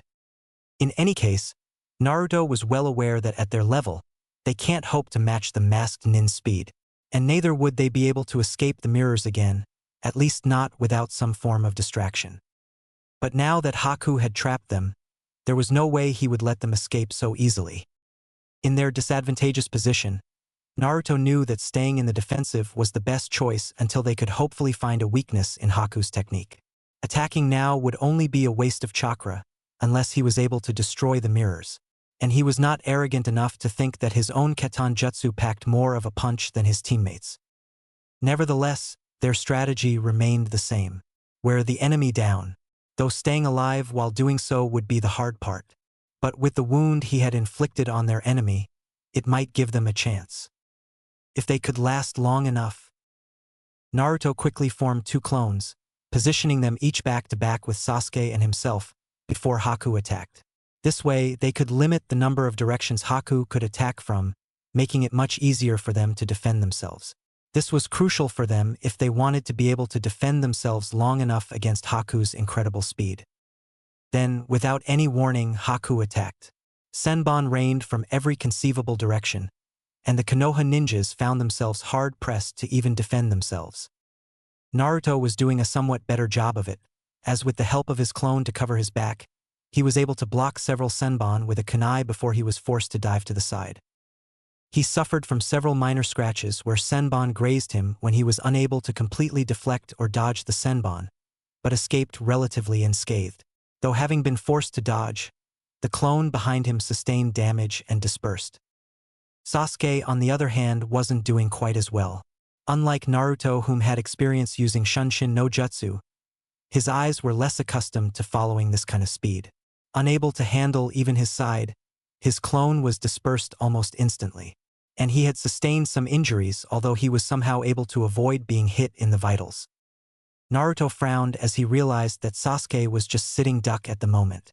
He needed to protect Sasuke while prolonging the fight so Sasuke would have a chance to get his eyes used to this speed. Having survived the first assault, Sasuke was already breathing heavily. He had managed to see undistinguishable blurs that was Haku's movements, unlike before where he could not see anything at all. The raven-haired boy regained some confidence in himself as he was certain that his eyes were slowly adjusting to tracking high-speed movement. Meanwhile, Haku was becoming frustrated. The two Konoha genins performed better than he had expected, and had managed to survive his attack even though he had aimed to incapacitate them quickly to end the fight. This is taking too long, Haku thought to himself. There was a new factor that he had not managed to anticipate when creating his plan. Under constant high-speed movement, blood flowed out of his wound quicker than expected, and it was tiring him quickly at an exponential rate. He could feel his strength slipping away. And the once shiningly clean ice mirrors were now decorated with spots of blood wherever Haku had been. Seeing the intensity of Haku's last assault, Naruto became aware that Haku aimed to end the fight quickly. It was obvious that the wound he inflicted was weakening him already. Quickly reforming another two clones, Naruto once again set them back-to-back with himself and his teammate. The blonde's eye darted left and right, trying his hardest to locate the masked ninja through the illusions caused by the reflection of the mirrors. There! Naruto's eyes were barely able to follow Haku's movements, finding the masked ninja not much more than a blur to his eyes. But it was enough. He had discovered a single flaw to Haku's technique, and he took full advantage of it. Although the ice mirrors boosted his speed, The technique did not augment his taijutsu well due to limitations in the technique. Because the ice mirrors work around the concept of reflection to boost speed, like a beam of light bounced between mirrors, the speed traveled between mirrors by the light remains constant as long as there was nothing in its path. However, once Haku makes contact with something or someone like taijutsu required, that would stop his movement between mirrors, then his speed returns to normal until he gets back to a mirror. Because of this, Haku only attacked from mid-range distance using projectile weapons rather than taijutsu, without making contact with anything while midair. And while Haku's speed was boosted to incredible level that he could barely follow, the mirror's capabilities did not include the enhancement of his throwing power. And as such, the speed the masked ninja's thrown senbon traveled at speeds only marginally quicker than when outside the mirrors. Even though he was barely keeping up with Haku's body, he was able to follow Haku enough to see the senbon thrown at him. This allowed him to dodge and block Haku's attacks. It was here that his clones became useful, as without someone watching his back, Naruto would never be able to see the senbon coming from behind. Not for the first time in his life, Naruto was thankful he had learned the Kage Bunshin. The blonde genin's body tensed, as he readied his arm for ultra-quick movements to block the multiple senbon heading his way. But just as he was ready to act, his body suddenly froze. A sudden rush of information passed through his mind, letting him know that the Kage Bunshin he had left back at the house had dispersed after saving Tezuna's family from samurai.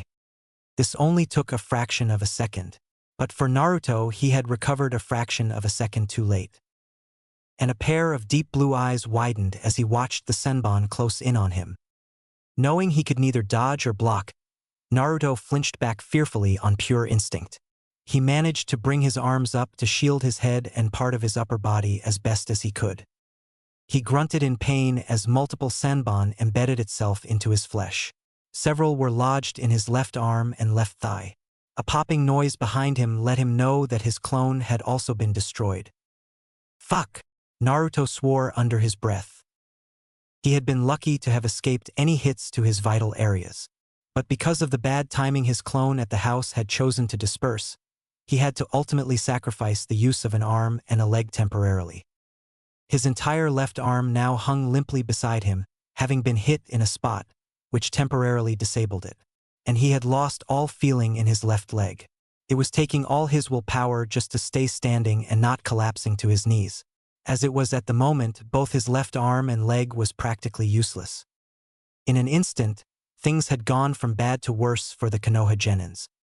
Naruto, having knowledge in the field, knew that the disabling effects would not wear out for at least 10 to 20 minutes.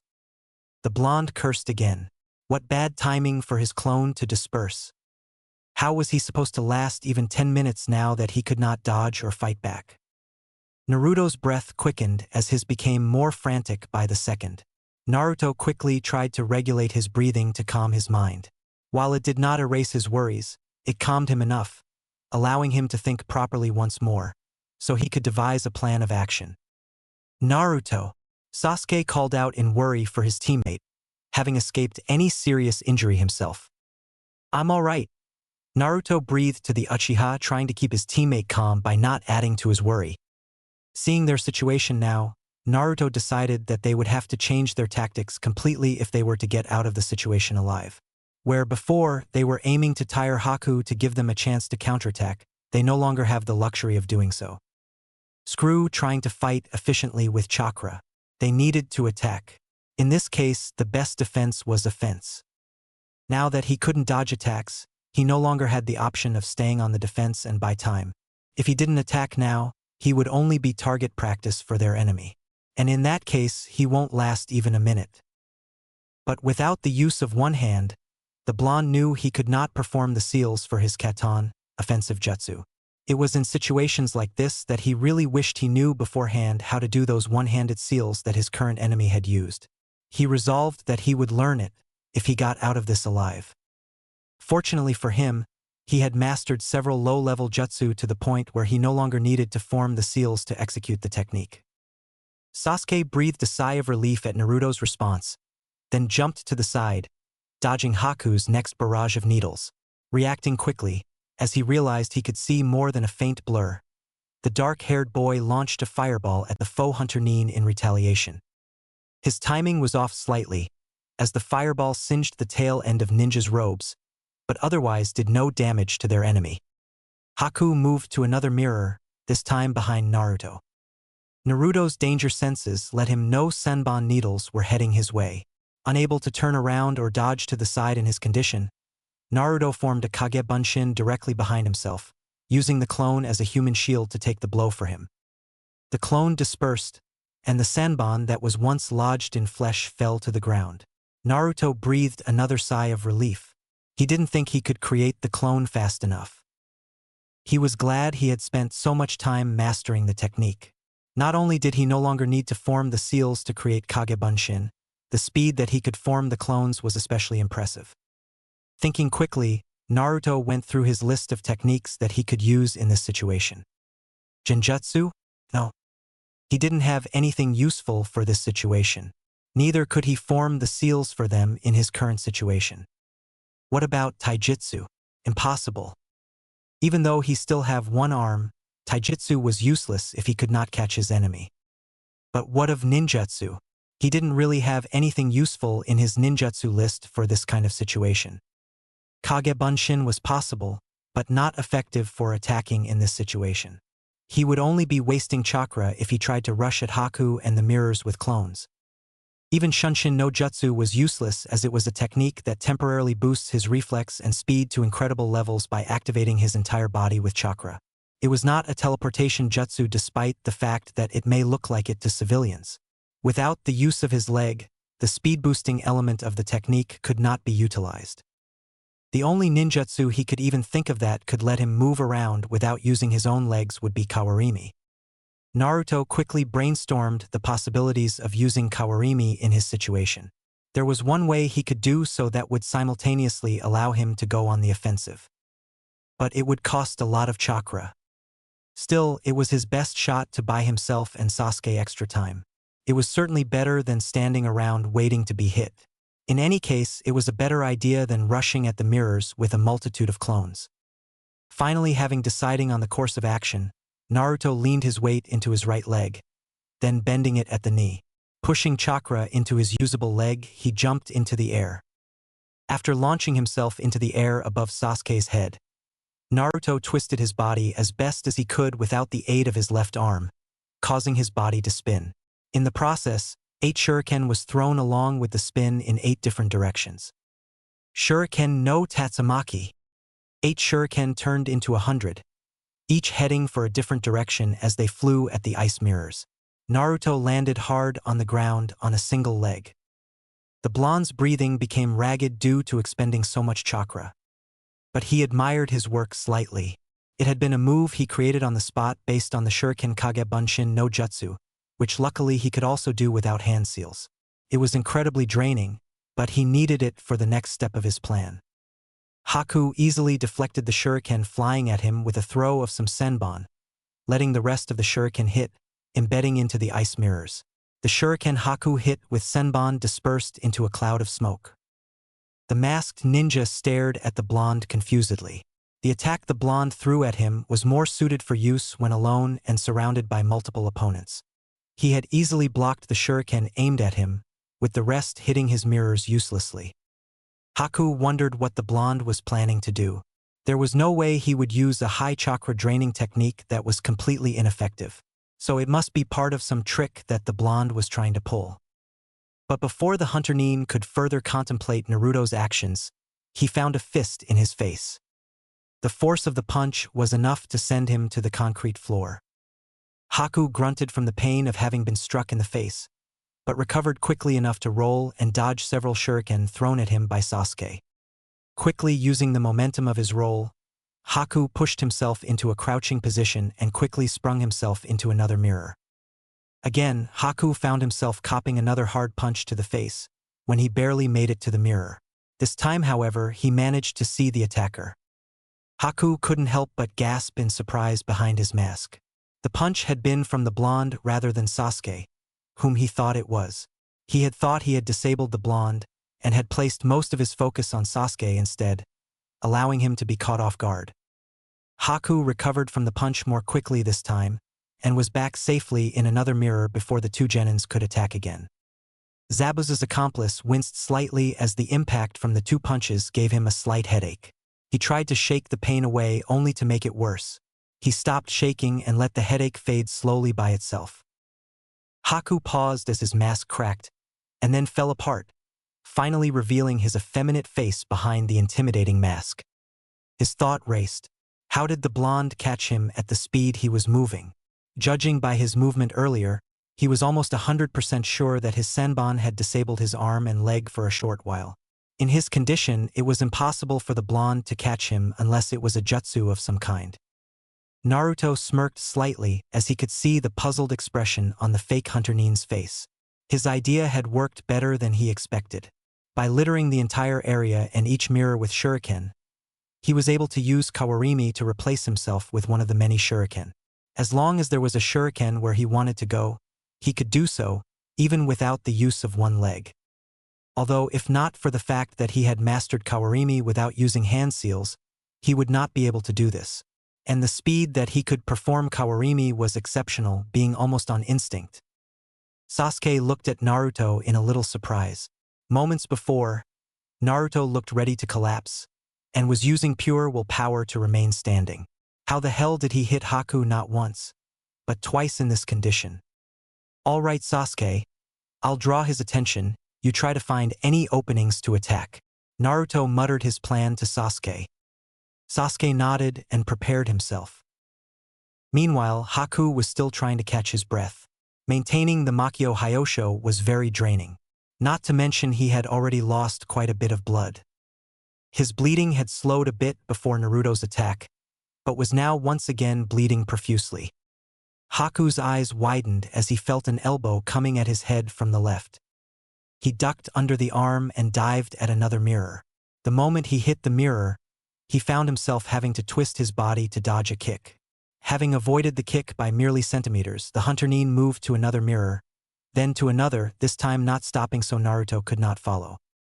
Haku eventually stopped, his breathing much more raggedly than before.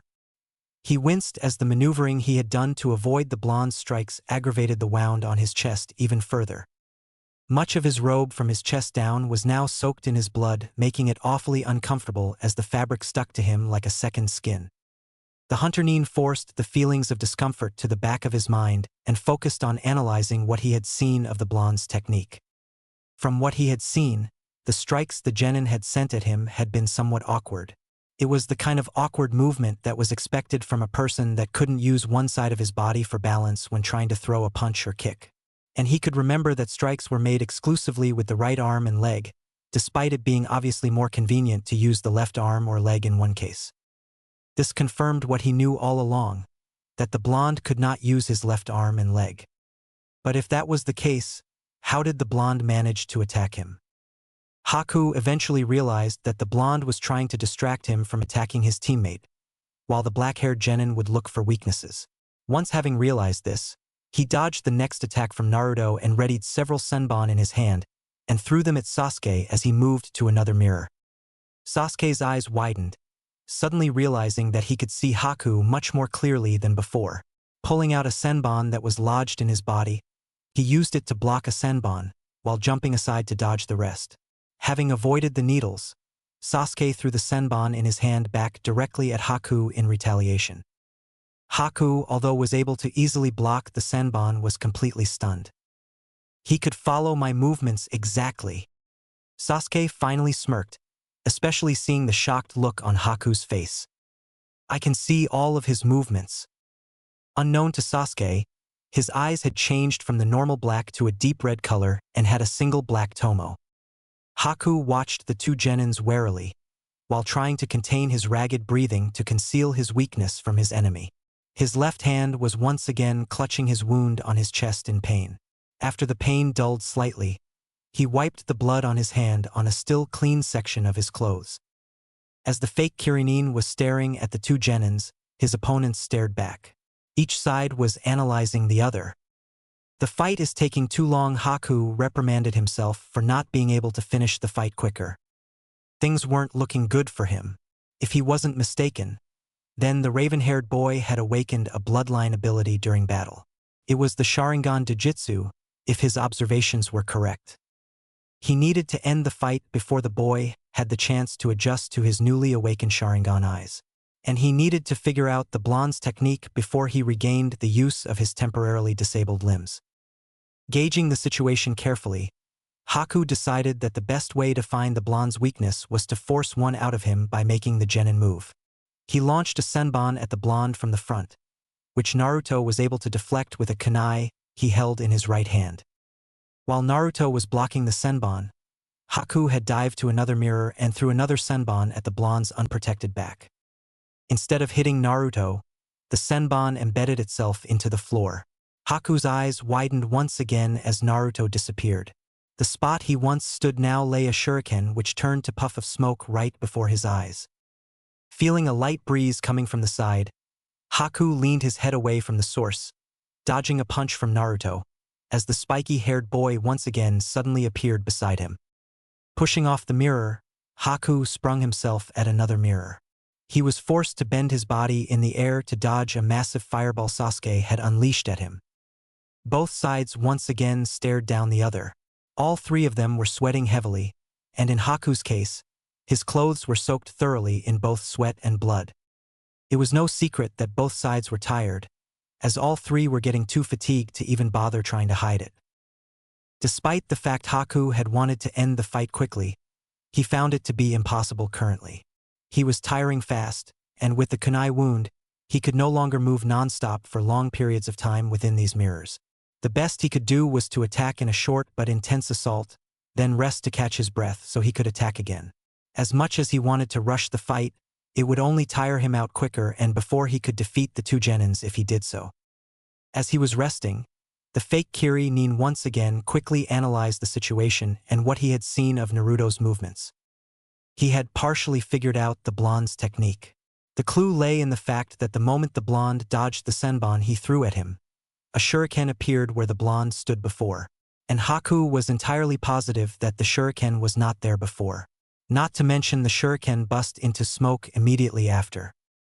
If his guess was right, then the blonde had used Kawarimi to replace himself with a shuriken in order to move around. That would also explain why the spiky-haired genin wasted so much chakra to form the shuriken clones for a wide area effect technique that was ineffective for that situation. Rather than the normal defensive usage of the replacement technique, where the user replaces themselves with an object to avoid attacks, the blonde had modified the technique for use in an offensive situation. Haku mentally applauded the boy for his ingenious use of such a basic technique, not to mention the level of mastery needed to be able to use it like he does. Not only did the blonde replace himself with as small an object as a shuriken, he was capable of executing the jutsu without the need for hand seals. Although that wasn't surprising, as many high-level jounins were also capable of such. But the speed in which the blonde could perform the basic ninja technique without seals surpassed even the most seasoned of ninja, even if he did discard the genjutsu portion that was used to deceive enemies in exchange for speed. However, Haku was fully aware of the flaws to this technique that he could exploit in this circumstance. Firstly, the blonde was definitely slower than his speed within the mirrors even with this variation of Kawarimi.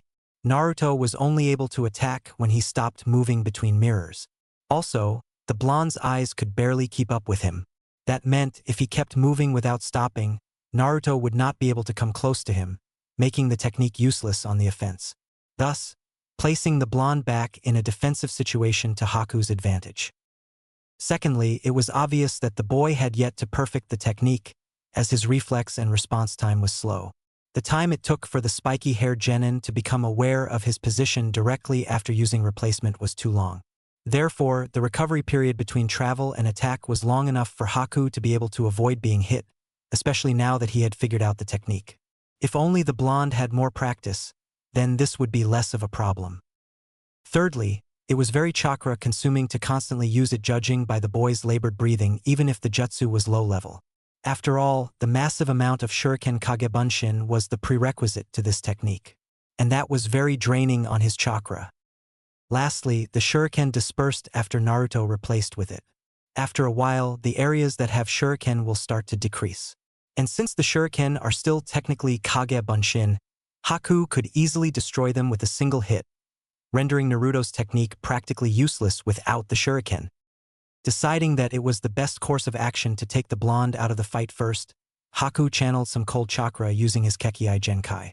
He then moved to one of the lower ice mirrors and formed a jutsu once in position. Sensatsu Sui Sho. Hundreds of ice needles formed in the air and flew at the two genins. Sasuke, now armed with the Sharingan, found the attack pathetically easy to avoid. Meanwhile, Naruto was able to use Kawarimi to get away. However, unsuspecting to the genins, Haku's plan was not to hit them with the ice needles. As the two dodged, the hundreds of ice needles struck the numerous ice mirrors behind them, dispersing every Shuriken Kage Bunshin that was still lodged in those ice mirrors. Naruto frowned. He figured out my technique already. With almost half of his remaining Shuriken Kage Bunshin dispersed by Haku, Naruto knew he could not let Haku destroy any more, or his new technique would be rendered useless, and he simply did not have enough chakra to reform them. Having come to this conclusion, Naruto attacked. Unfortunately, Haku had anticipated this reaction. This time, returning the favor, Haku punched the genin in the face before Naruto's own blow landed, sending the blonde to the ground. Sasuke, seeing the fake Hunter Nin about to attack the downed Naruto, who was slow to get off the floor without the use of his arm and leg, quickly shot another fireball at Haku. Haku easily dodged the fireball with his superior speed and threw more senbon towards the helpless Naruto. Sasuke jumped in path, in front of Naruto, and deflected the senbon with discarded senbon he had picked up in each hand. The raven-haired boy again retaliated with a keton Hosenka no Jutsu with multiple fireballs, each one getting closer and closer to their target, as Haku moved from mirror to dodge. After finishing the keton jutsu, Sasuke panted a little from exertion. Despite the fact his eyes could now see and predict Haku's movements, his body could not keep up with that speed. The only way he could fight effectively was to attack from a range using projectiles. But he had already used up all of his kunai and shuriken earlier and has no time to retrieve them. The only thing he could do now was to use his keton ninjutsu and time his attacks right. After several more quick exchanges between Sasuke and Haku, Naruto had already stood back up. Both sides faced each other, now breathing even more heavily than before. Haku watched the two genins with blurred vision, as the blood loss was finally getting to him. Having used the Sensatsu Suisho to destroy the blonde's Shuriken Kage Bunshin, as he was down to his last several needles, had exhausted him even further. Things had not worked out as he had planned. He was supposed to have incapacitated the blonde, but the black-haired genin ruined his plan with his cursed eyes and was able to protect the blonde even when the opportunity to take him out presented itself. Though Haku attributed his failure partially to the fact that he had to watch his senbon usage as his armament was low and could not throw them indiscriminately. And with the Sharingan, the boy's timing was perfect, placing even more pressure on him. If not for his skill and superior speed, he would already be toast. He already had several close calls. Meanwhile, the two genins kept their focused eyes on the enemy. They felt as if their lungs were burning from the lack of air. Sasuke's stamina was already wearing thin after his earlier injuries and having used keton jutsu countless times. But beside the raven-haired boy, Naruto was slowly regaining feeling in his left limbs. It had not taken as long as the blonde had anticipated, though Naruto attributed it to his healing factor due to Kyuubi's influence. Lifting his right arm, the blonde wiped the sweat from his forehead with his sleeve to relieve himself of the tickling feeling when drops of sweat rolled down his face. It was irritating when that happened, especially when sweat entered his eyes, and he did not want that to distract him in a crucial moment. A couple of more minutes are all I need to regain enough use in my arm and leg, Naruto thought. Just as he was thinking that, the ice mirrors suddenly began to fade, and Haku dropped from a mirror to the ground below on his feet. Naruto smiled, a little relieved. Oh good, he doesn't have enough chakra to maintain those mirrors anymore. But I barely have any chakra left myself, the blonde muttered under his breath, more to himself than to his teammate. Despite the size of his massive chakra reserves, the blonde ninja was practically drained of chakra after using Shuriken Kage Bunshin as well as repeated use of Kawarimi. I'm the same. Barely have enough for one more attack, Sasuke replied softly, though a little annoyed that he had used most of his chakra without landing a single hit. Even his Sharingan had deactivated to conserve energy. Then we'll have to make the next shot count. Naruto told Sasuke in a serious tone, who nodded in agreement. Both sides now stood facing the other, neither side seemingly wanting to attack first, now that they are out of the mirrors. Naruto frowned slightly as, in his current exhausted condition, he was only capable of fighting with taijutsu at most. But his speed had been severely hampered, as his limbs have yet to regain their full usage. He clenched his left hand as hard as he could to get more blood to flow through his arm, trying to hasten his recovery. He did the same for his left leg by tensing his thigh and calf muscles periodically. Naruto and Sasuke gave each other a look, which both members of Team 7 recognized what the other tried to say. They gave each other a nod and attacked in perfect coordination. Rushing at their enemies side by side, they pressured Haku into another taijutsu fight. Naruto reached into his kunai pouch and clutched his last kunai in his hand as he ran. Moving as fast as his condition allowed, he threw the kunai at Zabuza's subordinate, causing the said ninja to dodge directly into the path where he was already in wait. With both sides exhausted and out of chakra, the Konoha ninjas held the advantage of outnumbering Haku 2-1. Eventually, with Sasuke's help, Naruto managed to land a blow to Haku's chest area. The hit, while light, brushed across Haku's kunai wound, making him cry out in pain. The pain was enough to make Haku lose focus momentarily, enough of a distraction for Naruto to sweep Haku's feet from under him. Naruto quickly jumped away under Sasuke's instruction, as the Uchiha had already prepared a fire jutsu, their last attack, which they hoped would finish the fight. Katan Gukakyu no Jutsu, Sasuke cried out as the flames engulfed the body on the ground. Naruto and Sasuke both let out a loud sigh of relief at finally defeated the Nin, believing that their enemy had been fried to a crisp by the Katan Jutsu. But to their shock, Haku's form could be seen through the smoke. What he did was that the fake Hunter Nin had pushed his body to the limit, using the remainder of what little chakra he had left to form an ice barrier around himself to shield from the flames. Unfortunately, he didn't have enough chakra left to completely block out the flames, but it was enough to avoid instant death. Naruto and Sasuke each backed away in fear, both knowing that had been their last attack, neither in any condition to fight anymore, as they were now too drained to continue fighting. The smoke and steam dispersed, revealing a heavily injured Haku whom had numerous heavy burns all over his body courtesy of Sasuke's Gukakyu no Jutsu, though none of the burns were on his vital areas. The effeminate ninja now held a kunai in his hand, something he had picked up from the ground after being hit with the fireball. Haku struggled a bit to get from a crouch into a standing position, his legs wobbling and shaking uncontrollably. Only pure will kept his knees from buckling and causing him to collapse to the floor. Haku's gaze set on the black-haired Konoha ninja in front of him with tired, half-lidded eyes. His arm slowly rose into the air, preparing to throw the kunai.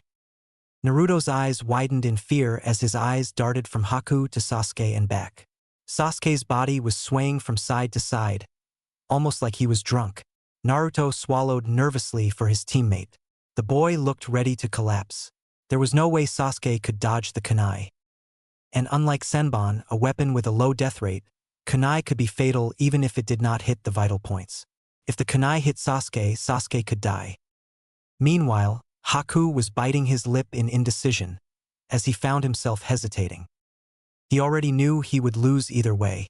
He was exhausted and had already lost too much blood. He was going to die unless he received medical attention right away, while was most unlikely out here. He had just enough energy in his body to only be able to take out one of the two genins he was fighting.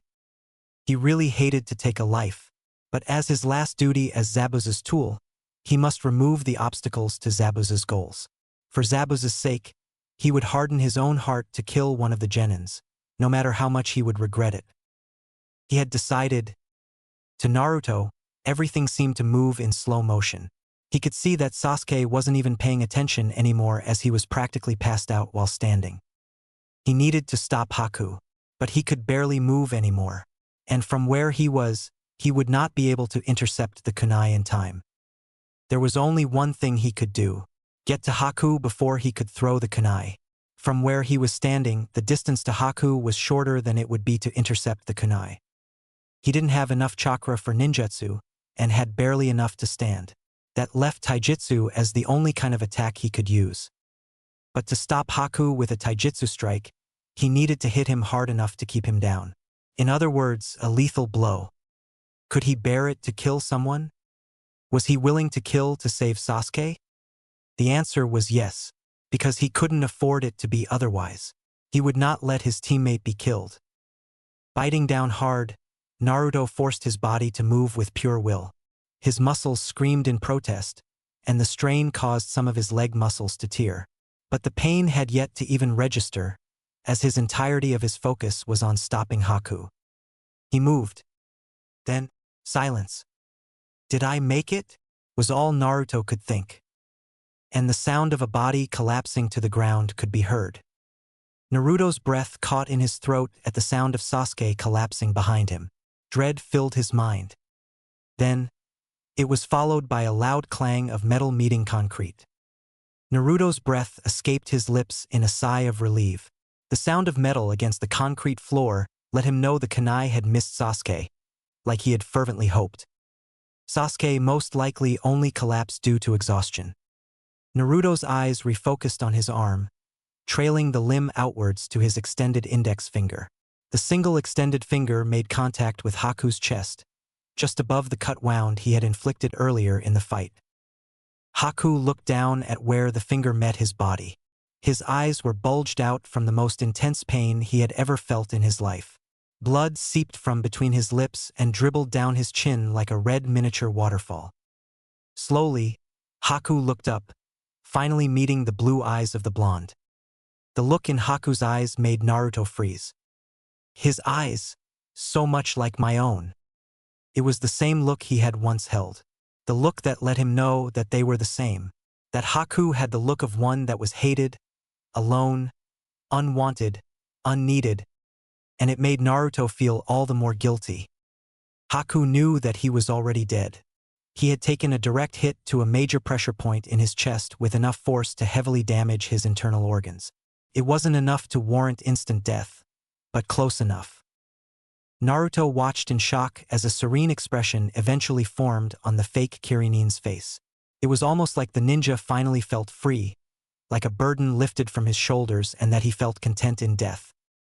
The ninja's words were soft, but Naruto heard it as clear as day. "Thank you for stopping me from killing," Haku whispered to him.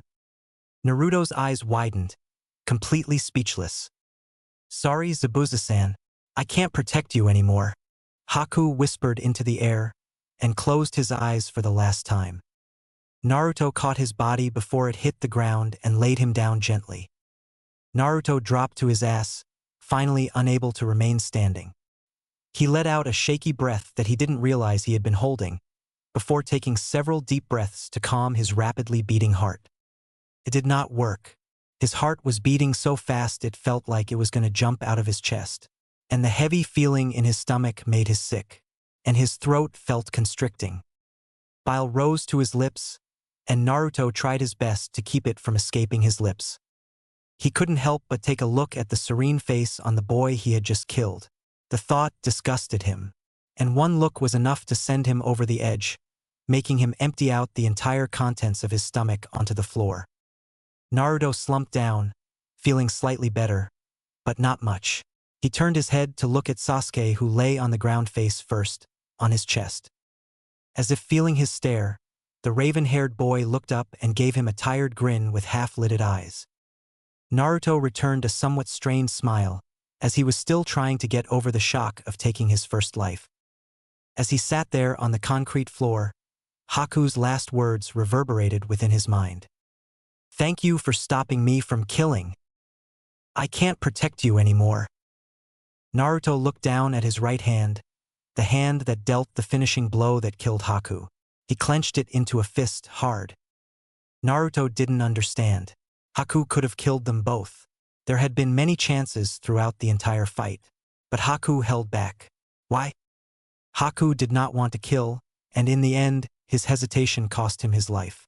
The thought that he took the life of the person that spared him his life made him feel even more disgusted with himself. He had been forced by circumstance to kill Haku. He even felt it somewhat justified that he was only protecting Sasuke. At least that was what he told himself. But it didn't really make him feel any better. And even though Haku had been his enemy, he did not deserve to die. A thought entered his mind. Was this what being a shinobi was truly about? Did being a true shinobi mean killing without regret, without emotion, like Zabuza? But even though Haku had been Zabuza's companion, he practically oozed kindness. He could sense his hesitation even at the end, when he had made the decision to kill Sasuke. Even in the last moments of his life, all he could say was being glad he did not have to kill. Naruto felt pity for the boy's life he took. Haku had given his life to protect Zabuza even though the man didn't even deserve such loyalty. But there was no doubt that Haku was strong. He had certainly earned his respect. Things were starting to make sense. Things the Sandaime had been telling him all his life, as well as Irika-sensei. I think I finally understand what it means to be strong, Naruto whispered to himself while staring at Haku's face. Naruto promised himself right then and there that in honor of Haku's memory, he would protect his own precious people. Sandaime, Irika-sensei, Kurenai-sensei, Anko-chan, Kakashi-sensei, Sakura, and even Sasuke. And he would protect everyone in his village. Because he too wanted to be strong. As both Naruto and Sasuke were resting on the ground, loud chirping noises suddenly came through the mist. It was almost like the sound of 1,000 birds chirping at the same time. Naruto and Sasuke both lifted their heads and turned to the direction of the noise. They turned just in time to see Kakashi drive a crackling ball of chakra into Zabuza's chest, instantly killing the man. Kakashi pulled his fist out of Zabuza's bloodied chest and let the dead ninja's body fall to the ground with a thump. Kakashi sighed tiredly, but relieved at finally having finished their enemy off. He had already used almost all of his chakra to defeat Zabuza, and rest sounded awesome at the moment. But a sudden curt laugh attracted their attention, placing the entire team once more on edge. They whipped their heads towards the direction of the voice and found a large mob of samurai and criminals led by a short man that wore a business suit and glasses. Kakashi slowly made his way to Naruto and Sasuke's position, as they were closer to the mob. Sasuke, despite being dead tired, pushed himself off the ground to a stand from his prone position. "Oh, how disappointing, Zabuza. It's good that you're dead. I never intended to pay you anyways," the short man at the front mocked whilst looking at Zabuza's dead body not far behind them. The midget then looked at Team 7. "Haha, you guys just saved me a lot of trouble and money," Gato said smugly. "We'll just have thank you by killing you." Naruto's expression instantly darkened. His teeth grinded against each other, and his hands were clenched into fists so tightly that his nails dug into his palms hard enough to draw blood. Even his entire body was shaking in pure rage. Kakashi was the first to notice the blonde's anger, but did nothing, as he too was very feeling angry with Gato. He was just better at hiding it than the blonde, though he kept his eyes on the boy to make sure he would not do anything rash. But Naruto was beyond pissed off. It was beyond simple anger and almost bordered on hate. Naruto tried to rein in his anger, but his efforts proved futile. It was all for nothing, he thought sadly, which turned into more anger. He had killed someone that didn't deserve to die, and it was all for nothing. Then, as if a dam breaking, his mind became flooded with pure hatred. All he knew was that man, Gato, would pay, and he'd make sure of it. Kakashi and Sasuke's eyes widened and backed away as the killing intent that leaked out from the angry blonde was beginning to suffocate them. The crowd relished in their fear, thinking the ninja were afraid of them, as they were less sensitive to killing intent than ninjas to be affected. But as much as Sasuke and Kakashi were wary of the mob, they were more so of Naruto. What incredible killing intent, Kakashi thought. Is the seal breaking? No, some chakra is leaking through. But Naruto bent down into a crouch and picked up a kunai that lay on the ground in front of him. He slowly stood back up, but his back was hunched slightly. It was almost as if he could go berserk and charge the crowd any second. Naruto turned his head to Kakashi, who backed up further in fear at the look on the blonde's face. Instead of the normal brilliant blue eyes that he had expected to see, They were now replaced by a pair of slitted deep red eyes that showed pure malice. His whisker marks had also thickened and darkened, making the boy look animalistic.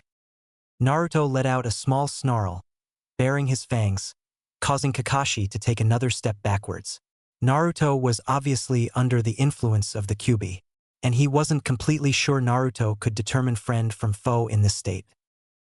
To Kakashi's relief, Naruto's attention focused back to Gato and the crowd. The look of rage intensified as his gaze focused on the short man in the front. His eyes narrowed, making them seem even more demonic-looking. Then all of a sudden, he disappeared from sight. Fast, Kakashi thought, a little shaken as he was the only one capable of following his movements. And even then, Naruto was not much more than a blur. Though he had his Sharingan I already covered to conserve chakra. Sasuke, on the other hand, was completely unable to see Naruto having also deactivated his Sharingan. Naruto reappeared in front of Gato. The kunai in his hands was already embedded into Gato's heart before anyone realized what had happened, killing the midget instantly. Naruto stayed completely still with his head down, his bangs covering his eyes. His hand was still gripping tightly on the handle of the kunai that was lodged in Gato's heart. His hold on the blade was all that was keeping Gato's body upright. All present held in a breath of air, being completely still. Silence ensued, as the mob was too scared from the display to say or do anything lest they invoke the blonde's wrath. Even though everyone was still, blood flowed from the wound, creating a large red patch of cloth on the business suit Gato wore. The blonde slowly pulled the blade back, and the body of the crime boss fell to the ground with a thump, making some of the closer crooks jump slightly in fright. The Kyuubi container slowly lifted his head, finally revealing his dark red, demonic eyes from behind his hair. The few men close by that could see the boy clearly stumbled backwards in fear. The pure malice and hate within those eyes were downright frightening, and the way the boy looked at them was almost like the eyes of a predator watching its prey. The killing intent that they could barely sense earlier was now suffocating, now that Naruto was close. Then, as the crooks were beginning to think they were going to die, the blonde disappeared once again, reappearing between Sasuke and Kakashi. Blood slowly dripped from the tip of Naruto's blade and onto the floor. Eventually, he lost his grip on the handle of the kunai, letting it fall to the floor. Several loud clangs could be heard before the blade finally stopped bouncing. The intimidating red eyes faded back to the usual blue, and the intent to kill faded, as the object of his rage had already been eliminated. Naruto dropped to one knee, too tired to even stand. The sudden rush of Kyuubi's chakra had energized him for a brief moment, but now that it was gone, he felt even worse than before. Kakashi breathed a sigh of relief as Kyuubi's influence on Naruto receded. While he could sense that the seal was not close to breaking, Naruto being influenced by Kyuubi was never a good thing. Though the scary part was that he couldn't distinguish which part of the killing intent originated from Kyuubi and which part from Naruto himself. Seeing the boy too exhausted to even stand, Gato's men quickly regained their confidence. "Damn ninja, you just killed our source of money. Now we'll have to attack the town and take all the valuables," one man announced. The rest of the mob cheered in agreement. "Is there anything you could do to get rid of them, sensei? A jutsu or something?" Naruto questioned, hoping his sensei would answer yes.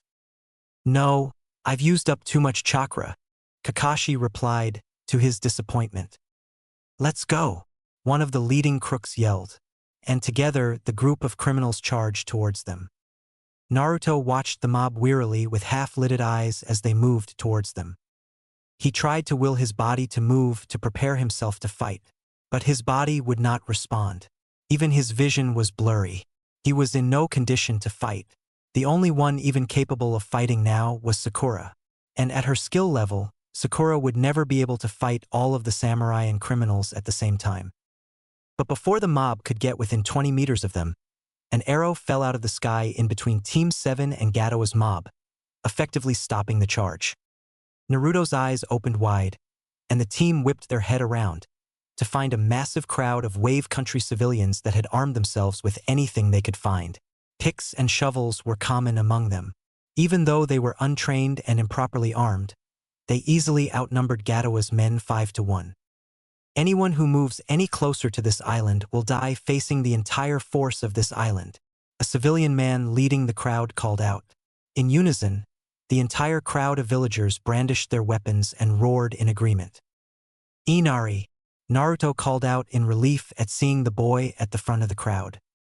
The hero always comes at the right time, right? The boy called out from the front of the crowd with a grin. The 8-year-old was wearing a helmet and holding a crossbow in his hands, looking ready to fight. Naruto smiled proudly at the boy. Now knowing that his team was saved, Naruto finally let go and succumbed to unconsciousness.